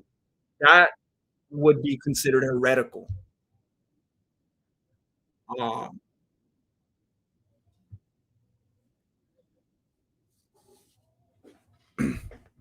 So if I wrote a book and I was just like refer to page 18 to prove what I'm saying, and on page 18 it just told you to return to that last page, I created a religion. Ev, that's what a lot of that's what a lot of what are called holy books do. Yes, that's what they do.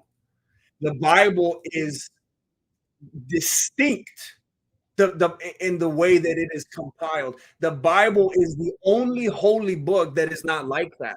All the other holy books say, "Hey, I'm this one dude, and I have this one book for you. Take my word for it." The Bible is the only book that's not like that. The Bible is a compilation of 66 books written over I don't remember, I don't want to quote it and be wrong because I'm just going to sound like I don't know what I'm talking about, but it's a compilation of, and Dev, please, like, hear me, please. I'm not trying to argue with you. I'm not trying to debate you. Like, please hear what I'm saying. You are spot on with what you're saying. That's ridiculous. I'm, I'm not trying to be unnecessarily harsh, but that's what a lot of holy books do. Take my word for it. Believe everything in here. This confirms this confirms that confirms that. Just don't look anywhere outside of it. It's all right here. The Bible is a compilation of 66 books written over a period of, I don't remember how many thousands of years, written by many different authors over several different continents. They didn't have internet, they didn't have a telephone, they didn't have ways to interact with each other. Yet these 66 books and all the chapters and verses, I know they didn't have chapters and verses at the time, all complement each other, all perfectly interweave. There are prophecies within the scriptures that have been fulfilled. And if you're talking about a book the way you're talking about, that would seem ridiculous. But we're talking about across 66 books, people that never met. Yet something in this random book way over here in the Old Testament is confirmed by a book, a prophecy fulfilled way over here in the New Testament, thousands of years later, by an author on another continent who they never met. And that's repeated throughout the scriptures. There's no other book like it in history. Please hear that. What you're saying is spot on. And I agree. The Bible is not that, though. It's 66 books.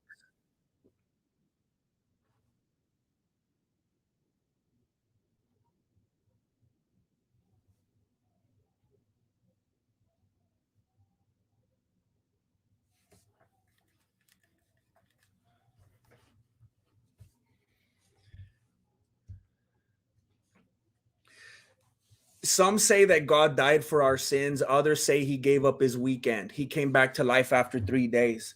I remember this is something that bothered me because I've never, ever been a blind faith, unskeptical, I'll take your word for it kind of believer. Never. When I hear something that's difficult, I like to address it because the way I'm always thinking, I have a family, I have loved ones, I have people I care about. And in my personal life, I have these conversations with people a lot as well. People talk to me about this kind of stuff. And I want to be able to give them a response. I want to be able to strengthen them. And where I landed on this, because this is potentially a tough one, because everyone makes a big deal, right? That's like what Christianity hinges on, the death and burial, resurrection of Christ. But then people are like, it was a weekend. And he came right back. What's the big deal? Here's where I landed, and you might get different answers from different people. It wasn't about, even though he did, it wasn't necessarily about Christ suffering. It's not about the conversation of like, oh, he suffered one day. Like, I got an aunt that suffered for years and she was on chemo and she was dying and you should have seen her. She was in agony. And or I saw this guy with this flesh eating thing. It's not about the suffering that Christ went through or being resurrected and it being a weekend. That's not what it's about. But that was a very, very, very visual, very physical, very observable, and very illustrative, very metaphorical way of God connecting with his people because they knew what that meant. They knew what that sacrifice meant. Again, the New Testament illuminated the Old. They knew what that meant under the and from the perspective of sacrifice. Christ being the sacrificial lamb. What that was illustrating wasn't, oh, my son, the Son of God, Christ is being tortured. Look at what you guys did. Look at what you're putting him through. You should feel bad for him. Look at how he suffered. It wasn't that. It was Christ in the most blatant, viewable way saying, I'm giving you grace. just like I gave Adam and Eve grace, just like when I clothed them with that original sacrifice, when they tried to work their way into heaven and they tried to cover their shame with leaves and figs, and I said, "No, I'll cover you. I will sacrifice and cover you. I will give you grace." It was the same thing. God said, "Here is that sacrificial lamb. Here is the once for all delivered to the saints sacrifice. This is the final one that will cover you. This is my grace. You don't have to work your way into heaven. You have my grace available to you." So it wasn't about the weekend. It wasn't about, oh, big deal. He suffered a week. It wasn't about suffering. It was God saying, "You see this? This is a sacrifice. You have my grace. I'm covering you. I'm not willing that any of you should perish if you accept my grace." That's what it was about. I understand it was a weekend, and that seems like big deal. You know, he's right back alive at the right hand of the Father. It wasn't about that. It was about saving us.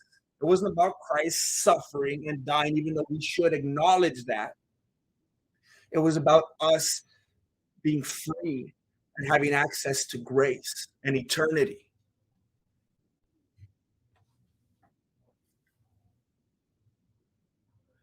Um, have you thought about doing breakdowns on Bible stories? I've been wanting, like I said, I've said it a few times already during the stream. I've been wanting to start a second channel for a long time where I talk about this kind of stuff. Uh, I don't know when. Um, Ryan Holiday says this all got started because that Sodom and Gomorrah joke. What Jesus looked like? I don't know. Probably.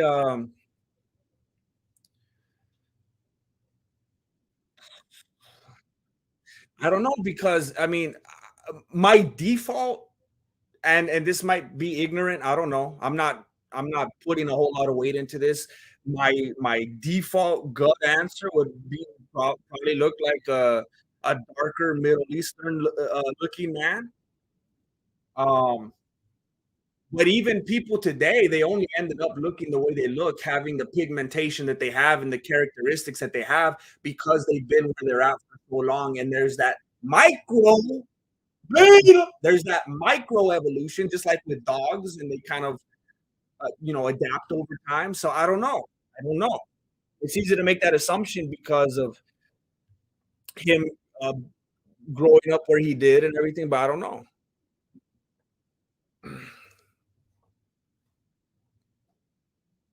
Can the Father exist without the Son? I would say no because that's not the nature of God. There are immutable things about the character of God, and I should be able to name all of them right now, and I can't. Omniscience, omnipotence, the unchanging nature of the fact that they are three in one. Um, the character of God just doesn't change, and I know a lot of people think that it does over time. They like to say God in the Old Testament was mean, and look in the New Testament he's nice. God's nature doesn't change. The way that he may interact with his people and the things that he has for them to do for his purposes and his glory may change, but his character doesn't change. Just because God did something that people think was mean and horrific doesn't mean his character changed. It's just like a parent who spanks their child, and at the moment their child thinks they're mean and how they do that. But when you're in your 20s and your 30s, you think, I am so glad I got spanked because I have a coworker who apparently never got told no the whole time that they were a child, and they're an animal now. So you'll learn to realize that when someone in authority makes certain decisions and does certain things, they have a right and a reason and authority to do so. Um, well, YouTube punk. I mean, the fact that you would just so quickly throw Vody out and say he's a joke, terrible apologetics. I'm not. I can respect your opinion, but the way that you express that tells me you're probably not approaching things in an objective, fair, loving way, and you just want to shut people out if they don't agree with you. It's a very aggressive way that you just put that. Yeah, Vody does BJJ. I saw him with the gi and the belt and everything. Yeah, I see YouTube Punk, you're continuing to try to attack and just this is something I notice a lot about and look again, I'm gonna make a very, very maybe unfair general I don't know if it's worth I'll just say in my experience, it seems like people who are anti-God are really they could tend to be. Some of you are very loving and kind in here, but people who are anti-God could tend to be very hateful, angry, aggressive, obnoxious, in your face, belligerent, illogical people when they're the ones crying for science and logic. It just it doesn't add up. You can just see it in the life of them. It's like you don't even have to really look at what's being said. You just see the behavior, and it's like, come on. It's like when I see Jesse Lee Peterson talking to people, he's like, hey, calm down, calm down, calm down. It's like you could see certain kinds of people on a certain side always like foaming at the mouth and angry and losing their patience and over emotional. It's always a constant thing. And I know there's well, crazy people who call themselves Christians and they're very hateful and overly unnecessarily judgmental and really, really abrasive. I know that is exists as well. Daniel Sanchez says, Amen. Jesus is King. Thank you. Amazing. Thank you, Daniel Sanchez. Thank you very much. Thank you very much. Jesus is not a prophet. I agree. I have to agree. Jesus is God. Um, and I will say this. I'm going to say this in the most generic way that I can because I'm not trying to be unnecessarily um, disagreeable. But I know people and I have friends who say Jesus was a good man, he was a prophet, but he was not God. That's contradictory. You cannot say that Jesus was a prophet and that he was a good man, but that he wasn't God. You know why you can't say that? Because Jesus expressed blatantly, repeatedly, that he is God. So if Jesus is not God, that would make him a psychopath or a liar. There's no way around that. You cannot say that Jesus was a prophet and a good dude, but not God. Because Jesus said, I'm God. I and the Father are one. If you've seen me, you've seen the Father. I am the Father. I'm the Father. I am God. Like it's all throughout, mostly John. He implied he and the Father are the same. You denied me, you denied the Father. If Jesus was not God, he was a big liar or he was crazy, which means he couldn't be a prophet because prophets had to basically be infallible. They had to be on the money. They had to know what they were saying. They couldn't be inaccurate. They'd be killed. And he couldn't be a good dude because he was a liar. So that doesn't add up.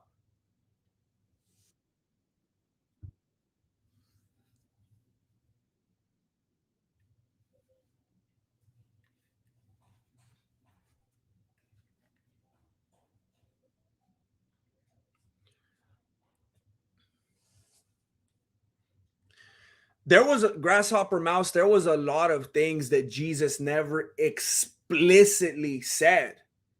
That was a lot of ways that the Jewish people would interact. It's a very typical thing, and this is kind of common knowledge. This isn't something I'm trying to teach you here. A lot of people know this. It's a very Jewish thing to answer a question with a question. It's just part of the culture. And when he was being questioned by Herod and other people, and he was being handed off from this to this when they were trying to kill him, they would ask him certain things, and he would beat around the bush and he would play games with them. And he wasn't forthcoming in the ways that they wanted him to be because they were always trying to do something and he knew what they were trying to do, just like when they were trying to arrest him and kill him before it was time. So he responded to them in ways that tripped them up, and they didn't know how to react, and he would leave them hanging just because Christ didn't explicitly say something. Again, this is just disingenuous.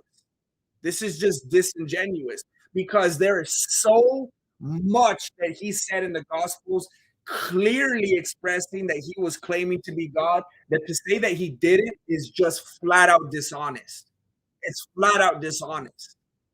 Um, um, Let me see if I can think of an example here.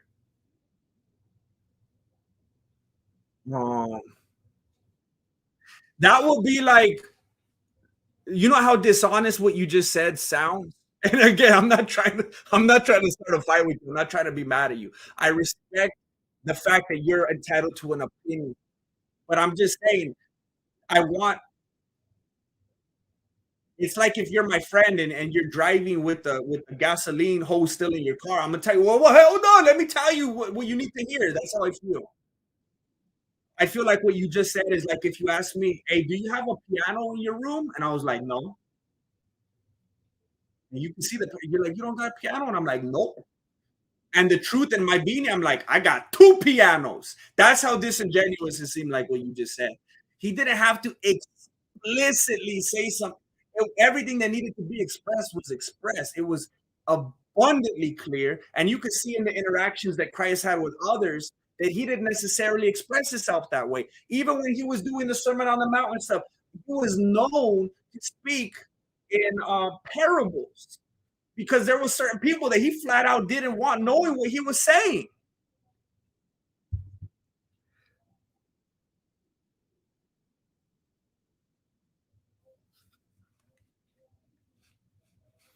YouTube punk, YouTube punk,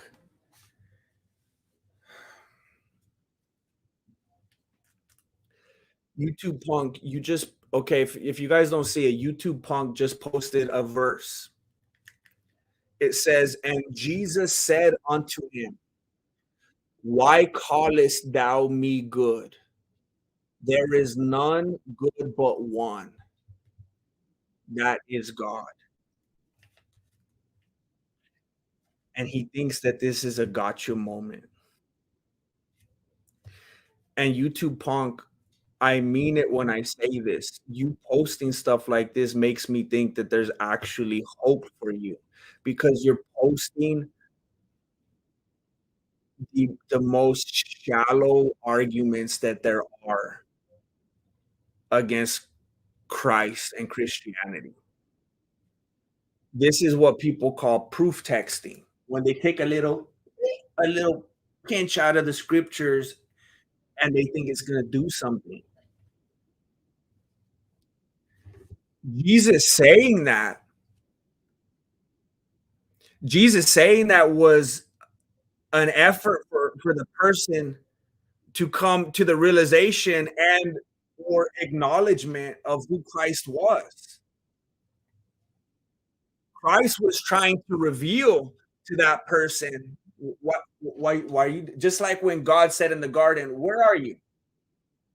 He knew where they were. Why are you hiding? He knew why they were hiding. Who told you you were naked? He knew that the serpent was he knew everything that went down. It's just like when a parent says, "What did you do? Did you eat that cookie?" They know the answer already. This was Christ coming from a perspective, from a point of authority, wanting wanting to lead this guy and realizing who he was, wanting him to acknowledge and realize what he was saying. Hey, why are you calling me that? You're calling me good, right? How come? Because there's only one that's good, and that's God. You're calling I'm God. Yes, yes. Now you get it. That's what he was doing. He was I don't know, in a weird ironic way leading the person to Christ. Christ himself was leading someone to Christ. That was Christ's way of saying, "Why are you calling me good? There's only one that's good, and that's God. So Yes, that's what it was. God was, and the reason that it's easy to reconcile that with the rest of scripture is because of all the other instances where God alluded, because there were times where where Jesus clearly expressed that he was God. And there were times where he vaguely alluded to it before it was time. It's like he was building there. It's like when he was talking to the lady at the well. It's like he built to it. And I believe that was the first instance where he finally busted the lid and he's like, all right, time to let everybody know. It built up to that point. It started with these vague allusions until him finally saying it. I and the Father are one. He's like, you guys get it now? And when you put this in the light of all the other instances of him claiming to be one with the Father and being God, it's not easy to accept the context of what this is saying here. What about if you take all the verses that allude to him saying that he's God and clearly expressing that he's God, and then take this one verse and try to go, oh, see, look, he's saying he's not God. That doesn't make sense. Even if let's say the Bible was fake and someone was writing it to deceive you, they wouldn't have left that mistake in there. I mean, approach it from every single angle. Let's say it was fake. Let's say the gospels were fake and they were all written to fool you, YouTube punk. They wouldn't have left that instance in there then.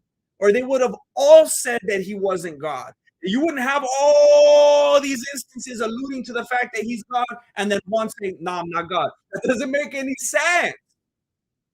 You have to read it as a whole. Don't proof text and cherry pick.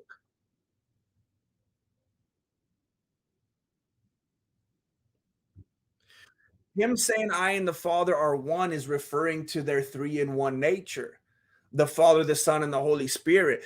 Jesus saying, Jesus, okay, yes, but I and the Father are one doesn't mean he is God.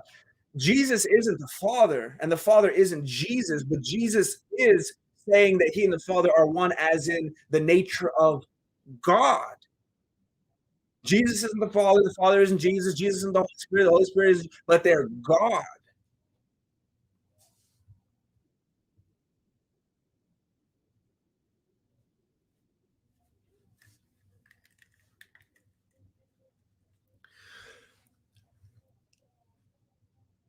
I don't necessarily have a problem with the story of there are instances that people have problems with of moments in scriptures that they say were added later. I personally don't have a problem with that. First of all, let's say you ripped all of those out. They don't change theology whatsoever. Take them all out. They don't change any theology. So we're done here. That's the first one, which isn't my favorite because I like to affirm and be okay with everything that I find in scripture. But just so you know, YouTube punk, take out any instance you hear was added later. It doesn't change theology at all. It doesn't change the message.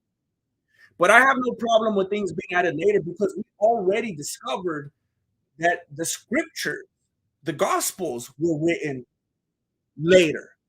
We know it started off as an oratory thing. That's the way their culture was. That's what their tradition was. They didn't have articles and Newsweek and New York Times that showed up the next morning. They wrote these things down later. And there were cases where it wasn't even, it wasn't Mark that was there. It was Mark that was writing it on behalf of Peter and things like that. It wasn't Luke that was necessarily there. It was Luke being a historian and doing his due diligence and stuff like that. So I don't have a problem with information um, being added that was because here's the thing: at that time, it was falsifiable. At the time in which the Gospels were written, and even when any accounts were added, it was still at a time in which it was falsifiable. Today, it's not because none of us were alive when they added any instances that were added later. But when they were added, they were absolutely falsifiable. So there was many people who absolutely believed in the faith, or didn't believe in the faith. It could have come from both sides who would say, whoa. That is not true. What are you doing? Because it was falsifiable and nobody did that. So, however you want to look at it, it was falsifiable. Nobody fought against it, believer or non believer. Or just take them out. Doesn't change theology at all. It doesn't matter, YouTube punk. These are all like Richard Dawkins 101. Um,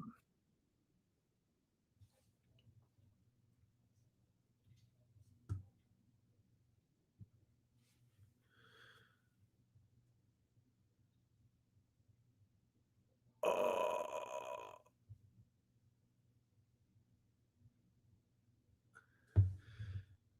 YouTube punk, I think you're close to Islam. You understand how the Bible story is man made.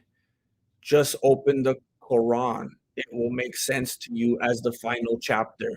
As the final chapter of something that was man made.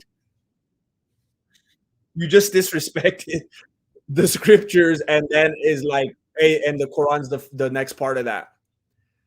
I think, okay, there's probably Islam friends in here who are mad at you for saying that. Um, all right, look, I got people that are waiting for me to get off of this chat right now. Um, again, I want to say that there is nothing that I am more passionate in life about than God. I guess that's the easy way to put it. Um, and I know that there are probably people in here that will never want to come back to my channel for it, but I mean, I'm sorry to break it to you. You don't compare to God in my perspective. So I'm sorry about that. I'm sad to see you go, but there's just no way. There's no way that I could I'm not gonna run and hide like Peter, you know?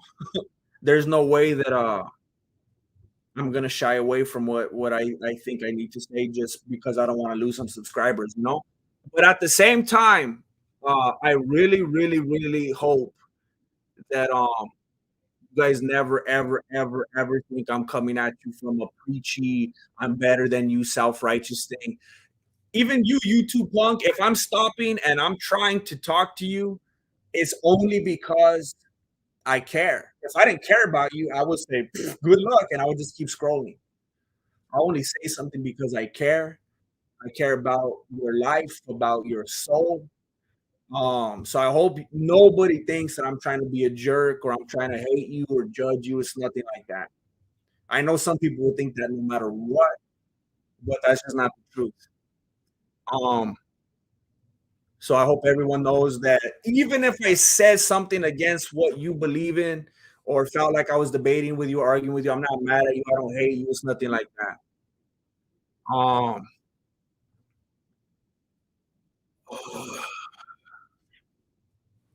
Hey, Alfonso Rodriguez, I appreciate that very much. It takes a lot of maturity to have a perspective like that. Thank you very much. I respect that and appreciate that a lot. YouTube punk, I think you're genuine. You just got a lot, you just got a lot of things wrong. And you repeat the marketing and hype of your preferred religion.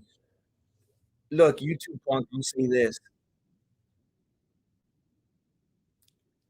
The way that you say you just got a lot of things wrong. I'm just interested in what you believe in and what makes you think that that's not wrong and where you got that information from. What made you believe so strongly in what you believe in? Is it like this? Is it some manuscript that I've never seen that completely convinced you? Did someone appear to you in a vision? Did you see a Christopher Hitchens debate? Did you read a book? Like, what was it that gave you the faith in what you have faith in? Because you can talk, I will tell you, there's not a single person on this earth that doesn't have faith. When you sit down on your couch, you have faith that it's going to be there and you're not going to hit the ground. When you get your spoon and you bring it to your mouth, you have faith that you're not gonna shove it in your eyeball. Everybody exercises faith in one way or another. And if you think I'm crazy for my faith and you're gonna keep believing what you believe in, that's you exercising faith in that thing. So I'm just asking, what made you so confident in that? What makes you not worry about what you believe in? Oh,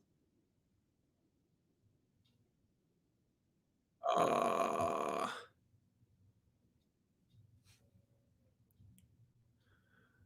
uh, Grasshopper Mouse, thank you for the discussion, GMA. Thank you. Thank you very much. I appreciate the loving, level-headed, sincere conversation.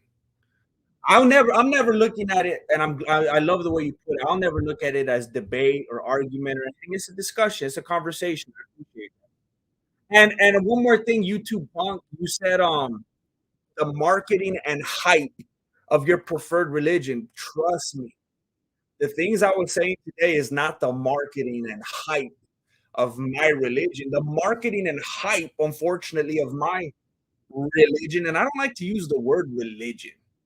Religion often leads to like a system of works. But unfortunately, all the marketing and hype behind what I believe in supposedly is like Joel Osteen and TD Jakes and Joyce Meyer and those kind of Looney Tunes. Most Christians don't get as in depth and granular and specific as they should. Most Christians bear the name, and that's all, and don't really have the ability to give a reason for the hope within them. So I'm definitely not just regurgitating anything that's out there. You have to go pretty deep and long-winded to come across any of the things that I was talking about today. Fat Hove 247, thank you very much for the contribution. First super chat, thank you. Thank you for coming through. Thank you for the tithing. If your God is demonstrated to exist, I'll believe he exists. Again, YouTube punk, I'll put it this way. Have you ever observed in your life something coming from nothing? Be honest. God's fingerprint is on creation. If it's demonstrated, I'll believe it's demonstrated in the universe. It's demonstrated on earth. You have never seen anything in your life come from nothing. You've never seen a pair of pants that nobody made. You have never seen a house that nobody built. You've never seen a cell phone that nobody put together. You talk about the Old Testament, and it's crazy because you don't see those things today. But why do you talk about the earth coming from no creator, even though we don't see that kind of stuff going on today? It's inconsistent. Um, I've read here and there through the Quran. I'm not gonna lie, I could read quite a bit more. Um, I have every intention to honestly, and I'm not trying to sound negative or sarcastic or anything. You know, I anticipate that I would go into it, and the context would only cause me to be more firmly grounded in what I already believe and would affirm the things that, but I know you understand that, just like you feel the same way about your faith, but we'll see. Nicola Maxwell, you still hanging around. Thank you so much. I appreciate you. God bless. Thank you, Nicola. Hey, Nicola, people might love it or hate it, but you single-handedly started this conversation. You look at what you did, Nicola. You did it. It was a blessing in disguise. You just skimming through Exodus, and look at what ended up happening. Thank you, Nicola. Oh, I'm glad you made it. I'm glad you made it. I'm right as I'm signing off, but I'm still glad to see you in here, Diggity Dan. I'm always happy to see you in here.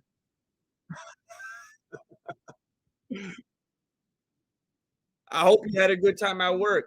YouTube punk. Again, I already acknowledged this. And look, it's not really fair what you're saying. You're talking about Frank Turek and Vody. And again, you're coming at it from this very hateful, with this very hateful tone. Um, but it's just like math. Math. I mean, does someone create math? Math also points to God. It's an objective truth, just like there's objective morality. I mean, to deny that, you'd have to deny a lot of the. I'm not gonna go into that. I'm not gonna go into that because then you're just gonna say I'm being like these mixologists again. You've heard it all. Um, if you deny objective morality, then you have to deny that it was wrong. Some of the ugliest atrocities that some fools carried out in the history, you have to say, "Oh, that's okay," because morality is relative. It's fine because you can't point the finger and say that was wrong, or else you have to admit that objective morality is real. Well, it's the same. Let's talk about math. That's an objective truth. Nobody made math. You could only discover it, I guess. You can't make it. You can't change. You can't alter it.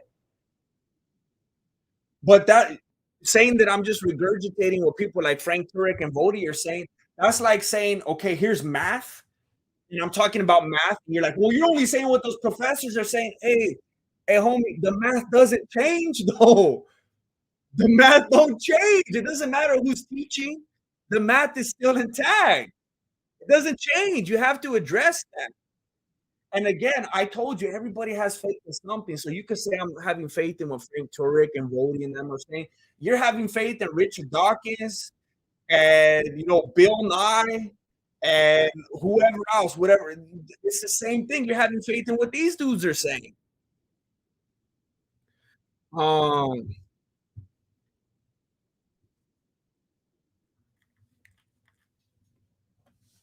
YouTube punk, you could absolutely read the Bible and come out of it being an atheist. And that proves what I was saying earlier.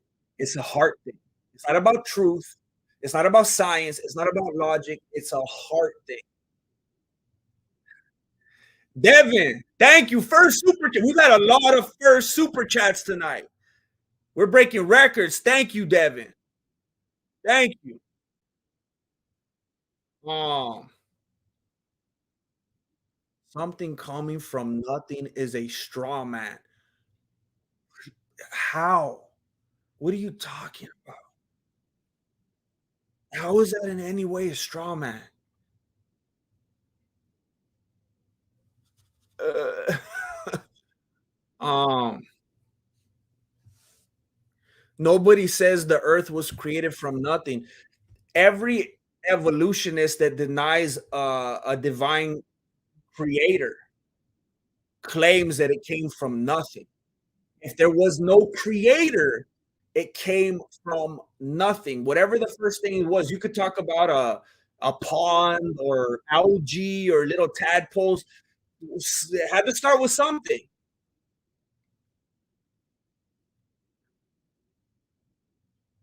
I mean, I don't know what else to say about that. Okay. Oh my gosh. Mike Lang, two things I believe in this life: Bray, Bray, and breast.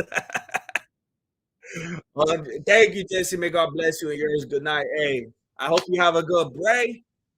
I go Bray. You gotta bray that breast on the bray. I don't know how to use bray correctly yet. Thank you, Mike Lang. Talking about Michael. Thank you, Mike Lang. Have a good night. Thank you. Uh,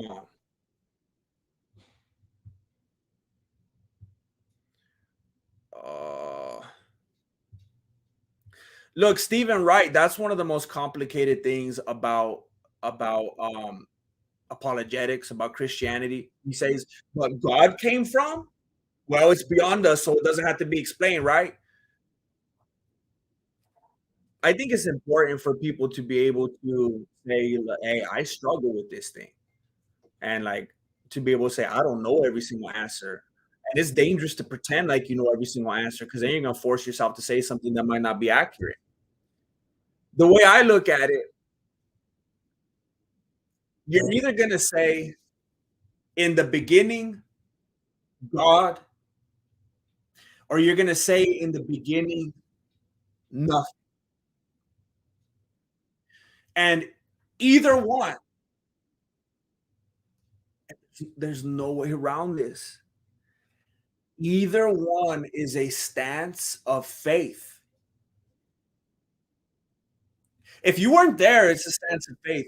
If Marilena is at the store and I want her to buy me hot Cheetos, she doesn't like when I eat too many hot Cheetos. And she calls me and says, "There's no hot Cheetos." And I'm like, "For real?" And she's like, "No, for serio, there's no hot Cheetos." I'm like, "For real, for real?" And she's like, "No, there's none." And I'm like, in my mind, I'm like, I know she doesn't want me eating hot Cheetos right now. Is she just saying that because she doesn't want to get the hot Cheetos? I have to have faith in that. Anytime you're not literally somewhere to observe something, you have to have faith in that. And and it might seem to like I'm abusing the word, but no, no, no, I'm just showing you how base and logical that is and how simplistic it is. If your homie tells you, if you say, "Hey, I want to go to Porter Subs," and your homie's like, "Oh, I just passed by there and it's closed," and you're like, "You really want Porter Subs," but you just like take the home. You have to have faith. Your homie passed by. Okay, I'm gonna believe it. I'm gonna go get McDonald's. If you're not somewhere, but you're relying on that information about that thing that you weren't at, there's no way around it. You have to exercise faith in that situation. So it's in the beginning, God, or it's in the beginning, nothing. So you're either having faith that it was God there as a creator, or there was nothing there. You're having faith that there was nothing. And a little beyond that, for someone who believes in God and all the things, again, for someone who believes it in God and all the things that God is and all the things that God does, it's not that far of a stretch to just accept, since before Abraham, I am. Wait, you just always wait, what do you mean? You're busting grammar. You always am? You just always like, okay. Again, in the beginning, God did this, and God, from Genesis to Revelation, if you could believe that, it's not that far of a stretch to believe, well, God was just here. Because what's my alternative? Every single thing in my observable universe today came from nothing. You have to acknowledge that. It is difficult. I'm admitting that. It is difficult. Wait a minute, but then where did God come from? Hey, dude, your only alternative is in the beginning, nothing. And now here's all this. There was either a creator or there was not. I'm not going to lose any sleep over trying to backtrack and find out where that creator came from that looks a lot better than no creator. Um,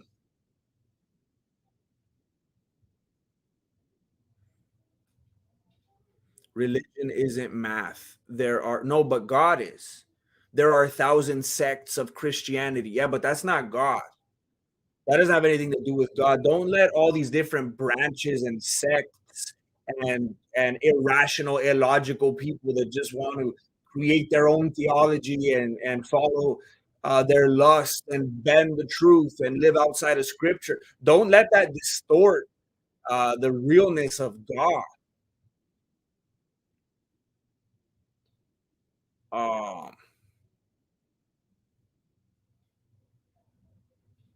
so heads you win, tails you lose. Okay, no, not at all. One of them is irrational. One of them gives you a creator. See, here's the thing. You have a problem with me not being able to say what came before God. Okay, well, then I pose to you, how do you explain everything coming from nothing? We're at a checkmate. You have to understand that you're being irrational. You're not being logical. How do you understand God being there without being created? Okay, how do you understand everything ever made coming from nothing? Okay, we're at a standstill. Now let's go to the next level.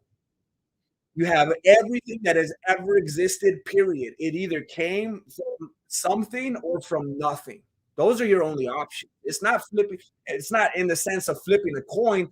You got two options. And what you wanted to jump to, oh, two options, that's like a coin. Okay. but one option is rational. It's not a coin flip. It's a logical, rational choice.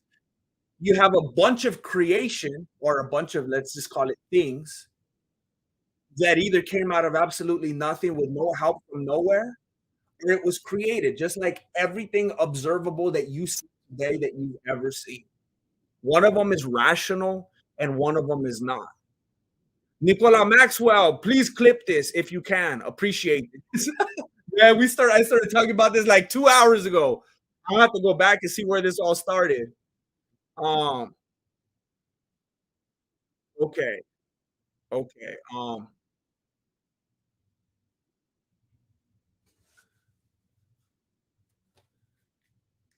All right.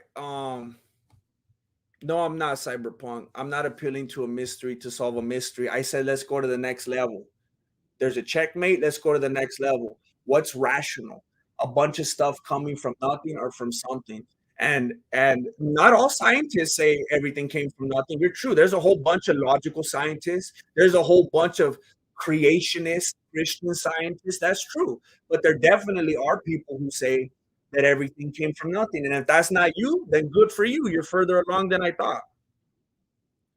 Um, I better sign off now. We could talk about this forever. We'll probably talk about it at the next Fight Companion. Maybe I'll start a new channel by then.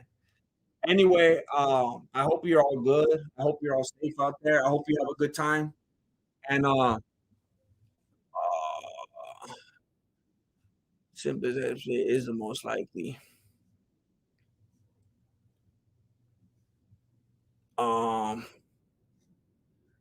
simplest explanation is the most likely. I'm gonna be honest, TNA. I'm not exactly sure what you're saying right now. I get the outcomes like the simplest explanation is the most likely. I think what you're saying is that God is the creator because that is the simplest explanation that everything came from an intelligent mind because things don't just pop up out of nowhere from nothing. I think that's what you're saying. Three in one isn't more simple than one alone. Again, I go back to Christ and how he points to the scriptures. When you look at the reliability um, of the life of Christ and all the historical uh, information and findings that go into that, and you look at what he said about the scriptures and the nature of God, it points to three and one. All right. Have a good night, everybody. Be safe. It was a blessing in the skies. Thank you very much, Nicola. I look forward to it. I hope you have a good night. Don't forget to go to church tomorrow.